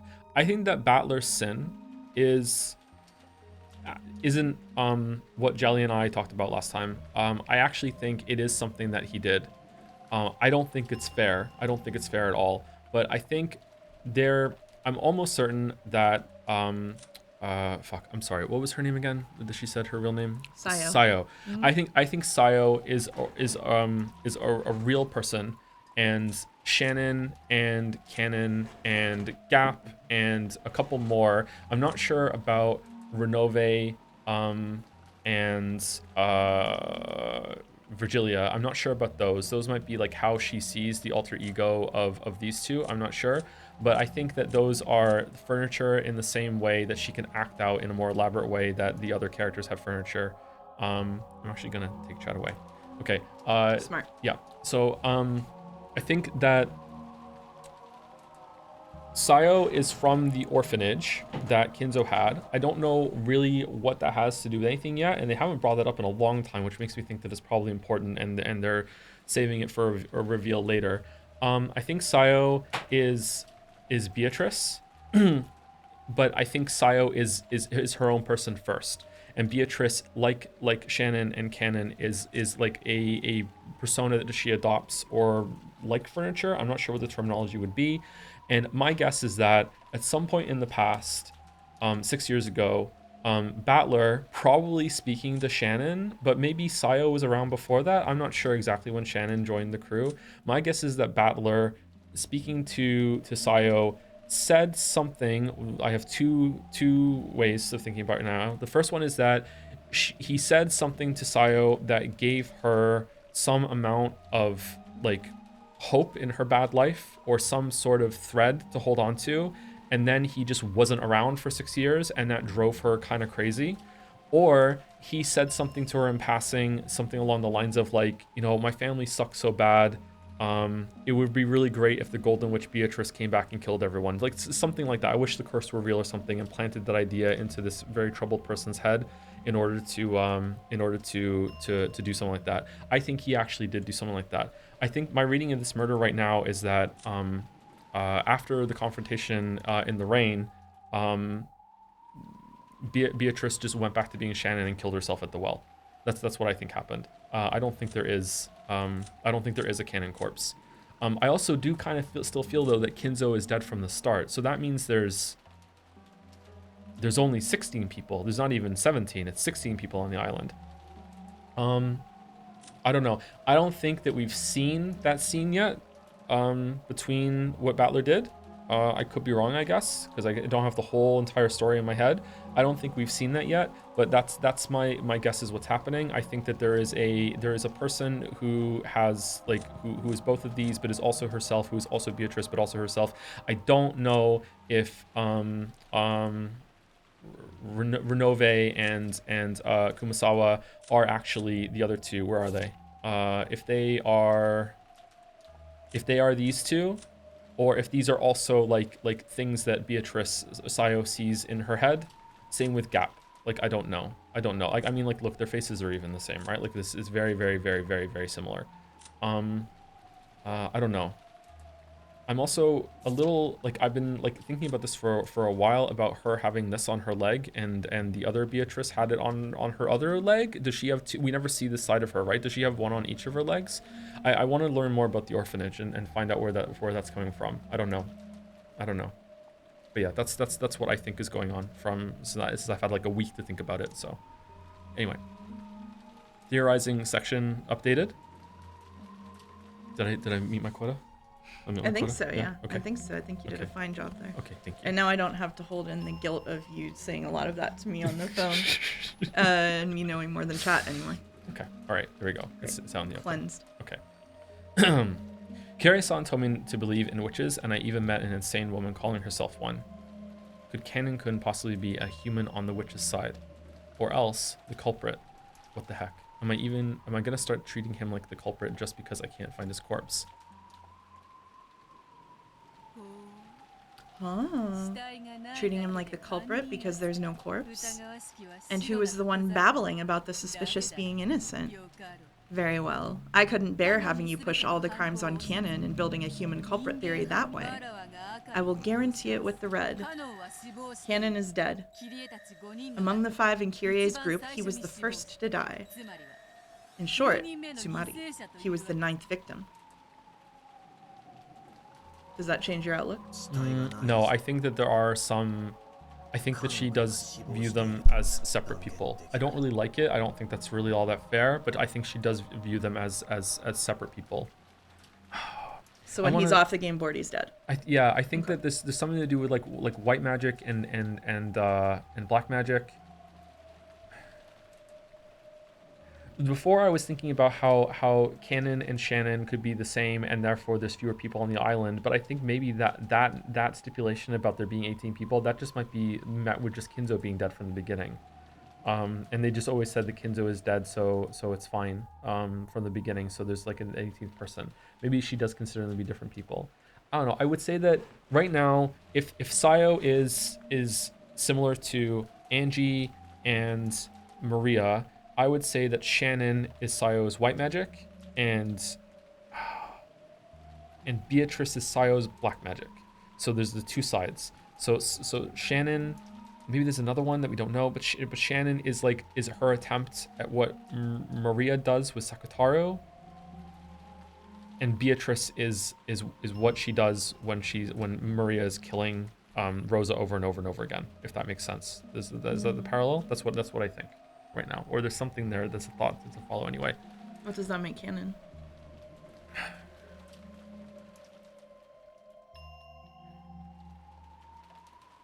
One of the other toys like Mirror has, or maybe part of the white magic as well. I don't know. Yeah, canon doesn't really fit, does it? What about someone like Virgilia? Is that white or black magic, or do you think not all magic falls into those camps? I think they can switch sometimes too. Okay. It's not completely cut and dry. Okay. Gray magic. I'm adding a new one. Gray magic. Oh, someone's chat said. Okay. All right. That was a lot. All right. Since there's no corpse, I can't say for sure that Canon-kun is dead.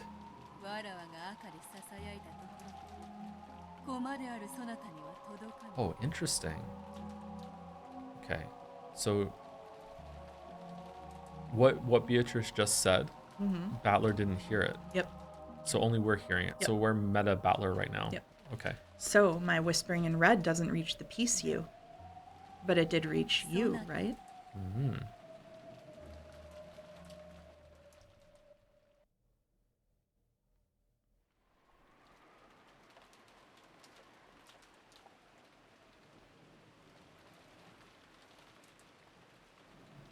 That's Peace Battler. Then why is Angie a piece in the Velvet Room? That's just a contrivance, or is it? Are there two games going on? At a glance, this was a mass murder due to something strange that could only be thought of as magic. Golden threads that attacked through keyholes.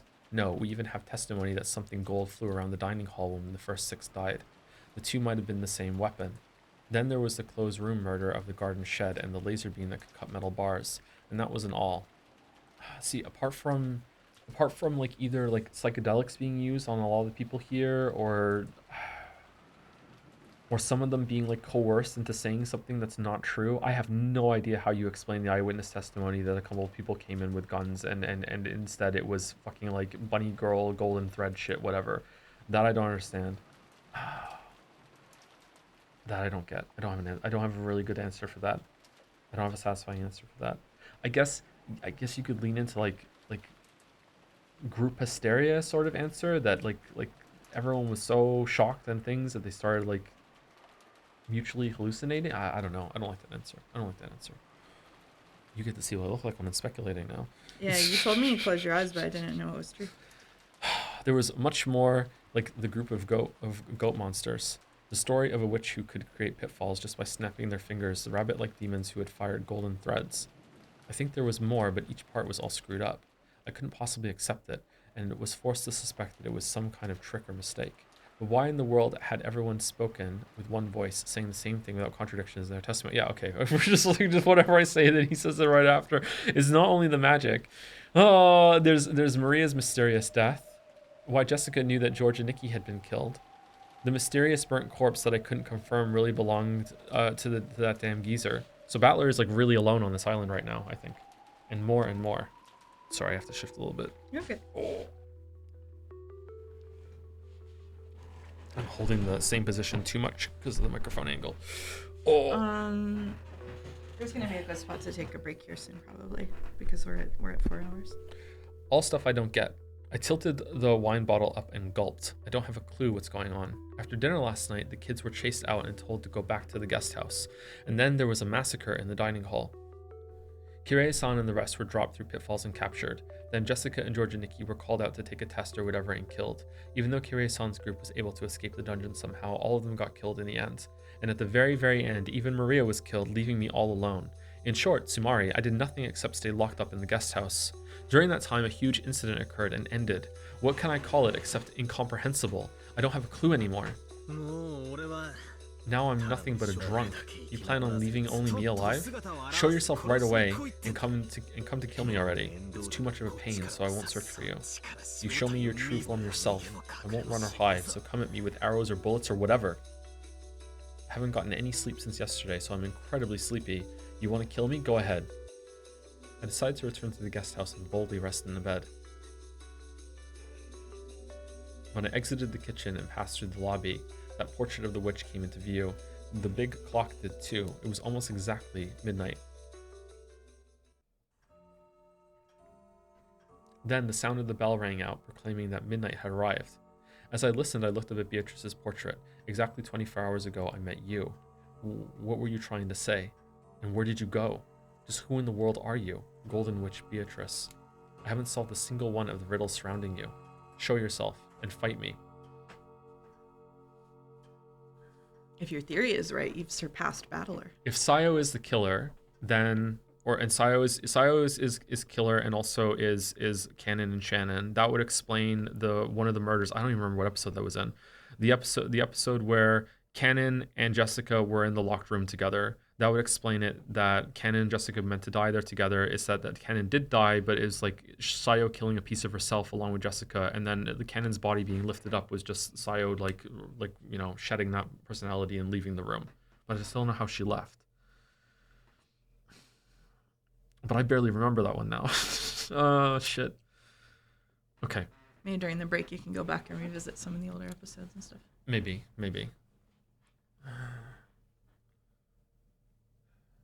Okay. Anyway, is this the break point or no? Keep going. Yeah, sure. We can stop here. Sure. Yeah. Then the witch showed herself. Yeah, sure. Why not? Okay. Then the witch showed herself. You want to put her on screen or make them wait? Yeah. Then the witch showed herself, like a guest of honor finally appearing. She showed herself on the landing at the top of the big staircase.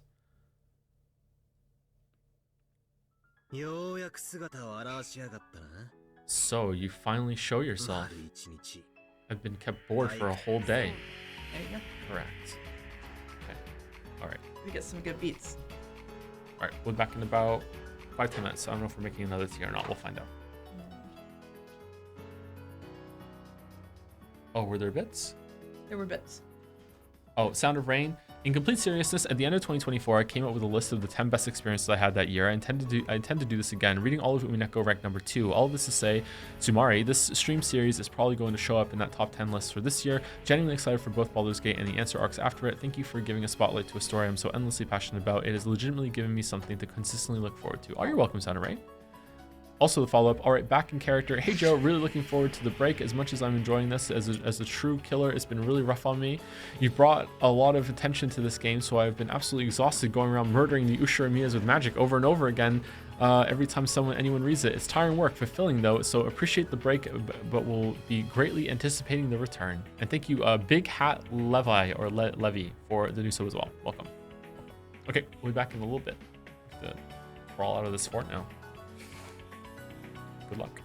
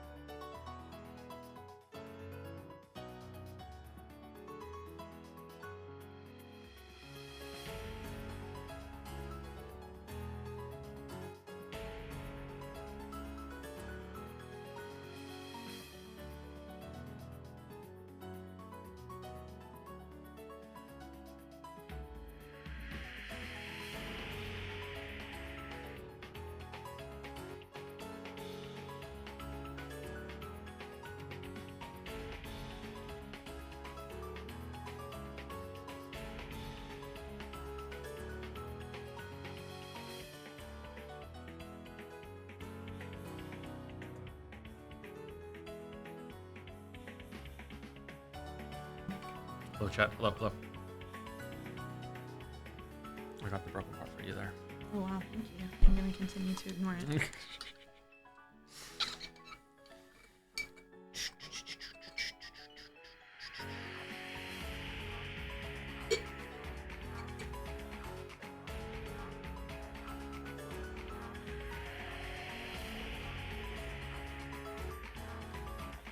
Hello there. We are back, right? I think so. I think we're back. I think we're back.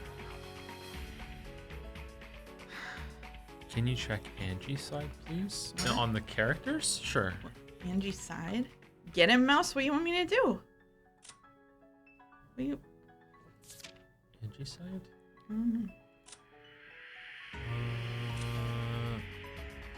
Professor Utsuki, Nanjo Masayuki.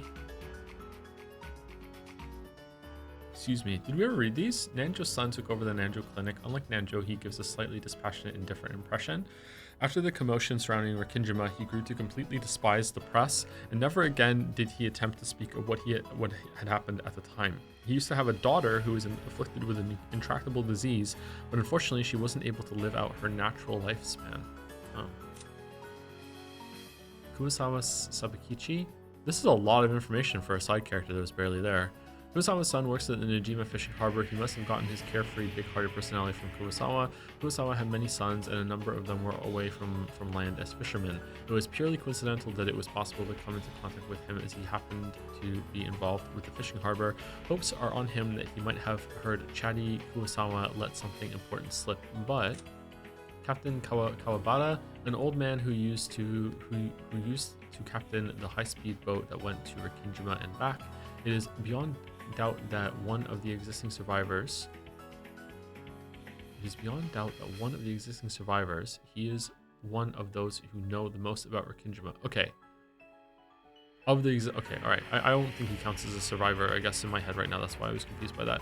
From various comments by the servants who used to go to and from the island, the media hoped that he might be quite knowledgeable about the internal affairs of the Ushiromiya family. However, he would say nothing, and so eventually they began to forget about this old man. Okay. Is that what people wanted to see, or no? I think so. Okay. Which side? Yeah, everyone's dead except for Beatrice and Baldur. Ideal state. Were they all? Do I get into these? Were they all shot in the head this time, apart from Maria? Oh wow, seems like it. Okay. Okay. Let's continue. All right. Correct. I gave you a whole day. Was that enough for you to fully exercise the rights of the human side? Yeah. I was bored after all. I did a heck of a lot of it. Angie was a good piece. Don't you speak Angie's name. She appeared through a miracle, sacrificed herself, and gave you the tenacity required for certain victory. Don't you speak Angie's name. That brutal death was something you needed. If you hadn't seen that death, you wouldn't have grown serious. Without the wake-up call of Angie's ill-fated future, your tenacity for victory would not have been born. I told you not to speak Angie's name. In short, she was a necessary sacrifice.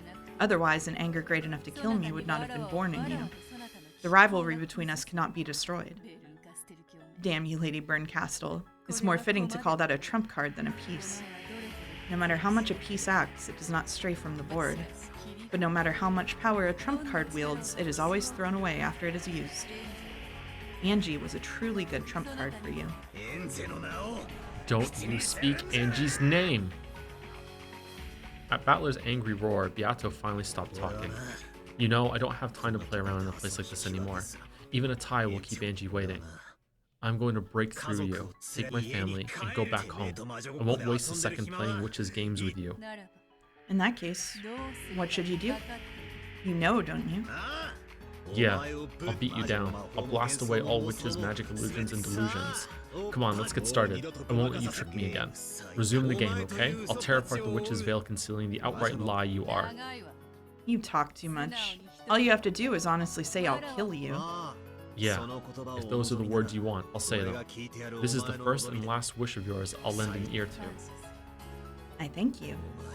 I will. I will kill you. Very well. Let us begin, battler. Yes, the time for the witch hunt has come. Try and chase me, try and corner me, try and kill me. I expect a lot from you. Try and show me what your little sister gave you in her last moments. Bring it on! I don't know why I sang it.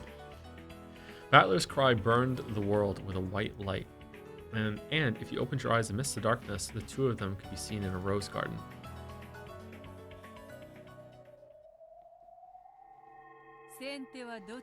Who shall make the first move? Me.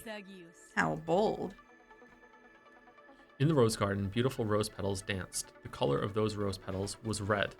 Did the fact that they faced each other in this beautiful rose garden prove or make claim to a red single truth? That must be why the roses are red. Thank you for that. Yeah. But in the language of flowers, roses represent passion, not truth. The flower for truth is a forget-me-not, and that flower is blue. Did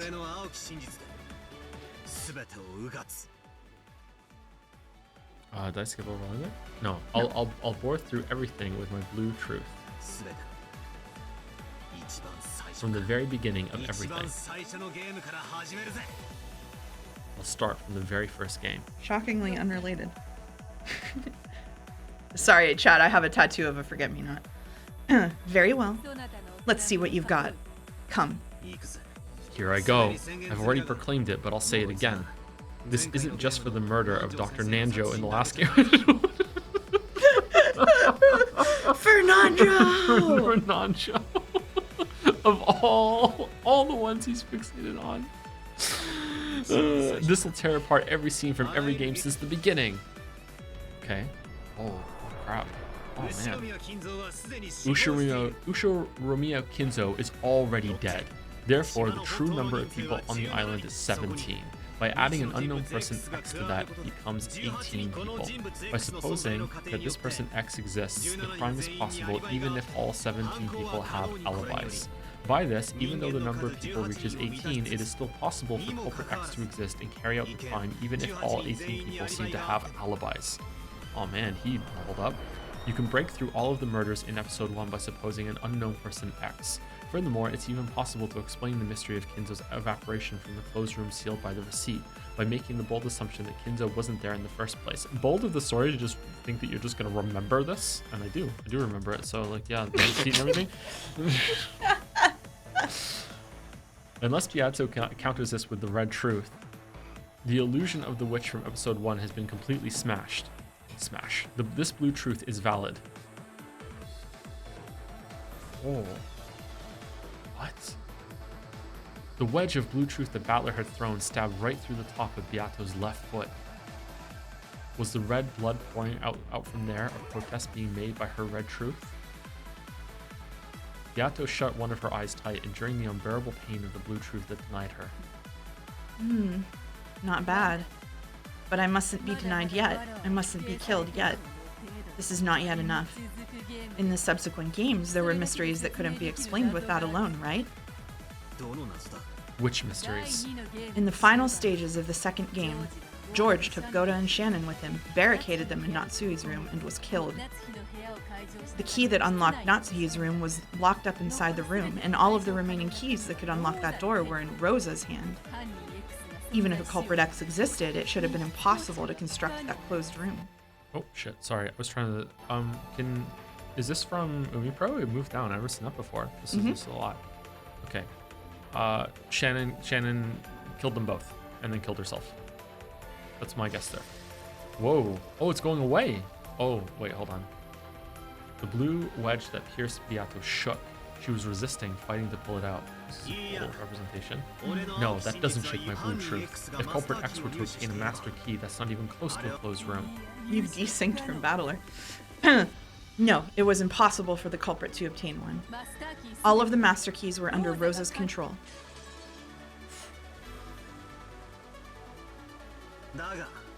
But that's meaningless if Aunt Rosa was an accomplice to the culprit.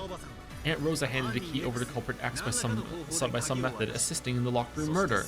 And after that, she retrieved the key by a similar method. Too naive, Beato. I already guessed that much at the time. Yes, you did, didn't you?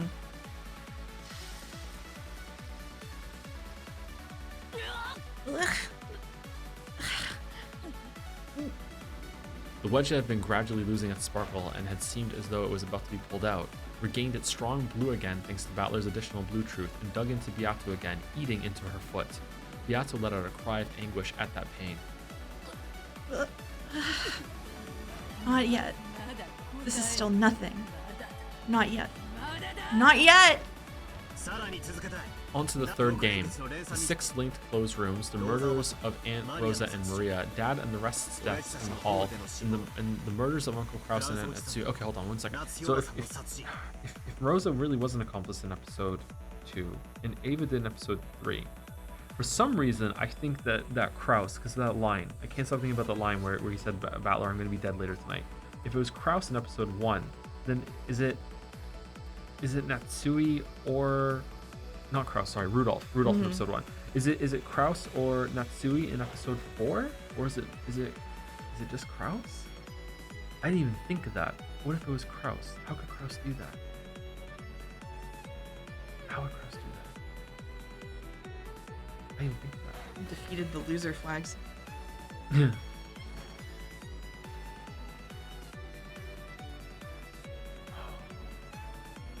Okay, no, we don't have time. We don't have time. On to the third game. No, don't say that. I'm gonna get killed. 6 linked closed rooms. The murders of Aunt Rosa and Maria, Dad and the rest deaths in the hall, and the murders of Aunt Kraus and Aunt Natsu. Just as it's a meta experience, as a writer myself, if I was to write a mystery on this sort of thing, I would like the poetry of it. That each episode, a different child of the Ushiromiya would be the accomplice or whatever. Or the killer, and it seems that Ava was definitely in episode 3. Rosa seemed really sus in episode 2, so that makes me think, and I'm already kind of suspicious of Rudolph in episode 1, so that makes me think that Kraus would be in episode 4, but anyway. You having fun? Yeah, it's good music. Sorry you can't hear it. All of that can be explained if we suppose that Aunt Ava was the culprit. This argument was already won back then, and even that final riddle you proposed through Ava, the murder of Dr. Nanjo, can be explained with an 18th unknown person X. That breaks through the whole third game. Can you counter that? Of course. This much is nothing to worry about. In that case, how do you explain George's disappearance from the guest house? I shall add to the red truth. George did not go down the stairs of the guest house. He flew out through the window. Oh yeah, that happened. Yeah, I remember that.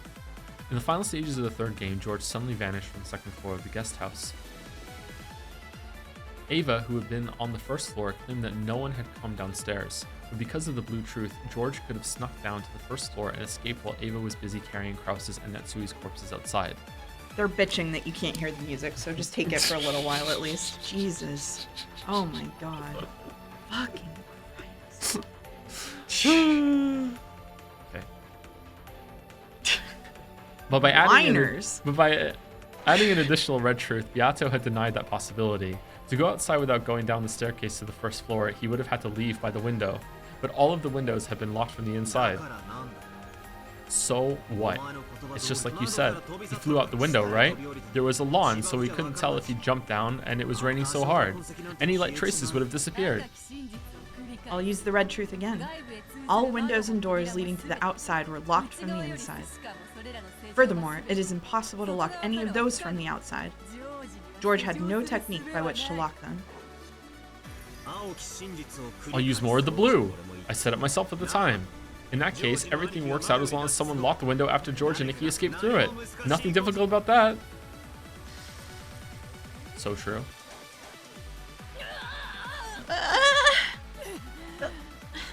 Can I not escape after something like this? Okay, you know what? The music's actually ruined it for me. It's too techno dance. This should be moody and mysterious. Like, what are the weebs thinking? What are the weebs thinking? It was Twitch complaining, by the way. I'm not looking at Umiden. Beato couldn't remove the blue wedge that was buried into her foot. The fake witch was burned more and more by that forceful blue.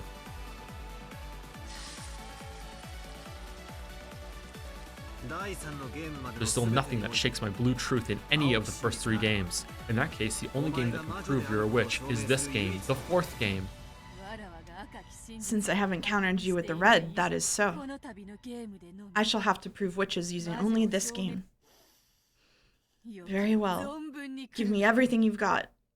There's nothing strange about the murder of the 6 people in the dining hall. The 18th person X went wild with a gun and killed everyone. Regarding the pitfalls, there's every chance that pitfalls truly were hidden there, and it's also possible to explain them with Kirei-san's theory hypothesizing the existence of a poison dart shooting device X which can knock a person out instantly. The murders of George and Nikki, Jessica, and those who escaped from the dungeon can also be explained with guns, just like the dining hall. There's nothing strange about it. But I'm sure you've got a counterattack, right? Bring it on. Your greatest sword, this 18th person X, is based on the theory that Kinzo was already dead. I knew you would make that claim. That's why I took Kinzo out of his study. All members in the family conference welcomed that Kinzo, right? All of those present at the family conference acknowledged the existence of Kinzo. What?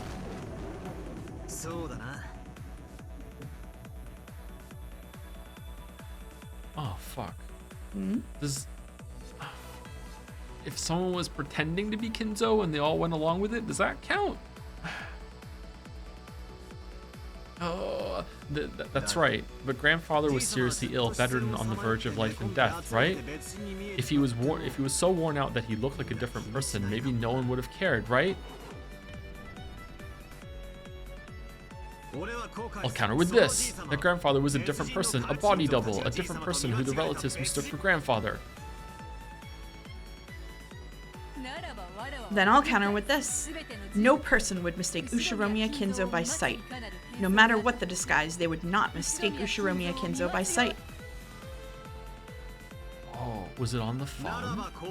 Then how about this? By declaring with the red truth in the second game that the number of masterpieces was 5 when in the first game the number was more than 5, you changed the premises of the later games. In the same way, there's a possibility that Kinzo's life or death status was changed for the 4th game. Therefore, Kinzo's existence in the 4th game does not serve as proof that he existed in the previous games. Therefore, even if we suppose that the 6 murders in the dining hall were carried out by grandfather himself, it doesn't create any contradictions. Then let me counter this way. Kinzo's life or death status is the same at the start of each of the 4 games. The setup was not different for the 4th game alone. Repeat it. Kinzo was alive at the start of every game. I refuse to repeat it. I won't answer, Battler. I won't give you the red truth you so desire. Damn, you're standing in my way, geezer. Are you putting yourself on the line to protect Beatrice, this most beloved witch of yours?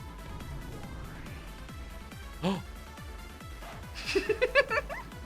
Swaying, that damn geezer came into view. Heh, is he trying to be some kind of knight blocking the path between me and Beato? Cackle, cackle, cackle. Battler, are you capable of surpassing me? I won't let you reach. I will not let you reach. Not to the Golden Witch's height, you see? Your thoughtless reasoning cannot surpass even me alone. Die. Whoa. Ready? Ooh. Ooh. Ooh.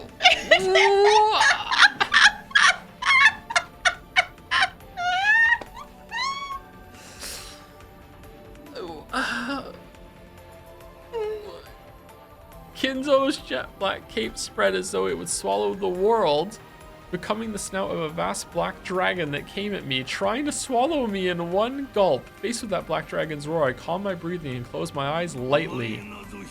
I'll swallow you up in a single gulp. Disappear, inexperienced fool.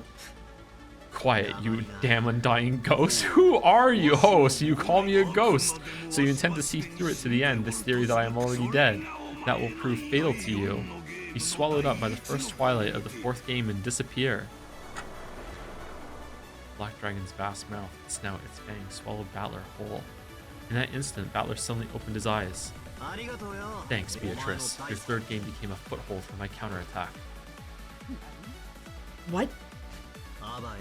See ya, damn geezer. This is goodbye. As a basis for claiming that Kinzo was dead even in the fourth game, I propose the following theory.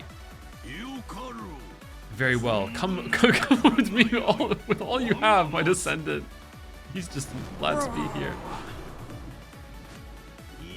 Here I go, you damn geezer. My theory is that Kinzo's name is passed on as the title of the Ushiromiya family head. Ushiromiya Kinzo was already dead, and he passed his name on to someone else. Everyone acknowledged it, and therefore, all of those present at the family conference acknowledged the existence of Kinzo. Just making shit up now? Okay, there wasn't even any need for this person to disguise themselves as grandfather because everyone recognized a new Kinzo. Therefore, they didn't actually mistake Kinzo by sight. Okay, didn't that happen in episode 2? Where they said, no, but they also said that I believe in magic. Oh, what did they say? You are the head of the household? When they were in the chapel, when Beatrice was there? What were they all saying? Remember that? Rosa called herself the new head of the Ushiromiya family because her brothers and sister were dead. What were they saying in the chapel though when they were all when I was like crashing out because Beatrice was there and all of the kids were saying I can't deny it, and even Kyrie said. I'm not sure. I've already went back and looked at that one twice. Therefore, they didn't actually mistake Kinzo by sight. As long as the preceding theory is not disproven, nothing can change the fact that you're dead. This is the final blow. Damn geezer, I demand that you repeat it. Among all of the people there, not one had multiple different names. I cannot. Roar.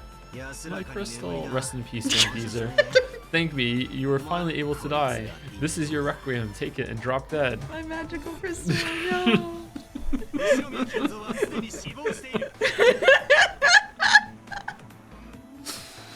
Ushiromiya Kinzo was already dead.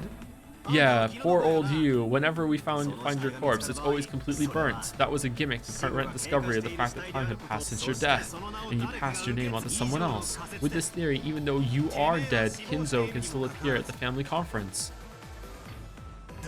How's that? This is checkmate! Oh, damn. It's steak, dragon. Damn. I think that's my doorbell. Oh, yeah. Be right back 1 second.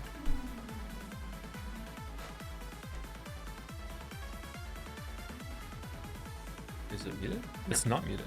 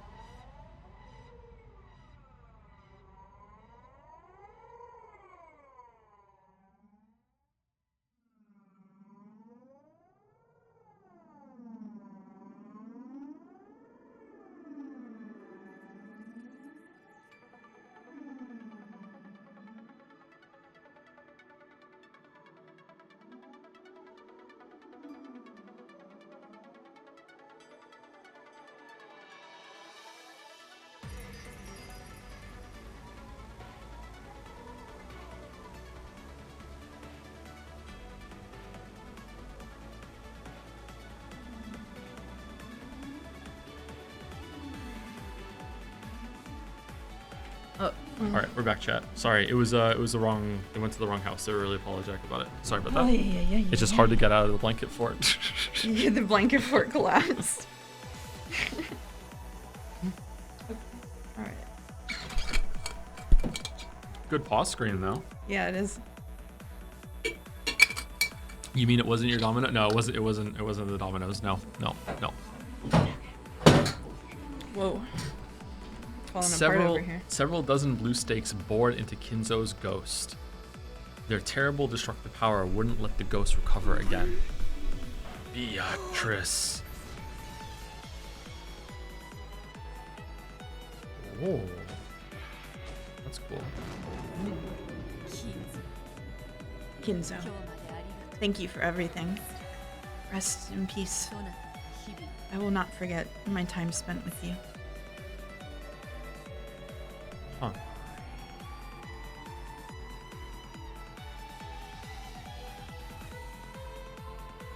Didn't expect that tone from her. Dispersing along with the shadow of the black dragon as golden flower petals scattered, Ushimio Kinzo became a gold-colored cyclone and disappeared. Even after death, he had fought for the sake of the woman he'd loved. There's no doubting that your love and madness were the real thing. Battler. Don't hate me. Let the dead sleep. Don't wake them. You're up next. This is the end for you too. Yato still couldn't pull out the blue wedge that pierced her foot. She realized that she was on the verge of death. I've gone along with you a whole bunch. I think I've more than fulfilled any responsibility I had to play with you. But it's about time to finish things up. I've got a lonely little sister waiting at home.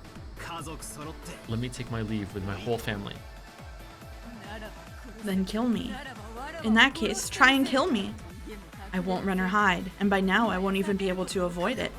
Come on, Ushiromiya Battler! You've got it. With the 18th person X from the dead Kinzo theory, everything remaining is pierced through.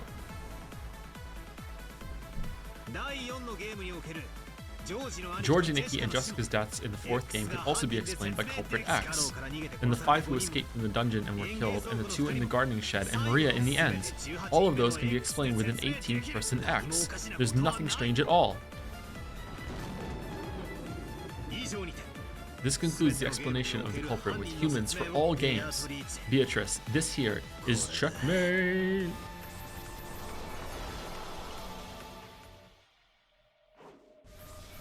Oh shit, even more.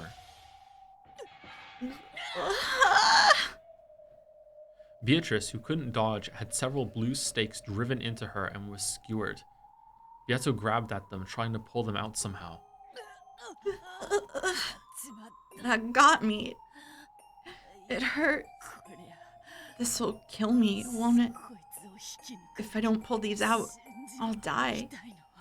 I've had enough of the pain. I've had enough of the anguish. With both hands, Beato firmly grasped one of the blue stakes.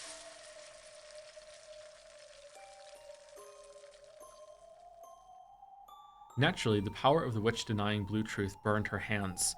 Unable even to hide her tears at the pain, Beato howled and tried to pull the stakes out with all her might.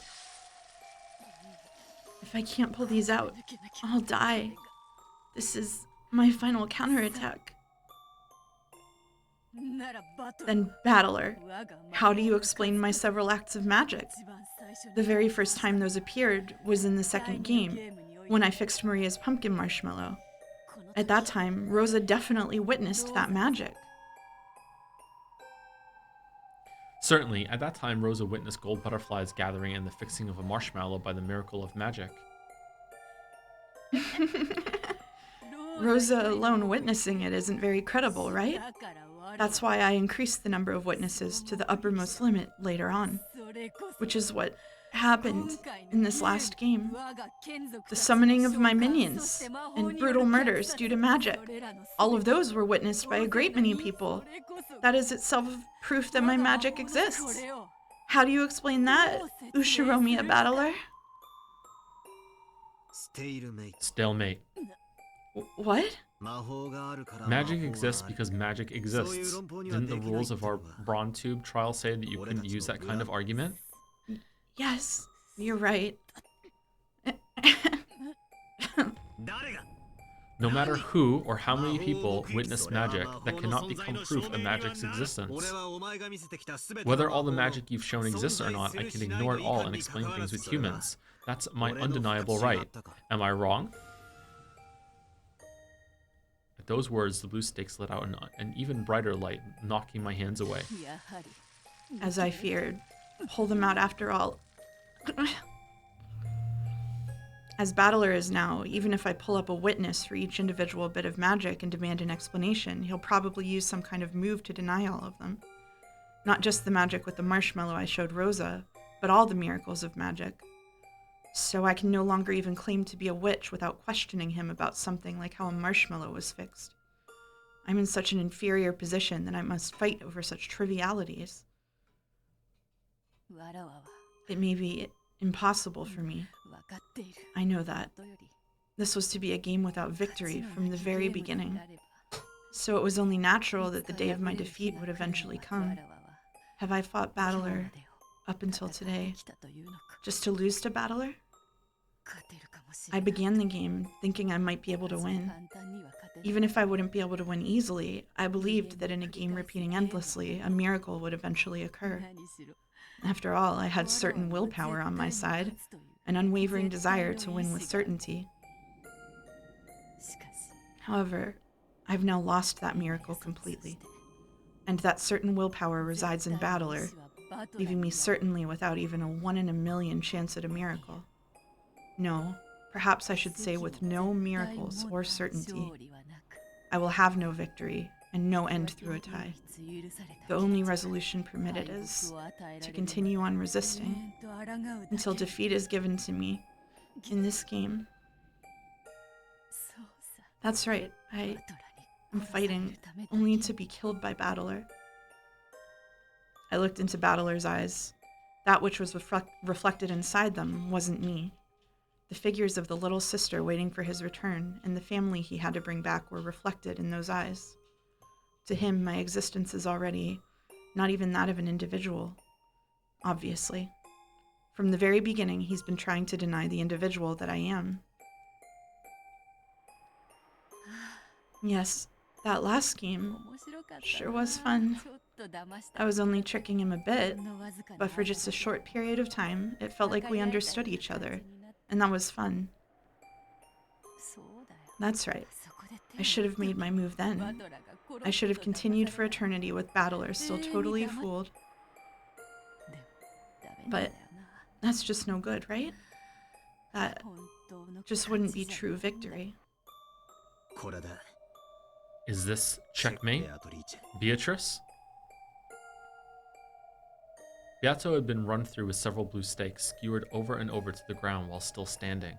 Because of that, she wasn't even able to fall over, and, still looking up into the sky, was sewn in place. That tragic form might have been a fitting end for the cruel witch who had endlessly toyed with 18 people's lives and who had killed constantly for hundreds and thousands of years. Gently, as though someone was mourning over something, rain began to fall. Amid that rain, Beato was soaked and crucified. Is it over, Beato? There was not even a squeak. Not yet. You aren't a woman who'll let things end with just this. Don't be ridiculous. How can you look at this and think it isn't over? Quickly, deliver the final blow.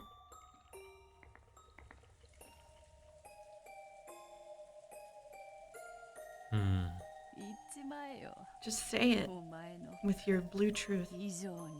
Therefore, witches do not exist. Say it.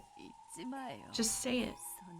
With that single blow, just put a stop to my breathing. It's useless. Huh?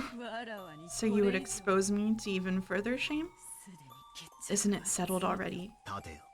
Stand up. Our brawl still isn't over. Not over, you say? That just now wasn't you losing. You just stopped and gave up. Isn't that enough? Wouldn't giving up mean your victory? You should return to your little sister. Right away. Just throw me away. Right here. Didn't I tell you? I won't run away, and I won't let you run away. Just who are you, and what in the world is it that you want? If you want to know, why don't you just try your favorite move? What does it matter? Just a delusion, an illusion. Isn't that enough? Is that like another layer above the Velvet Room layer? What is that? It's all useless. I won't let you run away. I'll break through you. How can I let you run away like this? I won't let you run back to the darkness of illusions while you're still all hazy like this.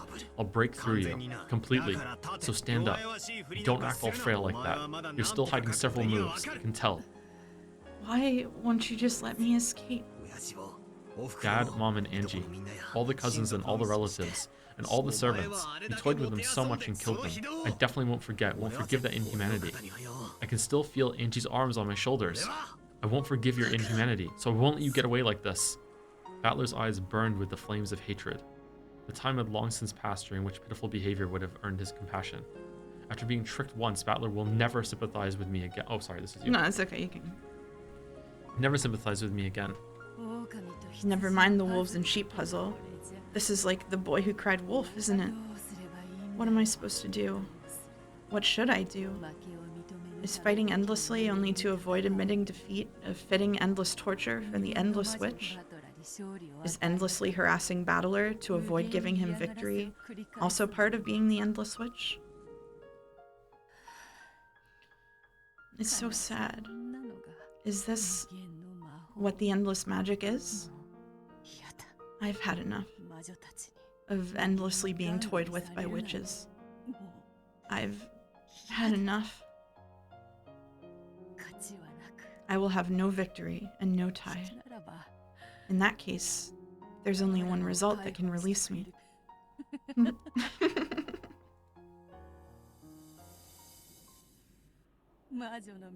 Since the time I succumbed to the path of witches, since the day I made that contract with demons, it was promised that I would meet my end through tragedy, was it not? What's wrong? Golden Witch Beatrice, if you are the ruler of Rokkenjima, show me a majesty fitting for that, even at the very end.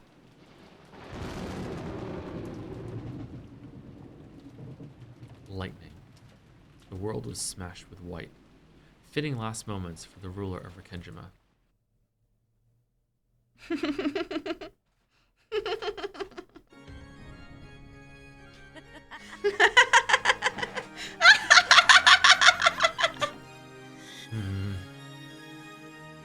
Still pierced by the blue stakes, Beato faced the rainy sky and let out a cry of laughter. Cool image. Then she slowly raised her face and stared at Battler.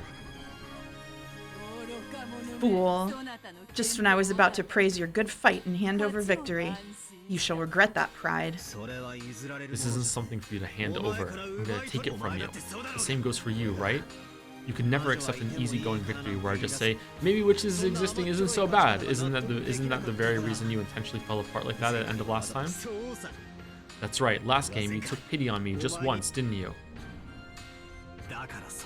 So now I'll pay back that debt. Stand. My enemy, my golden witch, Beatrice. My golden witch. Oh, man. Are they flirting?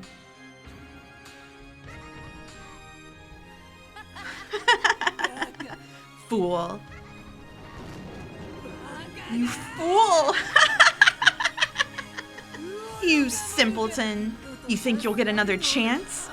Ah!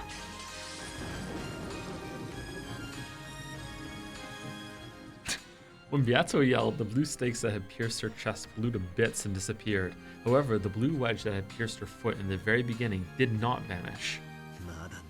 You can't pull it out yet. You can't pull out the blue truth of the 18th person X. Oh, I will respond to one thing you told me to repeat. As you reasoned, Kinzo was already dead at the starting time for all games. However, in that case, all I need to do is take one person out. Thus far, I have been declaring that no more than 18 humans exist on this island.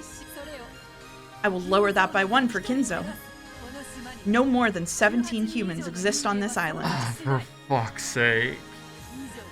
That excludes any 18th person. In short, Sumari, this 18th person X does not exist. This applies to all games.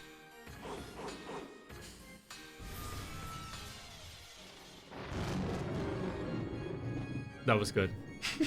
That's good. That's good. That's good. That's really good. That's like, do you know the Princess Bride? Mm-hmm. Yeah, with the hands changing during that fight. That was, yeah, that was a good moment. Yeah. What do you know? Looks like you're still hiding some pretty crazy stuff up your sleeve after all. The island, which had no more than 17 humans on it, has been set up to appear as though there were 18. Taking 1 off makes it 17, so we finally reached the correct number. This way, the wedge I knocked into you has been removed. I mean, like, she could probably still take it down to 16, maybe, Battler. Like, let's not get ahead of ourselves. We'll have to start this fight over, back from square one. Couldn't she have said that 15 hours ago? It's a game, chatter! The blue wedge that had sewn Beato in place broke apart. There was no longer anything piercing her.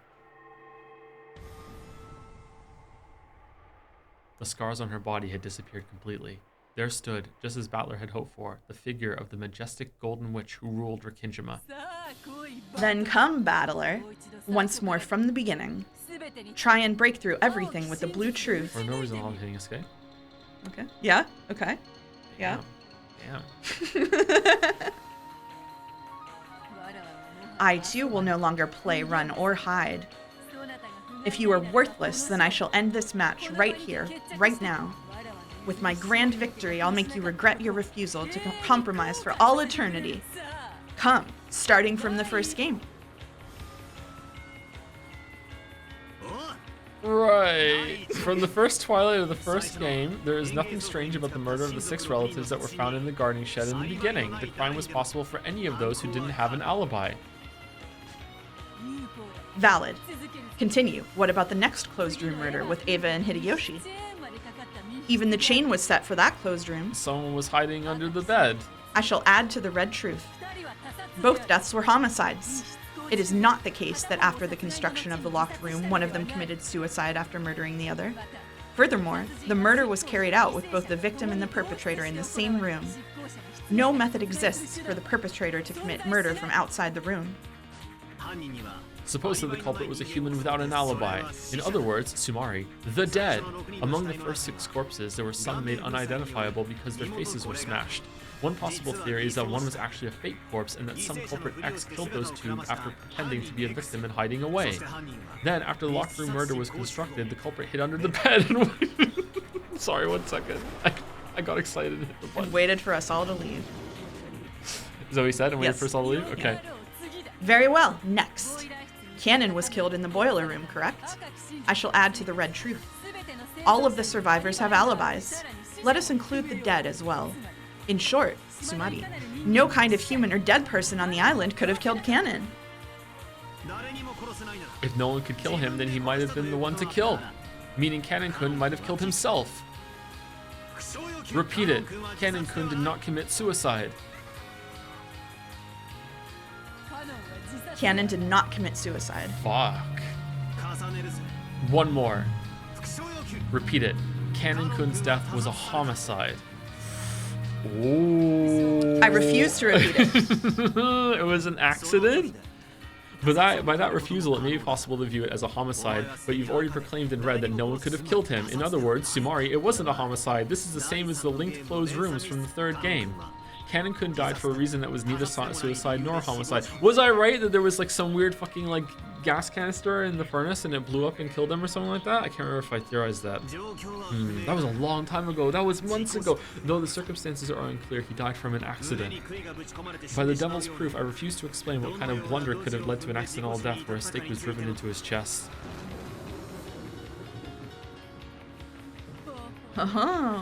Now that you've borrowed the power of demons, you are without peer. It is valid. In that case, what about the murders after that in the parlor of Genji, Nanjo, and Kumasawa? Naturally, Maria, who was in the same room, didn't kill them. And of course, their 3 deaths were homicides. We could explain it with the one who carried out the murder being a culprit X who used an unidentifiable corpse to disappear. In the first place, their 3 faces were also pulverized. It's completely possible that one of them was a body double corpse. I guarantee the identities of all unidentified corpses. At the end, or all of them? Therefore, there were no body double tricks. Then I can explain it with simultaneous murders. Each of the 3 had a gun pointed at it.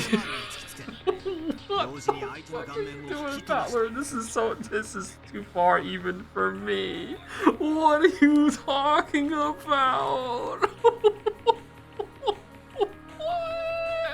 Then I can explain it with simultaneous murders. Each of the 3 had a gun pointed at another in a clockwise pattern he specified, and they blew each other's faces off at the same time. After that, Maria collected those guns and hid them. How about that? What? What a ridiculous argument. How amusing. Then what about Natsuki in the end? Who gives a shit about Natsui? I shall add to the red truth. Natsuki's death was a homicide. There are no corpses of unknown identity, and all of the survivors have alibis. You can explain it with an indirect murder by Trap X. Something was done to Aunt Natsui's gun. You can explain it if that was a trap gun built to send a bullet right into the forehead of anyone who tried to hold it up and shoot it. True. The bullet buried into Natsuki's forehead was not fired from Natsuki's gun. There's a possibility that Aunt Natsui was lured out by that letter of unknown contents, and she was called out into the hall. Then she was forced into standing in a specified location at a specified time and murdered by some trap X which used a gun that had been installed there beforehand. Wonderful. These reckless arguments of yours are even starting to feel pleasurable now. Out of respect, I shall hand the first game over to you. So we were right! Well done. The Mexican standoff clockwork theory? No. She can't refute it. Maybe she's just so impressed. She's like, you know what? You can have it. The instant Beato acknowledged her defeat in the first game, the stakes of the blue truth once again pierced her chest, letting out a terrible sound.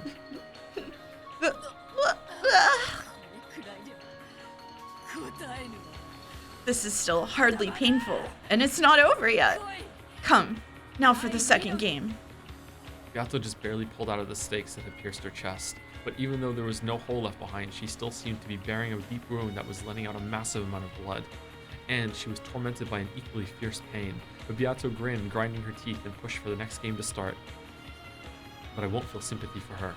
Just by her existing there, we've been killed and harassed over and over. And Angie's been burdened with a future of isolation.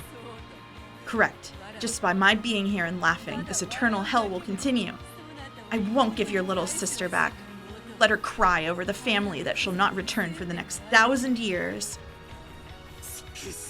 Damn it! No compassion, no mercy. On to the second game. I'll start with the first crime. Right after it happened, I penetrated to the truth of the closed room murder where the 6 were killed in the chapel. Someone secretly borrowed Maria's key and secretly returned it to Maria's bag after the crime was over. From the time Maria received her key to the instant Rosa unsealed the envelope the next day, the key did not pass into anyone's hands. There's a possibility that the door to the chapel had an auto lock, just like Graham's study. In other words, Sumari, it was unlocked before the crime with a rock or something wedged in so that it couldn't close completely. Then they gave the key to Maria. Because the lock was automatic, it is possible to make a theory where the key wasn't needed. No door with an auto lock exists other than Kinzo's study. The victims locked the door from the inside. One of the 6 was the culprit, and this person killed the other 5, then pretended to be dead. The 6 were all already dead by the time they were discovered. All of their deaths were homicides. All 6 were pure victims. They did not take part in a mutual murder. There were no simultaneous mutual murders.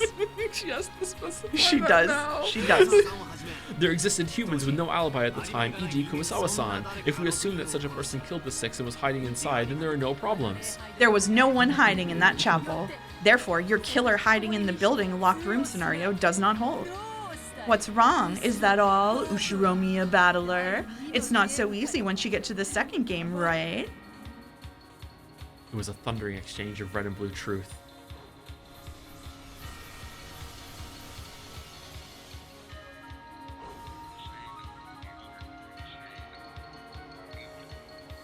What's going on? The stakes and wedges of blue truth that I sent flying attacked one after the other, and Beato cut them down one after another with her red truth, her red treasured sword, knocking them down. But the blood she'd lost from the first game was probably serious. This intense exercise was putting an even greater strain on her.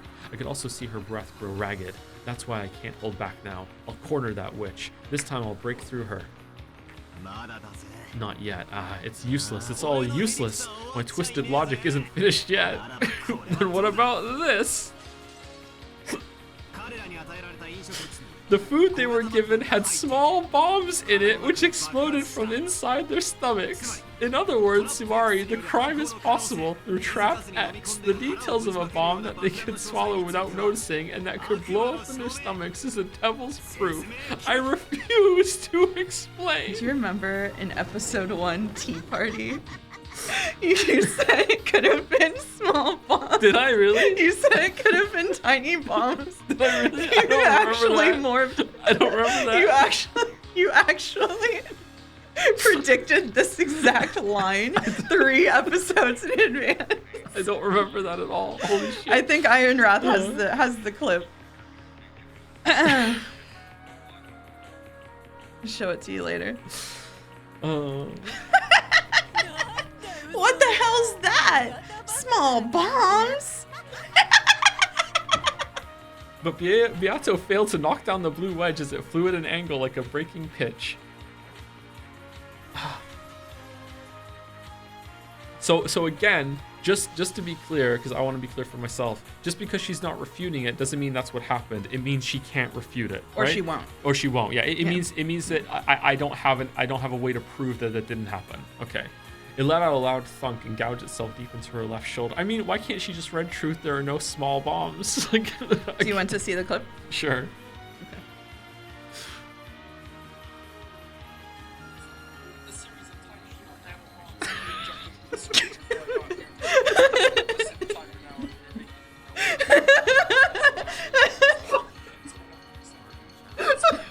Okay.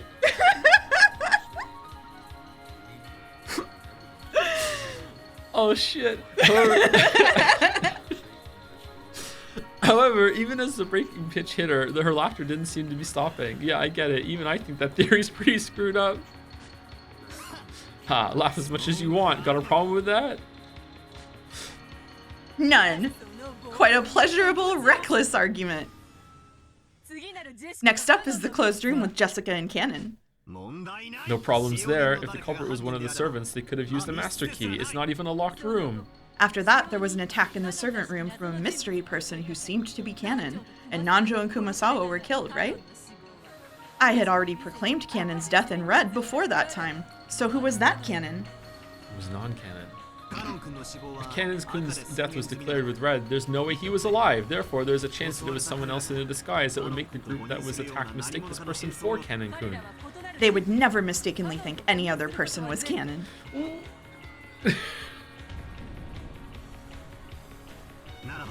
Then, just like the hereditary of Kinzo's name, there's a possibility that Cannon's name was inherited by someone. You could suppose that Cannon-kun was killed, a different person succeeded his name, and this person attacked them.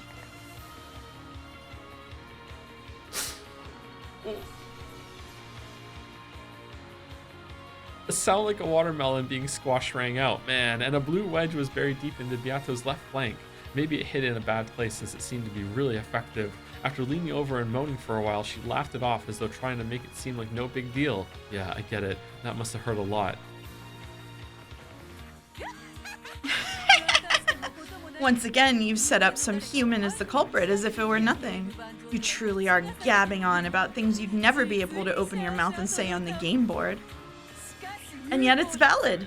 That reckless argument is pleasurable. Truly pleasurable. This isn't pain, it's pleasure. When Beato howled, the wedge that had pierced her was blasted away, but the wound remained and she continued to be tormented by a fierce pain. You ready? I'll keep going. My blue truth for the last murder in the second game, the 3 who died in Aunt Natsui's room, should still be valid, even with the 18th person X denied. Do you have a counter argument for that in red? If you don't, the second game is all mine too. No, I don't. Fighting over such trivial matters bores me. I'll give it to you. I'll give you the second game. mouth moving adds so much to it. When it looks like she's talking through her teeth, you're like so mad. The instant she acknowledged her loss in the second game, 2 blue stakes gouged through Beato's chest this time. The witch's lungs were gouged, as were her intestines. Her face twisted in anguish. Her body twisted as she gasped in pain. Does it hurt? Hurt? No, this just tickles. At least compared to having your entire body torn to bits and turned into a pile of scrap meat like your sister. I'll make you scrap meat too. Then you siblings can all be mixed together like ground beef and pork. If you had 50% lean beef chat and 50% lean pork, and you mix it, oh, you don't know this hypothetical, do you? Okay, let's drop it then. Let's not go and explain it. I'll beat you to death. I'll tear you to bits the same way. Next, the third game. They said lean forward. Okay, how long are you gonna sit around all the way, all worn out like that? I've only just started knocking you down to hell. Naturally, as if something like this could wear me down. You're right, we're still just getting started. Come, let us begin the third game, starting with the 6 linked closed rooms. You supposedly did penetrate this closed room at the time, but then you killed off Kinzo. At the time, I theorized that Gramps was the culprit, and that after killing the other 5 and stringing the keys across each room, he constructed his own closed room in the boiler room, and that there he died in an accident while carrying out some kind of scheme, burning to death in the boiler. Yeah, me too. That's what I thought. But now I've declared that Gramps is already dead, so I've denied my own theory myself, ironically enough. However, there's no problem. There are plenty of people who could have committed the crime besides Gramps. You could even claim that the adults who were in the middle of a family conference at the time were all in on it and committed the crime together. All 5 master keys were discovered, each in the pocket of one of the servants. The individual room keys were found inside envelopes alongside the corpses. In short, all keys related to the linked locked rooms were locked inside the linked locked rooms. No key could have been returned from outside the room using a crack in a door, a crack in a window, a vent, or any place of the sort. Then they were killed with poison gas. Even if a key couldn't pass through, gas could, right? The murder was carried out from outside the locked room. All of them had fatal wounds that appeared to be gunshot wounds. Murdering them from outside of the room would have been impossible. I shall say more with the red. When the 5 other than Kinzo were killed, the killer was always in the same room as them. I already declared in red at the time that there were no suicides. After the murder of each person in their respective rooms, the culprit constructed a linked locked room, but there was no way for the culprit to return the key for the last room to the inside of the locked room, but they did manage to return it. The first person to discover a corpse just had to pretend to find the key and pull it from the corpse's pocket. Oh. She couldn't fully block the retort of that blue stake. Beato was pushed back by the blue wedges that were unleashed on her one after another, finally failed to block one, and once again took a severe wound. As she howled in pain, she pulled out the blue wedge that had pierced her right arm. Beato's entire body had been torn apart and pierced with blue wedges, stakes, and blades over and over again, and now she was totally covered in blood. But even so, Beato grinned, cackling as though this was amusing. How could a man who promised to bring Angie's parents home voice a theory where those parents are culprits? Splendid. Even that's just fine, right? Go be a big, happy family getting their hands dirty with mass murder, then return to Angie stained with blood that will never come off. How could we expect anything less from the people who returned alive from the Witch's Island? Just what that mincemeat Angie needs. Mincemeat Angie. Ah, shut up! I'll kill you. I'll tear you apart. No need to waste your time begging for your life. I'll definitely give you the worst kind of death by my own hands. Yes, you probably could do it. I've explored the depths of cruelty for over 1,000 years, and you probably will gift me with a fitting end for all of that. Oh, does that hurt? Is it harsh? Or does it tickle? Is that supposed to torment me? Come on, Ushiromiya Battler. There are still mysteries left.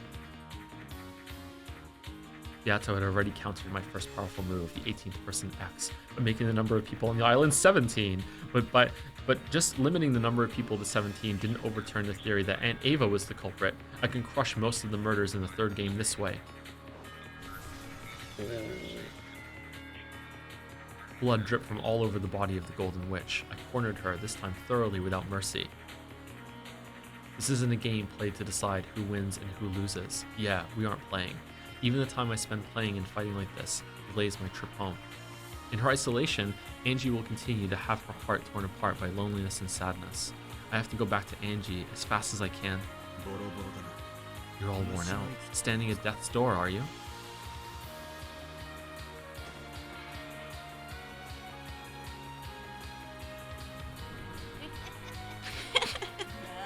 It still doesn't burden me. Something like this. It tickles. It looks like you don't need any mercy. I never asked for it in the first place. I'm going all out. Do so. When our roles were reversed, I showed no mercy. So you ought to do the same when given the chance.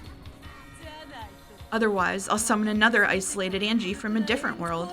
And this time, I'll tear off her arms and legs, stick her with a spear, and roast her, okay? Shut up! Never again. Not my family. Not my relatives. Not any of the servants. I won't let you make them your playthings. I've already broken through all of the mysteries in the fourth game with the blue truth. The only one left is the very last one from the third game. Only the murder of Dr. Nanjo. Oh, have I already been cornered so far? What a precarious state I'm in. She coughed violently, spitting up blood. Her insides had been punched through so many times, it was only natural. In other words, Sumari, the mystery of Dr. Nanjo's murder is the last line of defense for you being a witch, right? As you say, if you defeat that, it will mean that all of my mysteries have been defeated. Unless I counter one of your truths with some new red truth, or present a new mystery, I will die. You don't look like someone who's been pushed into a corner standing on the brink. You still have some kind of hidden pitch up your sleeve, right? Well, who knows? I've already tired of a too long life after 1,000 years. I've started to think that having this life ended by a rival like you, whom I stumbled upon at the very end, might not be so bad. You can do it, can't you? Do it. I beg you, kill me. I'm always the one killing, and I've never had the experience of being killed. I've killed the 18 of you hundreds of times, but I haven't been killed myself even once. So I wanted to experience just once myself. It was a graceless show of boldness, unchanged from before. But blood dripped from her mouth. Her once beautiful dress was covered with holes, and blood poured from all over her body, making her physical appearance stand in sharp contrast to her attitude. Maybe the shot she'd taken to the flank was still tormenting her, since she was still pressing down on it unconsciously without a trace of grace. But I've got no time for pity. As long as I feel sympathy for this witch, my family and I won't be released from this place. Until I defeat her, we won't be able to go home. In the outside world, it may be possible for even enemies to understand each other when circumstances change. But pure evil does exist. Evil that brings misfortune just by existing, and is to be spared no compromise. Just by its continued existence alone, it's evil. I don't pity you, just like how you didn't show pity for any of us. Well, of course. All of you are just pieces in the game. It's just unbelievably fun to think about which 6 to kill in the beginning, how to kill the next 2, and whether I can find a much, much more grotesque method of murder, you see? Hey, Battler, I've reformed a little, so forgive me this time too. If you do, I'll change my methods of killing into something a little better, okay? I'll listen to how you want them to be killed and in what order, got it? It's so fun toying with people's lives. I'm sure you could think of a way to turn Angie into a pile of scrap meat much, much more thoroughly. Come, Battler, try to expose the truth of Nanjo's murder. The 18th person X has been defeated, but I won't give in. I'll stop that witch's breathing cold. The end of the third game. It was announced in red that the survivors at that point in time, Battler, Ava, Jessica, and Nanjo, were all uninvolved with Nanjo's murder. And it was also proclaimed that he was murdered directly by someone before his eyes. All other people had the strongest possible alibi by having their deaths proclaimed in red. I'll break through this without using the 18th person X. 17th person acts. Think, don't stop thinking. Her red doesn't only blind me, it's also supposed to be her weak point. I've got to somehow use it against her.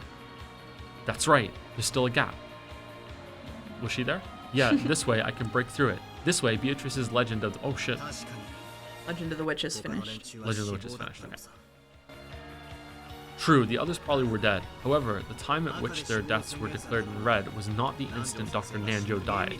Strictly speaking, it was in the fight between me and Ava after Dr. Nanjo's corpse was found. In other words, Sumari, if someone who was alive at the time that Dr. Nanjo was killed died before Ava proclaimed that death, you can sew right through that crack. In other words, Sumari, it's like this. The culprit was among those people who were not confirmed dead prior to Ava's declaration of the deaths, and that person had managed to skillfully play dead in the beginning and wait for us to leave them alone. They made us think they had died, while their death still hadn't been declared in red. Then they killed Dr. Nanjo, and after that they died for some reason. Then after that, Ava declared their death in red. That theory can explain Dr. Nanjo's murder. How's that, Beatrice?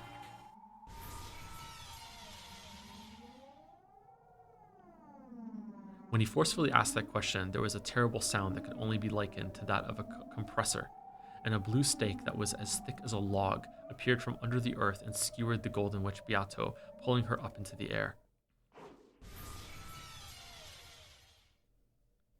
Ugly tearing sounds rang out, and each time a blue stake or wedge would appear and pierce Beatrice's body.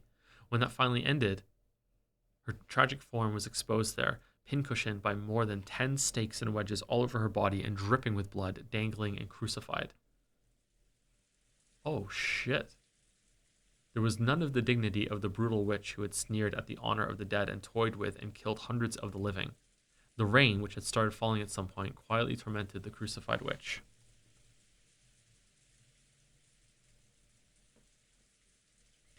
As Baldur heaved with his breathing, he waited for some kind of answer from the Golden Witch. Although it wasn't long, it took the witch a bit of time to show any signs of life. It hurts. It hurts. You got what you deserved. Now you can experience a portion of the pain felt by all those you've killed. Even as he said that, it seemed Baldur had lost little of his momentum at this extremely pathetic sight. Even if it was an enemy, he couldn't look straight at a woman exposed in such a brutal fashion. But even so, unless he destroyed Beatrice, this battle wouldn't end. Battler, I beg you. Huh? Beato let us sob. It hurts. It really hurts. And even with this, I still can't die. Even though it hurts so much, I still can't die. Ooh. What are you asking of me? End it. Release me from this pain. Beato's expression was soaked with blood and tears. Baldur certainly had been tricked by her at one point, so he was probably able to suspect that her expression, that even her tears were an act. However, Baldur believed in those tears. After all, those tears had the red truth mixed in with them. What should I do? What can I do to end your pain? I'm going to expose everything. This is my heart. Your heart? Me? Beato. Me. Just let me die. Were those tears from pain and torment, or else? Either way, that pathetic expression was painful for Baldur to look at, even after burning with such anger. Quickly, go back to Angie. I'll listen to your request, not so I can go back, but to end your pain.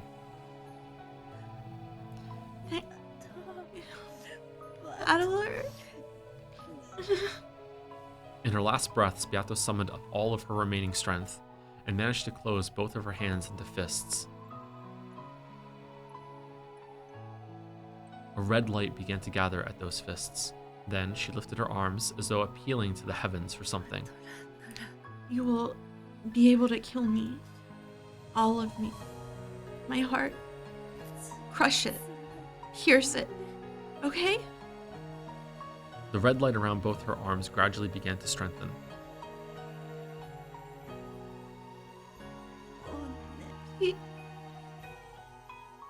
After saying that much, her face tilted to the side a bit. Then, her right arm lost its light and flopped down. But her left arm alone did not lose its light and remained held out towards the heavens.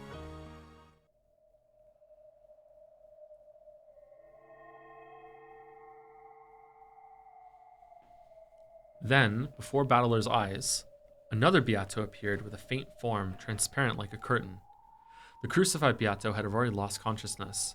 However, the newly appeared faint Beato quietly looked at me, her eyes expressionless, and spoke. Ushiromiya Battler, I will now kill you. And And right now, there is no one other than you on this island. The only one alive on this island is you. Nothing outside the island can interfere. I understand. This is the last mystery Beatrice will be able to make as a witch. She's trying to offer it to me, entreating me to solve this final mystery and kill her. Do it. I'll accept your final mystery. You are all alone on this island. And of course, I am not you. Yet I am here now and about to kill you. Like a souped up version of the mystery of Dr. Nanjo's murder. So?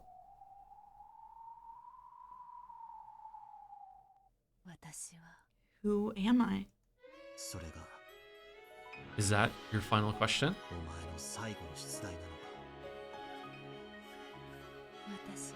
Who am I? Damn. Then, I can't. Yeah, I also slowly held her head. Then I, as a piece, left the game board. It just went by itself, chat. Sorry. Cast. Then Beatrice slowly approached me and held me expressionless, and then my piece left the game board. Yeah, I get oh, it. yeah, I get it, Beato. I'll kill you, don't worry. Okay. Hmm? It wasn't exactly that. That's a different translation.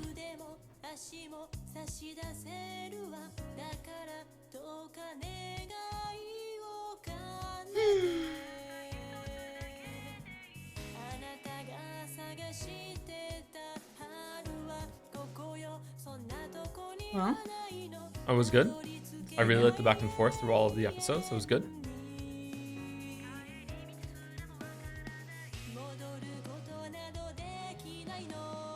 Not sure exactly what happened at the very end there, but I'm eager to see.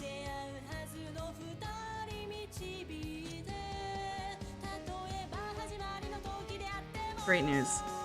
Great news.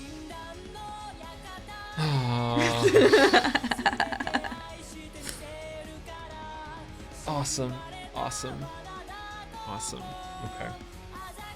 I'm gonna go see my favorite characters in the whole story. And all of fiction, really.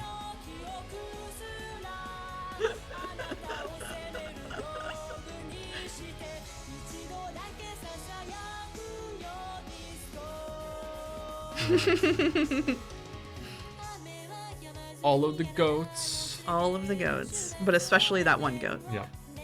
That goat needs a name.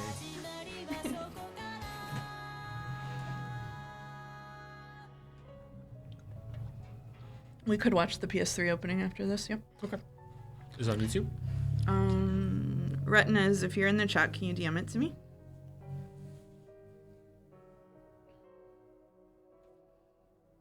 Thoughts on Beato's final mystery? I mean, it kind of... We're doing the question marks, chat. Ooh. After that, oh my god. It feels like she's almost asking him just to believe in magic in a roundabout way. Like, I don't know. Like, I don't know. Yeah. I'm not sure. I'm not quite sure what happened there. Have you seen the anime op? I have not, no. Holy moly. A new trophy. Ooh, new elements added. Falco, I see you. Do we want to watch the PlayStation thing now, or do we want to watch it? It would be kind of funny to watch it now, wouldn't it? And I have the link from Retinas. I'll just send it to you. Thank you, Retinas.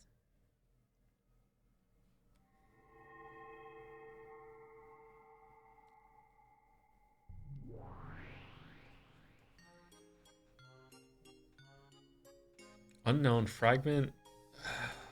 I don't even know where that number begins.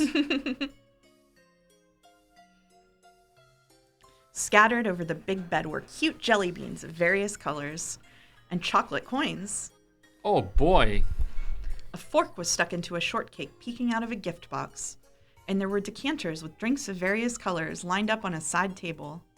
But the color of the partially finished drink that had been poured into a cup was venomous, matching none of the decanters.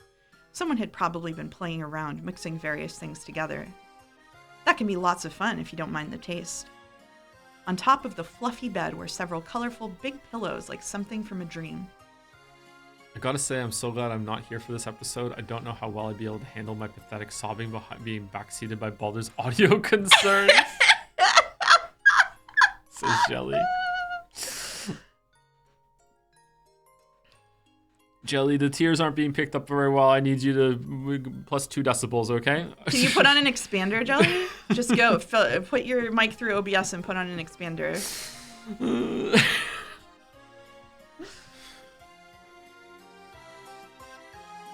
And on this bed that looked like something out of a child's dream world, Burncastle lay face down, and Lambda Delta lay face up, clutching a pillow and relaxing. It was pretty thrilling this time, wasn't it? I got really panicky when Beato said she'd stop the game. What a rude witch to start a game like this and try to end it by throwing it away. Wasn't Angie a good piece? After Beato ran for it, Angie dragged her back and made her resume the game. Although it's a shame that she gave Battler a little too much enthusiasm. After all, I knew Battler was a softie. No kidding. He looked like he might even go easy on Beato, his enemy. I was uneasy that, like the last game, he might actually feel compassion for Beato and take the game in a weird direction. Angie was a trump card to get Battler back on track when he mistook his goal. Although I wanted her to support him a bit more before using her up. She really did get used to use right off the bat. What a waste for a piece that required so much preparation. Good thing I shackled her with that rule about not giving her name. I guess it was her. Oh, okay. If that hadn't been set up, the brother-sister tag team would have swallowed Beato up and won in the blink of an eye. I thought it'd be a chance for them to press her all at once, but your mark was so restrictive that I couldn't make the best use of her. Ah, what a waste that piece was. Isn't it obvious that such an unfair piece would have to be retired right away? Well, in the end, she did a good job of preventing the suspension of the game, and that helps me out too. The way she made both our interests match is what made her a truly wonderful piece. She was an innocent kid like Battler, so it was easy to get her to do as I said.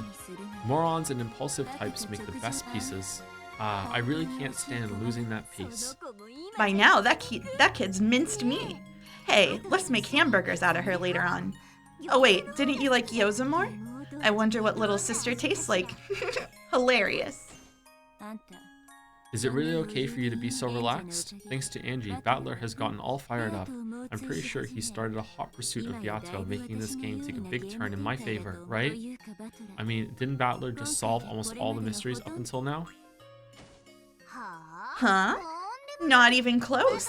Almost all of Battler's Blue Truth was wrong. Beato's lukewarm red is full of holes. If she had any brains in her, she'd slip through it easily by setting up a suitable web of twisted logic. Yeah, it really ticks me off. If it were me, I'd thoroughly cut down all of it with the red. Oh, really? And I was sure that those were all correct. Well, I don't know about that small bomb part, though. Not all of Battler's Blue Truths were valid. When talking about the first game, Beato clearly declared that she guarantees the identities of all unidentified corpses. This defeats Battler's theory about the culprit of the Eva Hideyoshi closed room murder being someone who faked up a corpse. Next, Cannon might have died in an accident in the boiler room, but what kind of accident could drive a stake into his chest? Are you a moron? I'll slice it with that red treasured sword thing.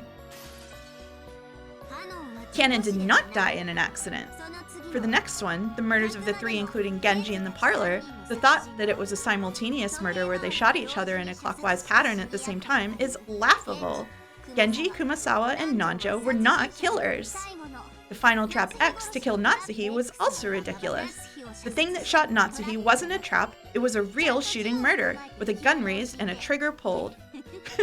Sucks for you! Uh-oh. You shouldn't do that. Saying something like that in red. That kid's trying to say that she bounced Natsuhi's bullet back with magic and killed her. Oh my, how terrible of me. You're right. Even the blue truth for the second game was way too naive. When the six were murdered in the chapel, the culprit was inside the chapel. That guy keeps trying to explain things using Trap X. What the heck is Trap X? Some weird mystery novel cliche? It's also laughable to say that in the case where Nanjo and Kumasawa were killed in the servant room, someone else inherited Cannon's name. The only one who can go by the name of Cannon is the person himself. No other human can adopt that name. Human. And that theory about borrowing the master key from Rosa for Natsuhi's room is also worthless. After the master keys came into Rosa's control, never did any of them leave her hands. She's just rip and tearing. Holy shit. Except for the time when she lent one to Baldur to unlock Natsuhi's room. So it was Baldur that killed him. I can keep on going, but just taking a quick look at them turns out like this, get it? Forget taking a quick look. You've just denied Balor's blue truth for the first and second games across the board. My, what a shame. If Balor heard, he'd faint. Right? Beato wasn't cornered at all. Looks like that kid's a pretty good actress after all. I'm sure she planned to make it look like she was getting cornered this game. And then sometime next game, bang, she'll slice it up with a single red stroke to make Balor freak. And then I'm sure she'll say it again with a huge smile. Witches never get into a pinch.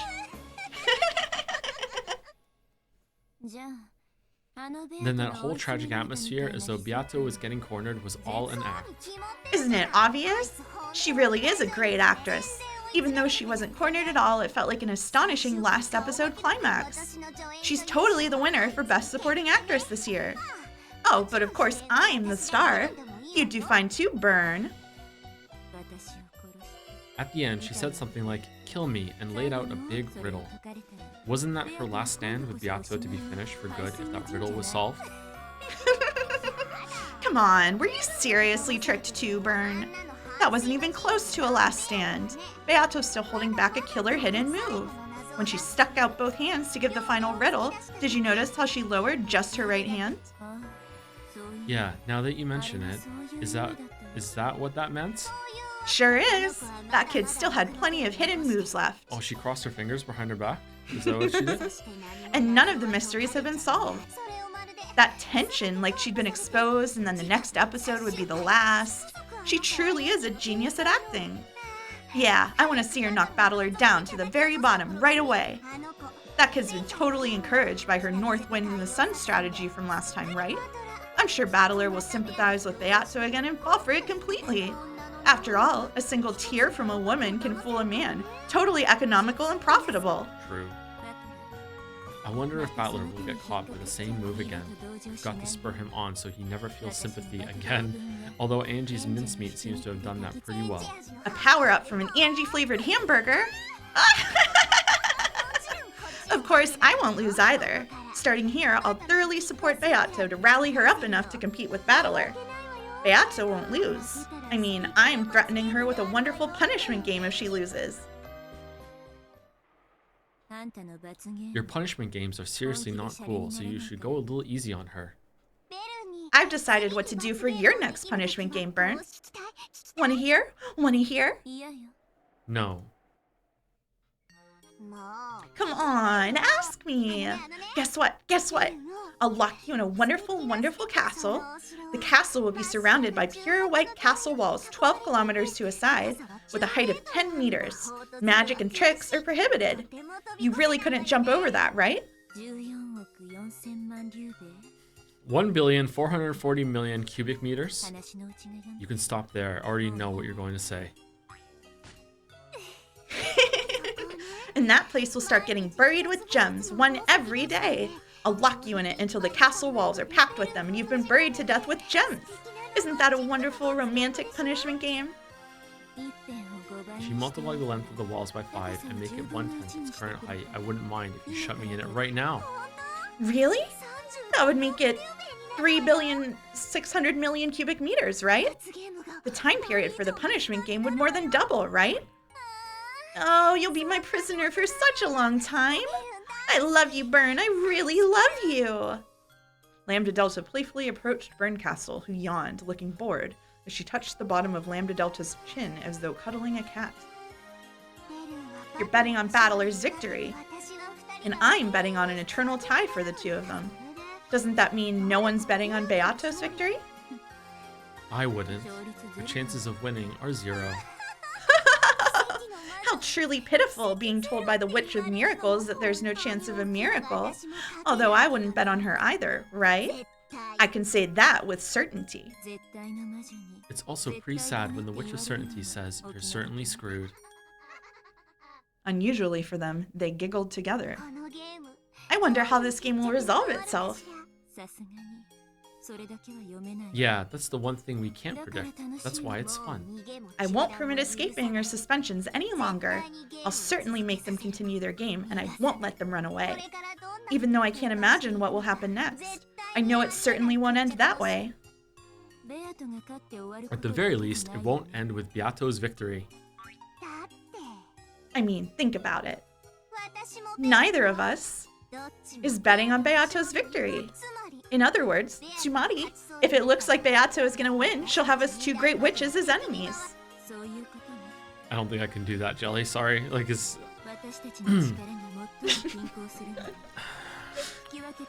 Exactly. Our powers are most in equilibrium when balancing between a tie and Balor's advantage.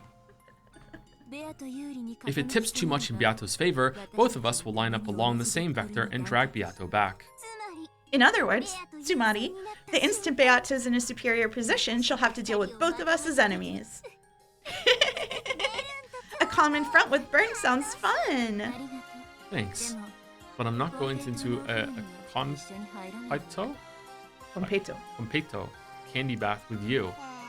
Aw, and I was gonna cover you with melted marshmallows while taking a Competo shower. How pitiful. That child is that child is a living toy, a doll you caught so that you could play with me, Lambda. I'm good at playing with dolls. I really can do it well, okay? I'm proud of being able to play with a single toy for hundreds of years without getting tired of it. You're her ally at some times and oppose her at others, toying with her for all eternity. How pitiful. That kid is now our doll.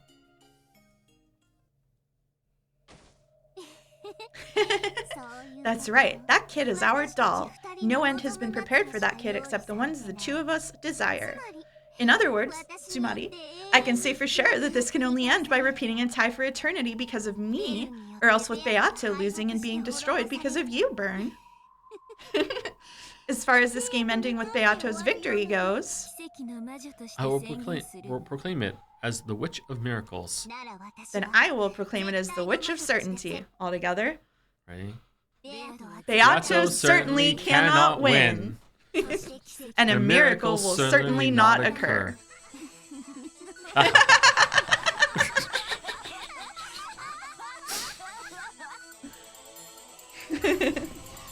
Oh, shit.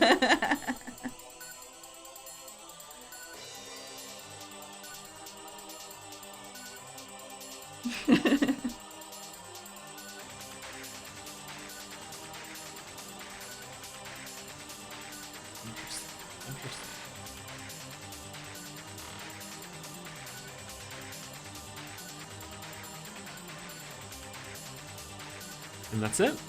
That's it. I guess we're gonna. Somebody said, well, a couple of people said that you can just watch the opening inside the music box. Oh, can you? So we might be able to do it. Yeah. I don't know. I didn't do Umi Pro that much, so. Okay.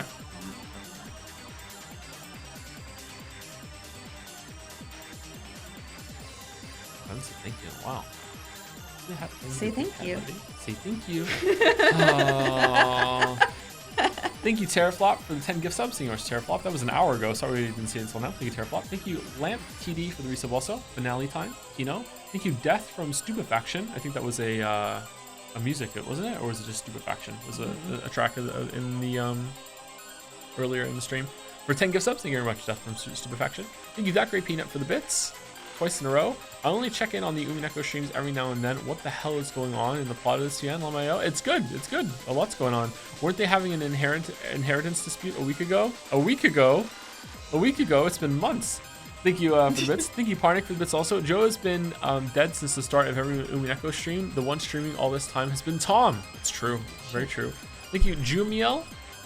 Or Jumuel. One of those for the new sub. Welcome, welcome. Thank you, Squid Monlar, for the resub. Retro for the new sub as well. Welcome, Retro.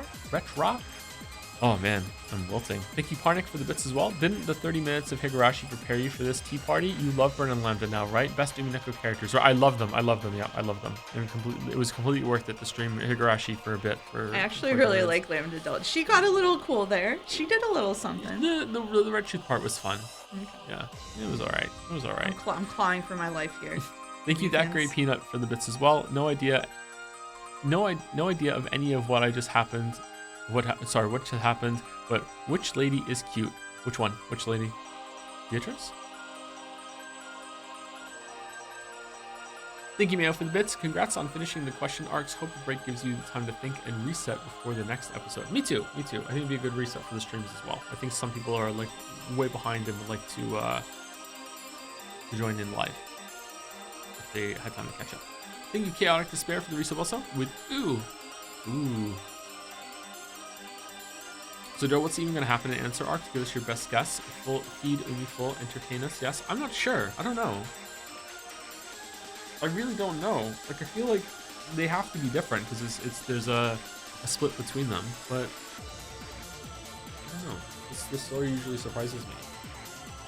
Oh, look at you. You know. Look at you. You know. I do know.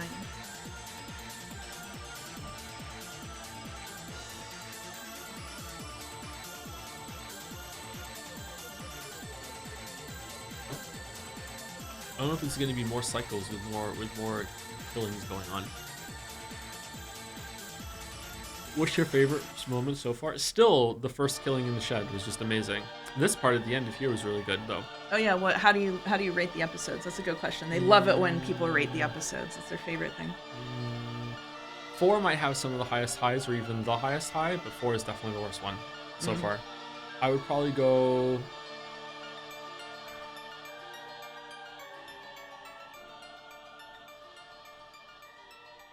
I want to say that it's 4, 3, 2, 1, so it's just getting worse every episode.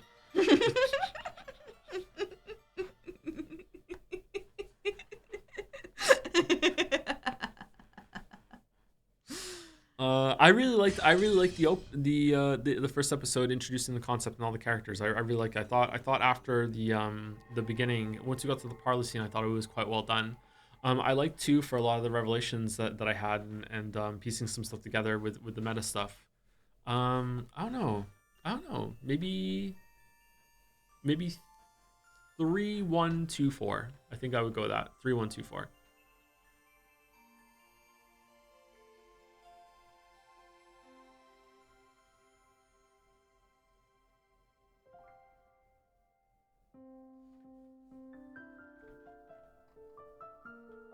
That's why Mouse came to Moncton. How the extra 100 millisecond delay on Discord would have made the simultaneous talking a bit impossible. Exactly. That is the only reason. That is the only reason. Yeah.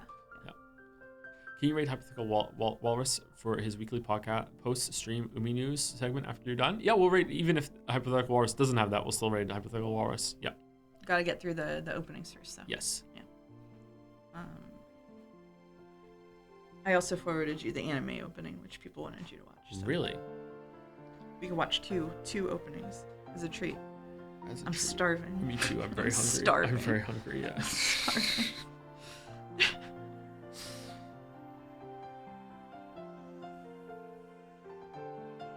Reaction streamer, yeah. You wanna watch like some YouTube shorts too? Yeah. React Andy. Yep. Yeah. Yep. It's the new meta. Thanks, Duggar Peanut. Last dono, please buy burger with my money. Buy burger. Okay, I can get a It's burger. pizza. It's pizza. We're getting pizza. You could get a burger if you wanted. No, I could get a burger a couple days maybe. Okay. I have some burgers. I can make some burgers. Oh yeah, how do you feel about the revelation? I liked it. That annihilated me the first time. That really got my ass. I liked it. I just wish that that scene wasn't so long, but yeah, I liked it. That's another example of episode 4 kind of like shorting its own big moments because it comes out after so much stuff. Oh, When the Seagulls Cry, episode 4. I think this is Chad. Is this what you mean? Is it When the Seagulls Cry, episode 4? Is this the opening? It's not there. It's at the bottom. You don't think so? There's nothing below that. It's not here. Okay. Well, they told us it was in the music. Okay. Whatever. It's somewhere else. It's somewhere else. Is Picture it box? Picture box? Maybe. It should have been there. Well. Okay. We'll just do the link. I sent it to you on Discord. So, do your Discord. Okay. Just close it and open it again? No. I can close this though, right? The whole thing? No, do you want to read? Do you want to do as you usually do and read episode 5's description first and open it up? Click the copyright? Click the copyright, like there? No. What's going on over here? It's changing it to... Oh. What's Omaki? I don't know. Do not do that? Do not do that? Okay. Do not do... Do not do that. Okay, do not do that. That has the full story spoilers? Okay, Okay. what is chat cooking then? So, I can read this? Yes. Episodes 5 to 8. Good morning. As the story crosses into its second half, the tales woven by the Golden Witch have been exhausted. All that remains now is to understand them. Perhaps new game masters can offer a fresh perspective. Okay. Maybe if you click that, it'll put the opening. Oh, there was a cackle. Oh, Cackle. cackle E. Was there an E at the end? Please wait for a moment. Data caching is being performed. Wow. What a stream. Ooh. What a stream. Is it fucking with me? I don't know. You need to open Discord for the anime opening anyway, though. Okay. Yeah.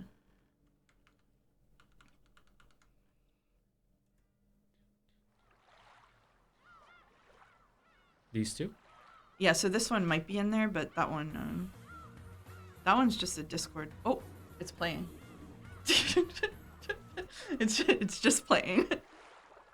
Oh, it's downloading this one. Oh, okay. Well, Yeah. all right.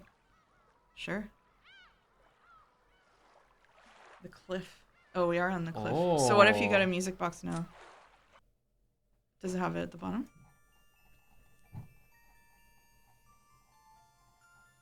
Nope. All right, we're done. All right, we'll just use the browser one then. Can I like... Oh, yep. Good morning. Please enjoy the new game with its new game master. I say that, but the game has already reached its climax. The culprit has been cornered and merely awaits checkmate. I am sure there will be something that you can spot from the clearer perspective. The difficulty is fairly easy. What could possibly fool you now? Great question. Do you want to see what the very first image is? Yeah, sure. I don't know if it'll play an opening here, though. Raising the total openings to 3. Just pushing the pizza back more and more. Yep. Yep. The story is undoubtedly nothing more than fantasy. It could not possibly have any relation to real persons, organizations, place, or... All right, well done. Well done. We take this opportunity to remind players that owning the PlayStation 3 PC edition of Umineko is a requirement for playing this game. I have both. We hope you enjoy a fresh new experience with the continuation. Okay. We got him.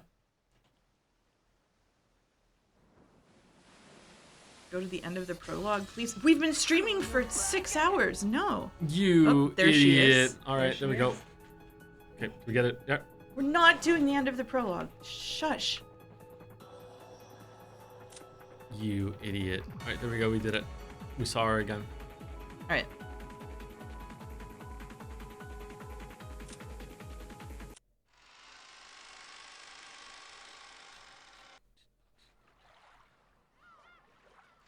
All right. Okay, so we're watching this. Mm-hmm. Okay, let's move it on to the main screen. I think I'll go to the beginning too. Can you do your best Picard main screen impression? No. No, not after all of that. No. No. No. Okay. All right, we're going to go to window capture, and we're going to go to what we just did. Let's open it up. All right, we ready, chat? All right. Gopi paneer cheese, 2.5 pounds. What do we think this is going to be? I think it's going to be $8. I almost said your real name. I think it's going to be $13. It's 11. It's 11.50. It's 11.50. It's 11. It is 11. It's 11.50. Wow, It's, impressive. Yeah, good. Okay, we did it. Okay, so we're watching this. What is this pin? What is this pin? Before you go, can you turn mouse up a little bit? She's a bit quiet. Also, can you turn mouse down a tad? She's a bit loud there.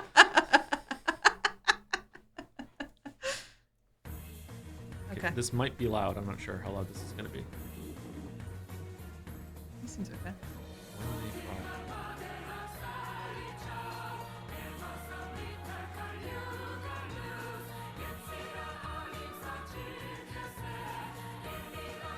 Thank you. Oh, the music's different.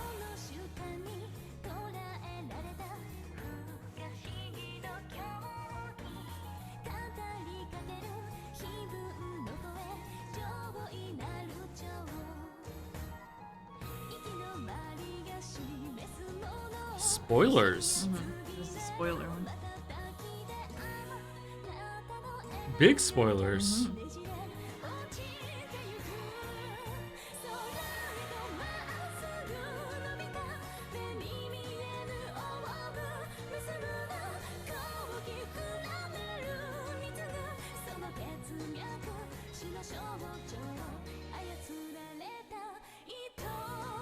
I didn't even know that new characters were going to show up after the original episode 1 cast. Oh. Yeah. So really big spoilers.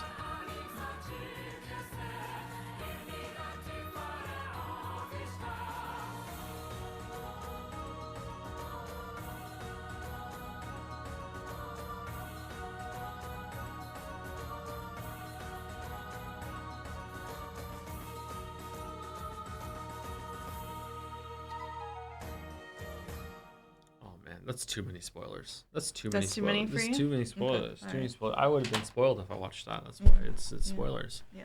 Yeah. Too many spoilers.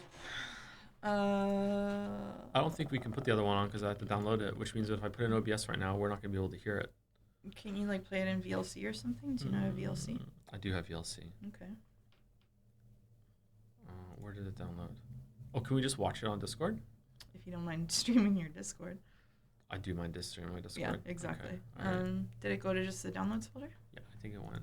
Okay. I can't remember which one it goes to. Does it go to this one?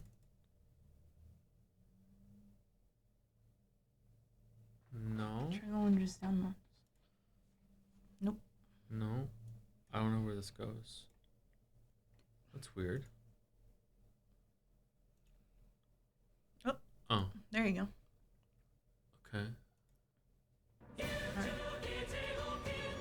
Whoa, anime. What folder did it go to? I don't know. Why do I have 3 different download folders? Desktop. Desktop downloads. Okay, alright. Put it on screen. Wait, give us a second! Oh my god! I think we should just end the stream. Jesus. Is it this one? Sometimes this doesn't work. I didn't hit the button. Alright. You didn't hit the button. Okay, here we go. Is it working? No, it doesn't work. It's black screen. VLC is weird about this sometimes. Sometimes it just doesn't show. It's I don't know if it's a copyright claim thing or whatever. It just won't show you. It might be. You might need to run OBS in administrator mode. Maybe. And we ain't fucking around with that. Okay. Maybe. We're gonna watch the anime opening off stream. That's it. Yeah. Yep. It's on YouTube. It's on YouTube. So am I, and no one cares. So. I want pizza. All right, we're going. All right. We're going. Thank you, Skunky Emerson, for the bits. I was joking with my friend that Baldur would watch Disney movies with his arms crossed and shaking his head, and it turned into talking about how Baldur would argue Aladdin not being magic. Oh, the other side's broken now too. What? How'd that happen? Would argue not being magic. My favorite lines being saying in red that the carpet is alive. All right. Baldur denying magic in Disney movies might have some legs. That'd be fun. How about you read all of episode 5 real quick? It's not that long. No, next time. Sorry, next time. You're gonna stream it to me, right? I'll stream it to you, yeah. Because Yeah, there's no way okay. I'm finished Baldur's Gate All 3. right. Umi done. You're down to 18 hours. Enjoy it. All right. Thank you for watching, everybody. Hope you enjoyed the conclusion of episode 4. We're gonna raid hypothetical walrus. I can spell hypothetical walrus. Thank you, Mouse. Thank you for being here for this one, Mouse. Of course. Thanks for having me. Where's your Umi done going? Your Umi done is collapsing. Mm-hmm.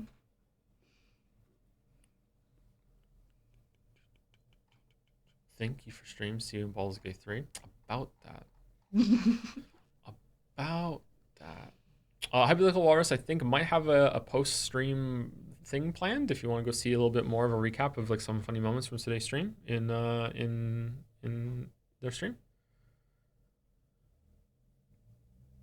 Check Jed Sayer group stuff. I'm not doing that for a couple days.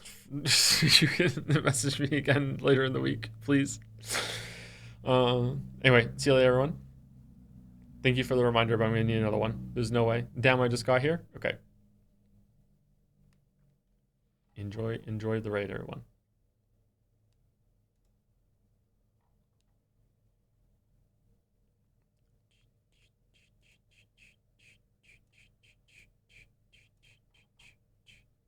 See you later, everybody who didn't go to the raid. I don't know why I always say the last thank you. Not sure.